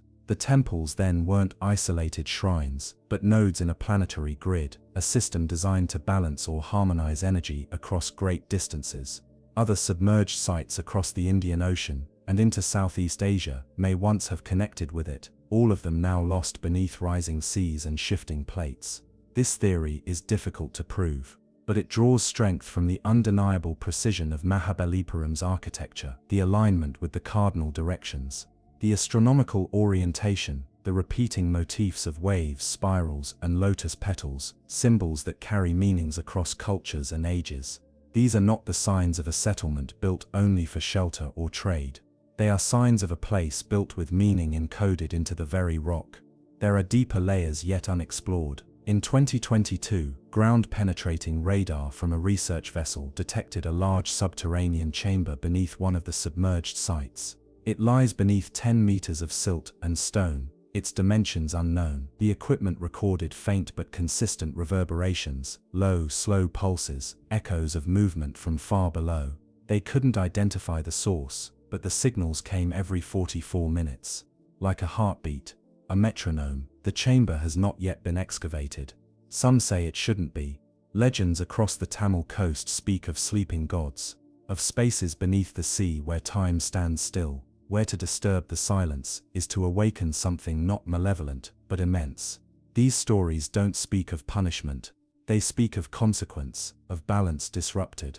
And so the team waits. Not all voices are academic.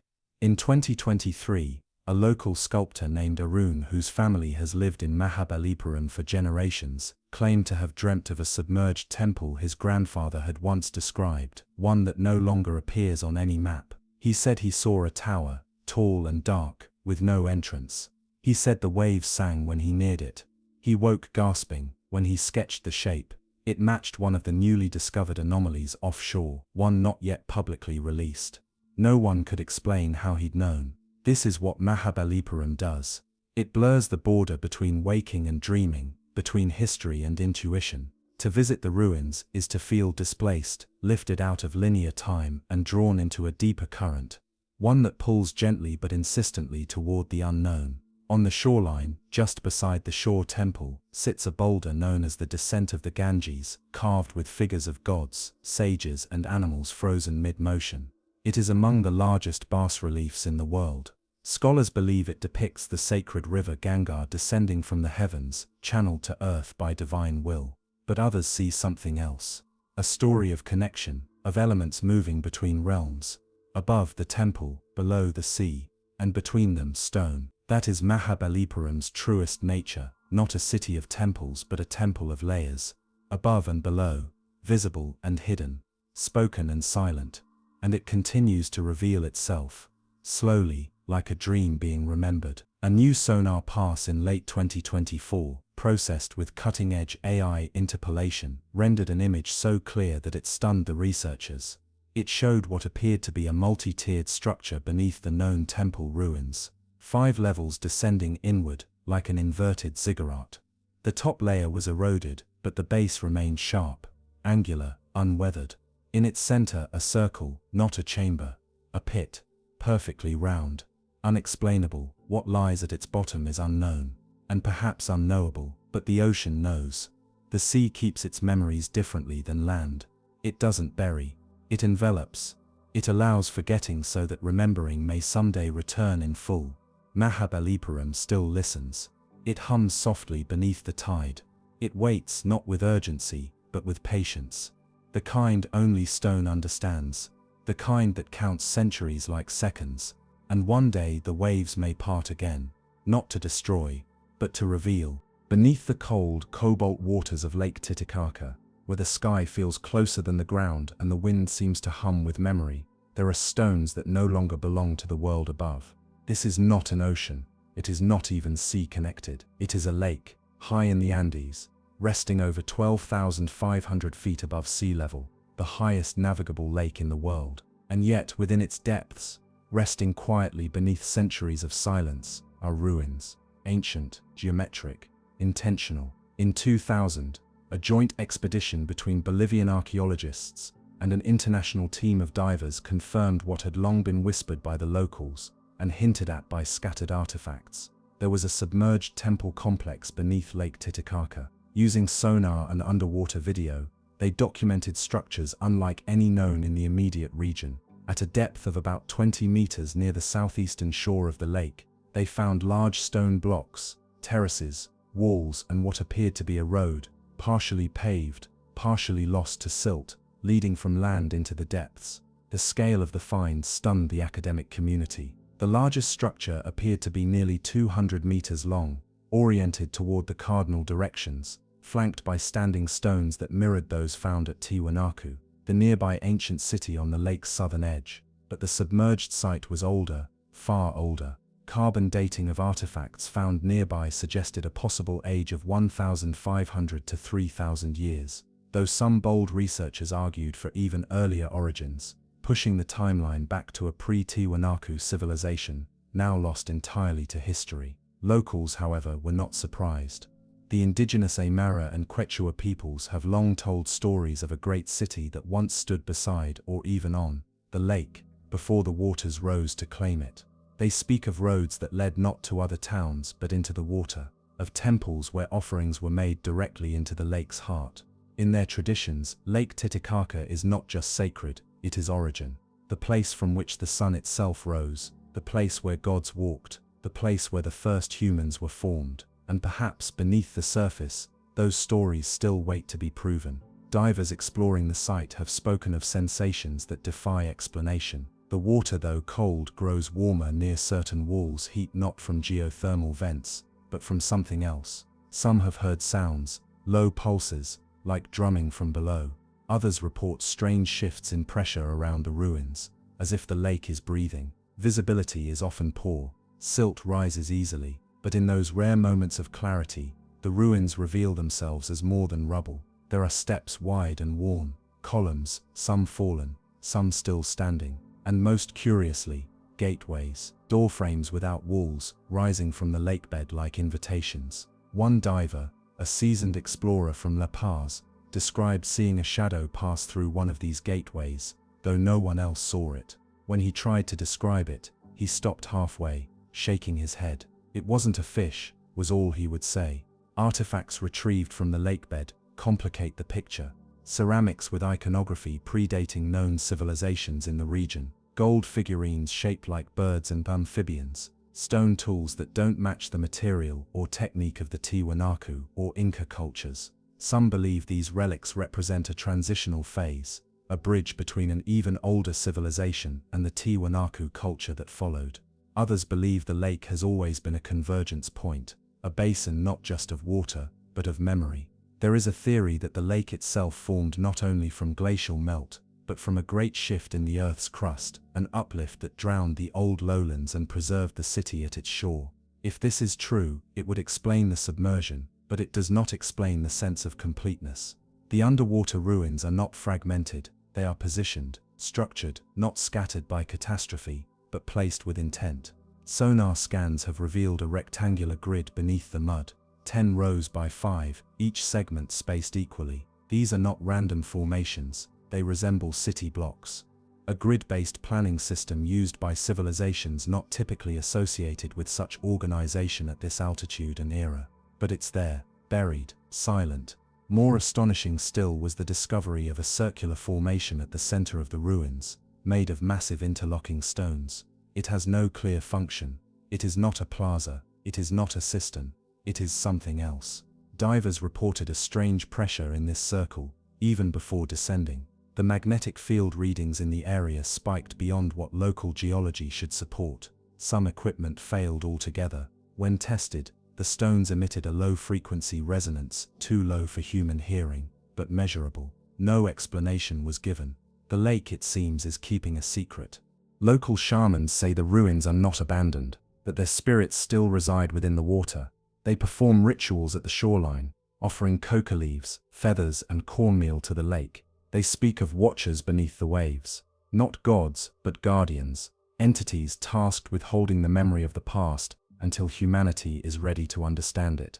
These stories for centuries were called myth, but now the ruins are real, and they raise more questions than they answer. The road that leads into the lake, what did it connect to? What kind of society builds doorways for water to walk through? Why are the structures still so intact, untouched by the erosion that should have stripped them bare?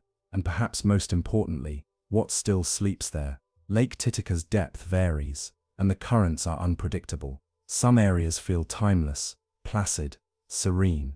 Others churn without cause. Divers who venture too deep sometimes emerge disoriented, unsure how long they were submerged. One researcher claimed to lose 5 minutes of footage from a continuous dive. The clock on his wrist said otherwise. The timestamps did not match. His camera, sealed and waterproofed, recorded only static between frames 137 and 212. Then, just as suddenly, it resumed. The lost footage has never been recovered. Near the Isla del Sol, an island long considered sacred by the Inca, remains of ceremonial structures have also been found underwater. These include altars and raised platforms, some carved from stone unique to distant regions of Bolivia and Peru. How the stone was transported to the lake remains unknown. It is not native to the area, and there is no record of its movement. What does it mean when stone remembers something no story has preserved? What does it say when the most truthful history is told by ruins? To dive beneath Lake Titicaca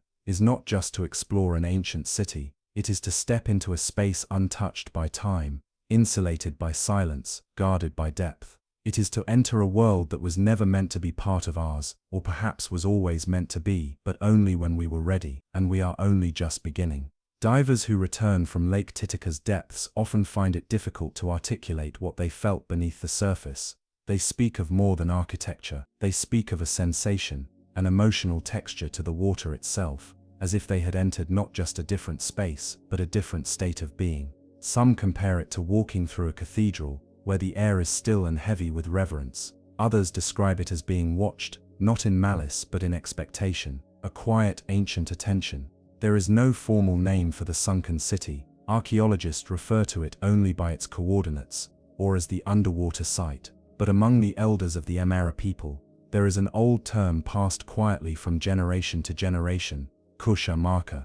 It translates loosely to the lake city, or city of the deep. In some tellings it was the original home of the first people, the place from which the gods lifted the chosen ones to populate the Andes. In others it is a city that fell, not through flood or fire, but through forgetting, a city whose people chose silence and vanished into the lake. Recent underwater excavations have revealed carvings along the base of one of the main walls. Though heavily worn, one section was preserved beneath a protective layer of silt. After careful cleaning, researchers found a sequence of symbols, 3 circles arranged in a triangle, beneath which a line of repeated glyphs flowed like a wave. They do not match known Inca or Tiwanaku iconography. One linguist proposed a connection to early pre-Columbian sign systems, but nothing definitive has been proven.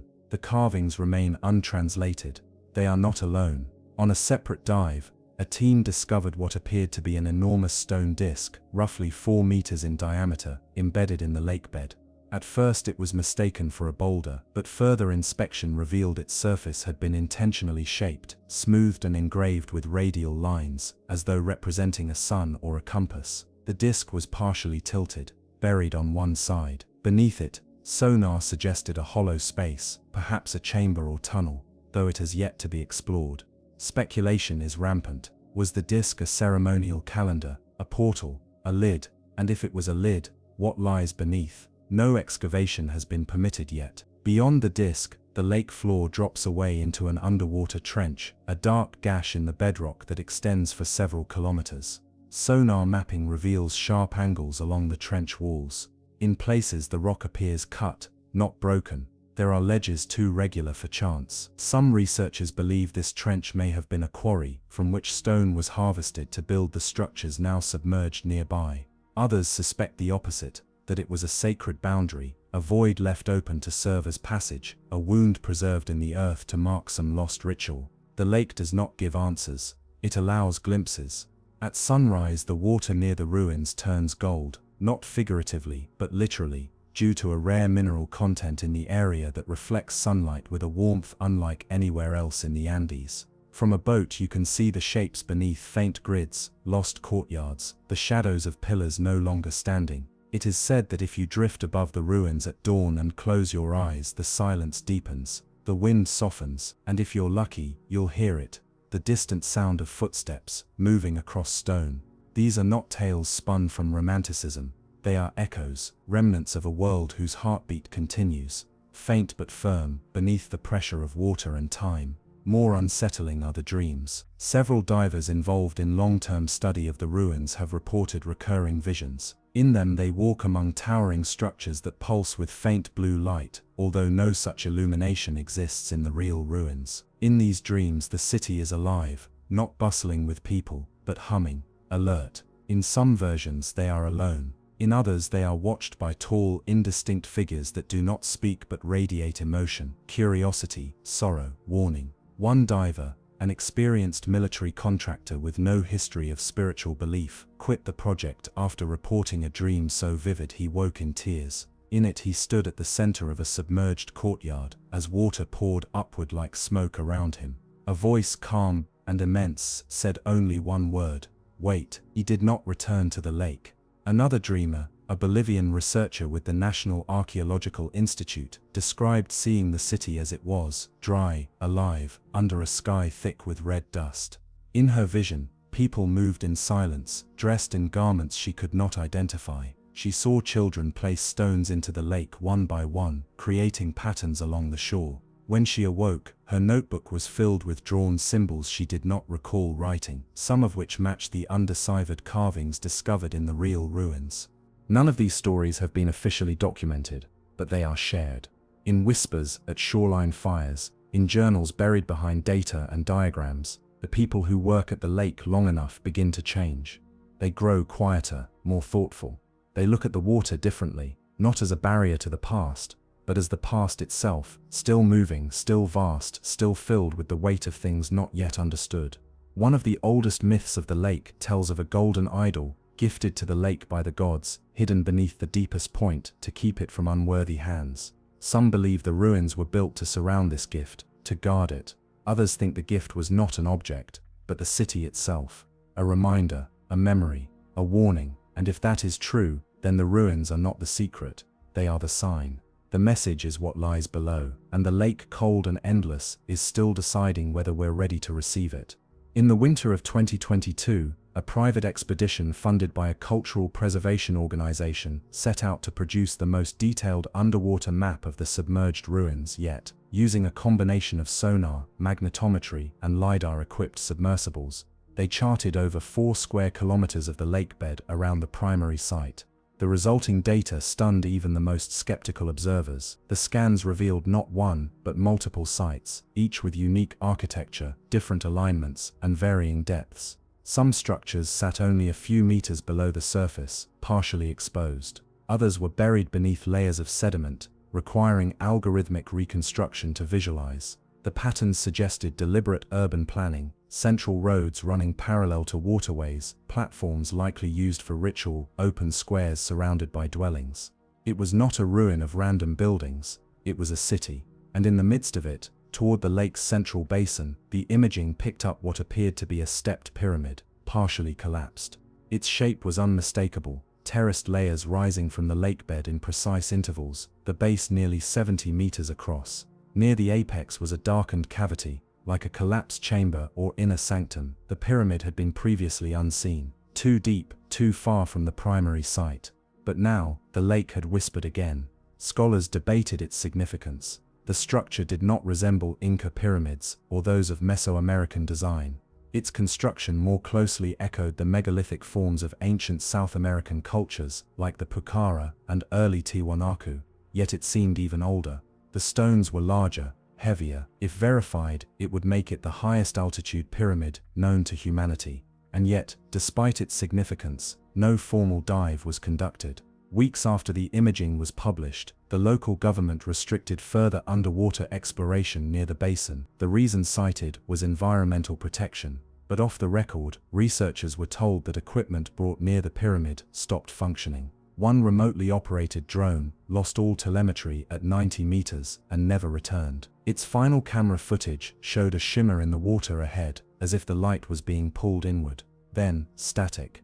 Another attempt resulted in a full system reset mid-dive. No explanation, no error log, just a reboot. When the equipment was recovered and analyzed, its internal clock was off by exactly 6 hours and 27 minutes. No correlation could be found with surface data. The time had shifted, inexplicably. Stories began to spread. Members of the mapping team described dreams that followed them home. Voices calling from beneath the water, glyphs forming in steam on bathroom mirrors, children speaking in languages they had never taught them. A technician swore he woke up with his feet damp, his bedsheets soaked with cold lake water. The heater had not been running. There was no leak. He left the project immediately, but the data remained. Over time, a picture began to emerge, not just of one city but of a civilization, one whose memory lingers in layers. In the way the terraces curve, in the dimensions of the plazas, in the unnatural precision of stairways that descend into nothing but silt. A civilization that knew it would be buried, and prepared for it. Several of the stone foundations are ringed by thin channels, barely wide enough for a hand, cut in perfect curves. One theory suggests they were water channels. Another proposes something more esoteric, resonance paths, conduits for sound. When played back through software, the paths produce harmonic frequencies at specific intervals. The tones match traditional Andean flutes, notes tied to the rituals of wind and stone. Some researchers now wonder if sound was used not just in ceremony but in architecture itself, that certain spaces weren't built for habitation, but for transmission. The lake, after all, is not just water, it is a lens, and what it reflects may not be limited to this world. There are older legends still, passed quietly through rural families that live near the shoreline, tales that never made it into anthropology textbooks, stories of light in the deep, of shapes moving under ice in winter, of songs heard from beneath the surface when no boats are near. A fisherman's widow once spoke of seeing a woman walk out of the lake during a storm, not climb, not swim, walk. She left no footprints, she vanished between trees. Her shawl was soaked, but the grass where she passed remained dry. A fabrication, perhaps, but the locals believe, and belief has a shape that mirrors the drowned city, layered, quiet, waiting.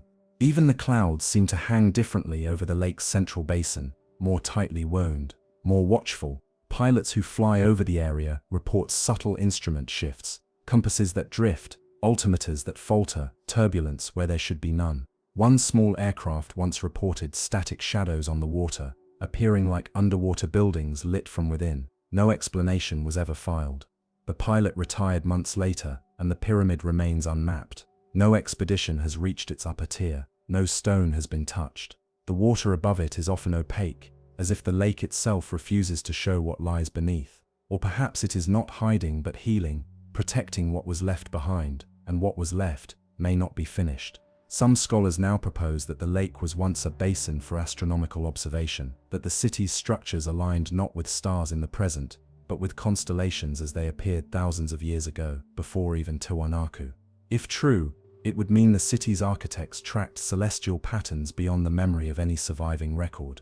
A civilization with vision not pointed outward, but upward, and then downward again, looking into the stars, then into the lake, because perhaps they understood something we do not, that water remembers, not just what it touches, but what it reflects. And in Lake Titicaca, the reflection is growing clearer, not through science, but through silence. The city beneath still waits, untouched and whole in ways no ruin has a right to be. Not ruined, but preserved. A memory held in breathless pause. The pyramid, the grid, the gates, they are not echoes of a past we've lost, but clues to a future we have yet to understand. And when the lake is ready, it may open again, not to offer answers, but to ask the final question. Where the brown waters of the Gulf of Khambhat swirl into the Arabian Sea, the tides carry centuries of sediment and silence. This part of India's western coast, stretching along the state of Gujarat, has always been shaped by water, its cities rising and falling on the whims of rivers, floods, and tides.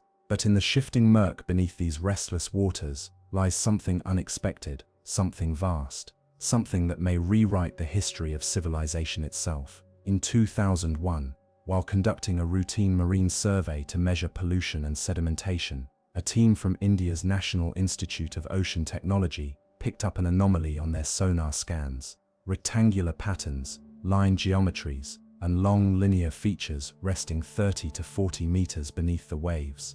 It was unlike anything else along the seafloor in the region. At first it was dismissed as a natural rock formation, but the more they looked, the harder that conclusion became to accept.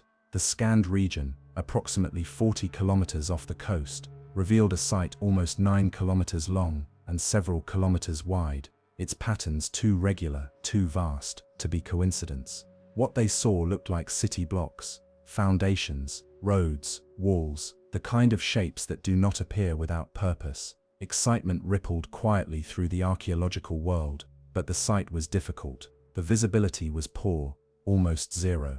The water churned with silt and sand. Strong currents made diving nearly impossible. Only sonar and dredging equipment could reach it. So they began to dredge, and what came up from the depths was strange. Stone tools, pottery shards, beads made of semi-precious stones, pieces of worked material that appeared shaped, polished, and in some cases scorched. The samples were sent to multiple labs, and though the data was contested, one radiocarbon test from a piece of charred wood returned a date of nearly 9,500 years old. That would place it around 7,000 BCE, long before the Indus Valley civilization, before Mesopotamia, before Egypt. If confirmed, it would be among the oldest organized urban settlements ever discovered on Earth. But nothing was confirmed, because almost immediately, the pushback began. Mainstream archaeology questioned the dating, the context of the artifacts, the methodology of dredging. Without in-situ excavation,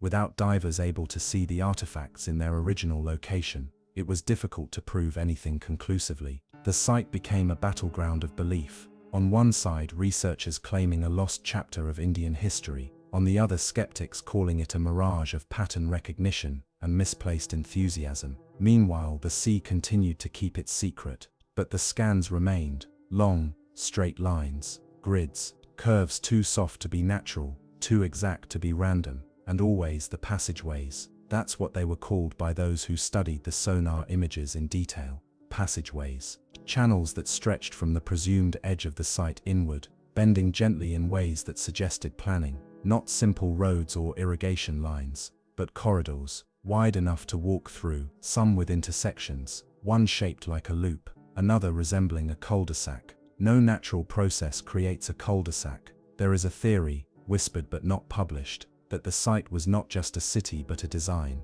a ceremonial map carved into the land, a blueprint for movement, for ritual, that the passageways were more than infrastructure, they were part of the message. And what was the message? One researcher, working anonymously within the National Institute, claimed the formations in Khambhat mirrored Vedic cosmological patterns, the mandala-like organization of space and sacred geometry described in ancient Sanskrit texts. When overlaid with known city plans from later civilizations, the shapes aligned with temples, fire altars, and ceremonial bath enclosures. It was as if the Khambhat formation was not a primitive city, but the prototype for everything that came after.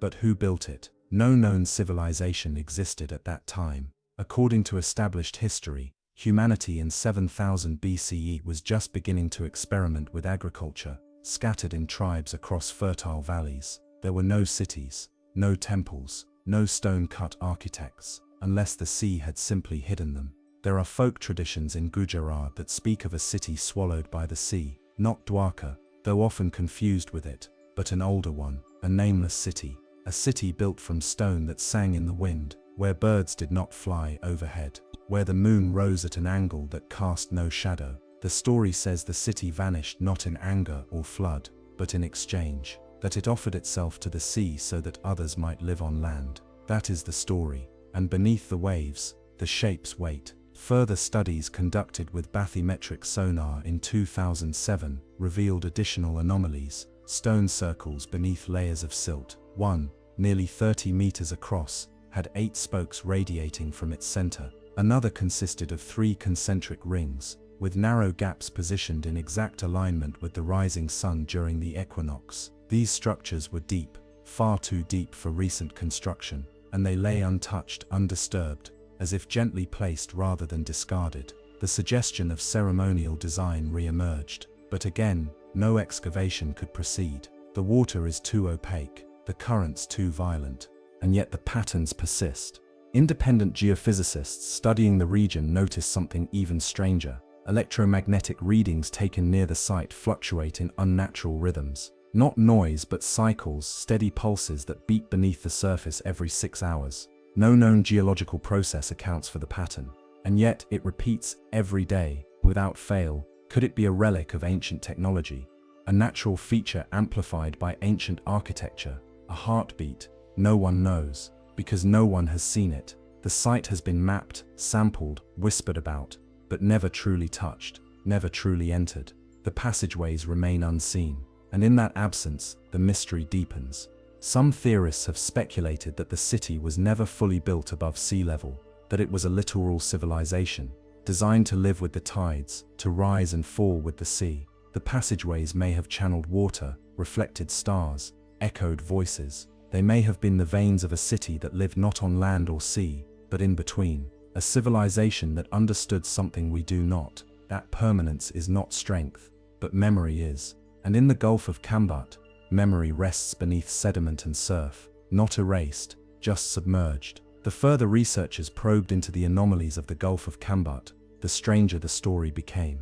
In one of the later sonar surveys, a series of parallel ridges was discovered running along the southern edge of the grid, ridges not aligned with the natural slope of the seafloor, but with one another at fixed intervals. Each ridge stood just over a meter high, and spaced approximately 4 meters apart. Some were broken or buried, others continued uninterrupted for nearly 150 meters. Theories emerged quickly. Some believed they were foundations of long structures, perhaps stilted buildings or water channels. Others suggested they were ceremonial walkways. But one team, analyzing the echoes of the sonar data in 3 dimensions, proposed something more daring. The ridges were resonance tracks, structures designed not for transit, but for sound. When they modeled the layout and input various low-frequency sound waves, something uncanny happened. Certain frequencies, played through simulation, created standing waves between the ridges, an acoustic pattern similar to those used in modern sound chambers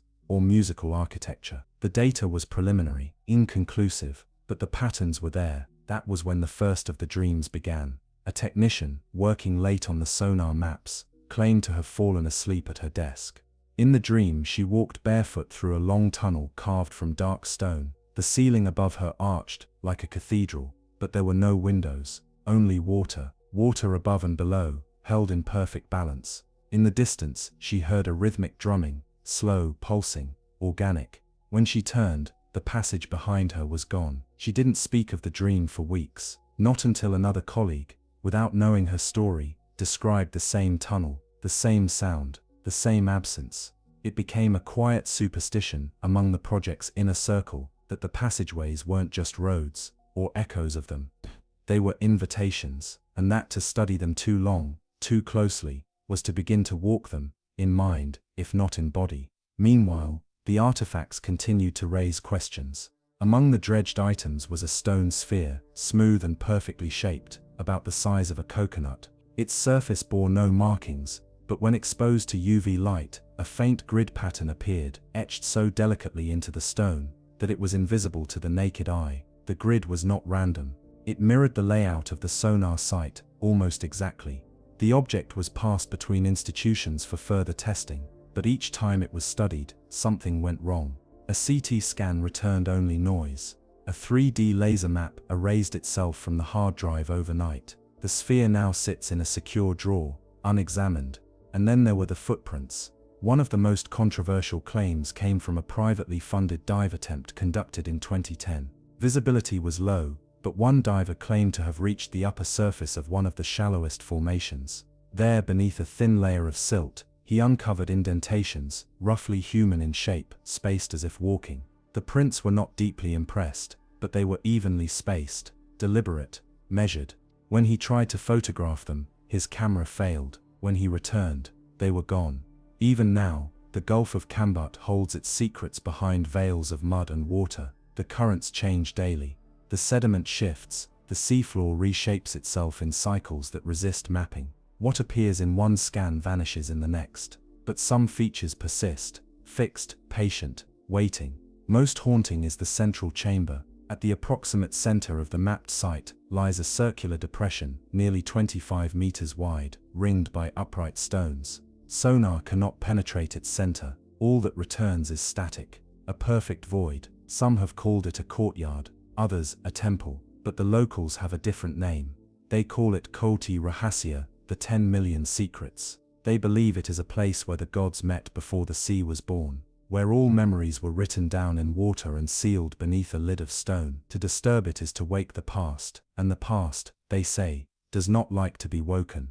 There are efforts now to fund a full underwater expedition. New technologies, drones with active silt dispersal systems, AI-driven mapping, pressure-stable cameras, could reveal what divers cannot. But each time momentum builds, something happens. Funding collapses, permits are delayed, weather disrupts the season. It is as if the site resists, and maybe it does. After all, not all ruins want to be rediscovered. Some wait not to be remembered, but to be left alone. And yet the passageways call. Their shapes, seen through the grain of sonar, seem to shift with the tide, beckoning, always deeper, always inward, toward a place no one has seen, a place not recorded in scripture or myth, but encoded in stone. And if they are truly corridors, then someone once walked them, not by mistake, not in exile, but with purpose. And their destination still waits beneath the sea.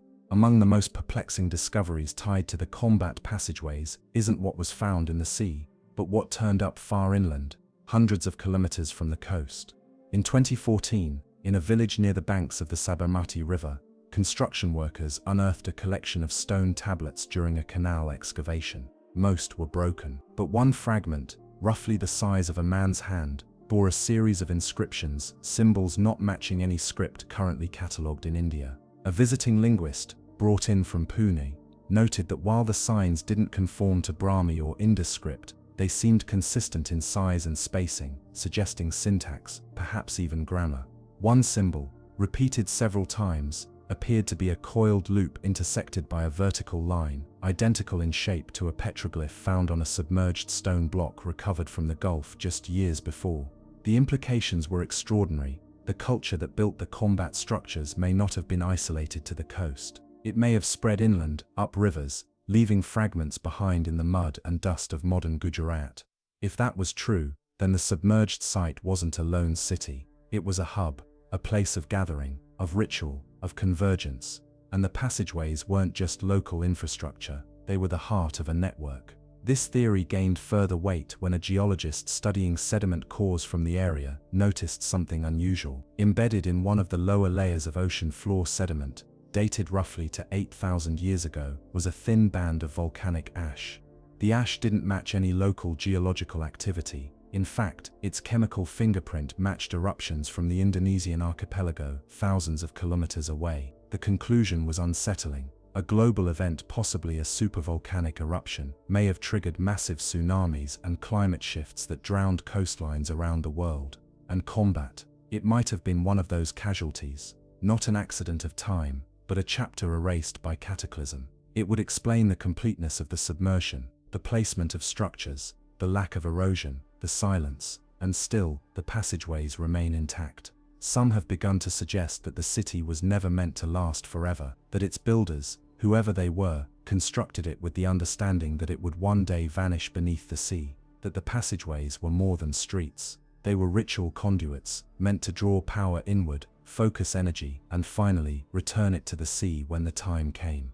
What kind of civilization thinks in such terms? What culture designs with vanishing in mind?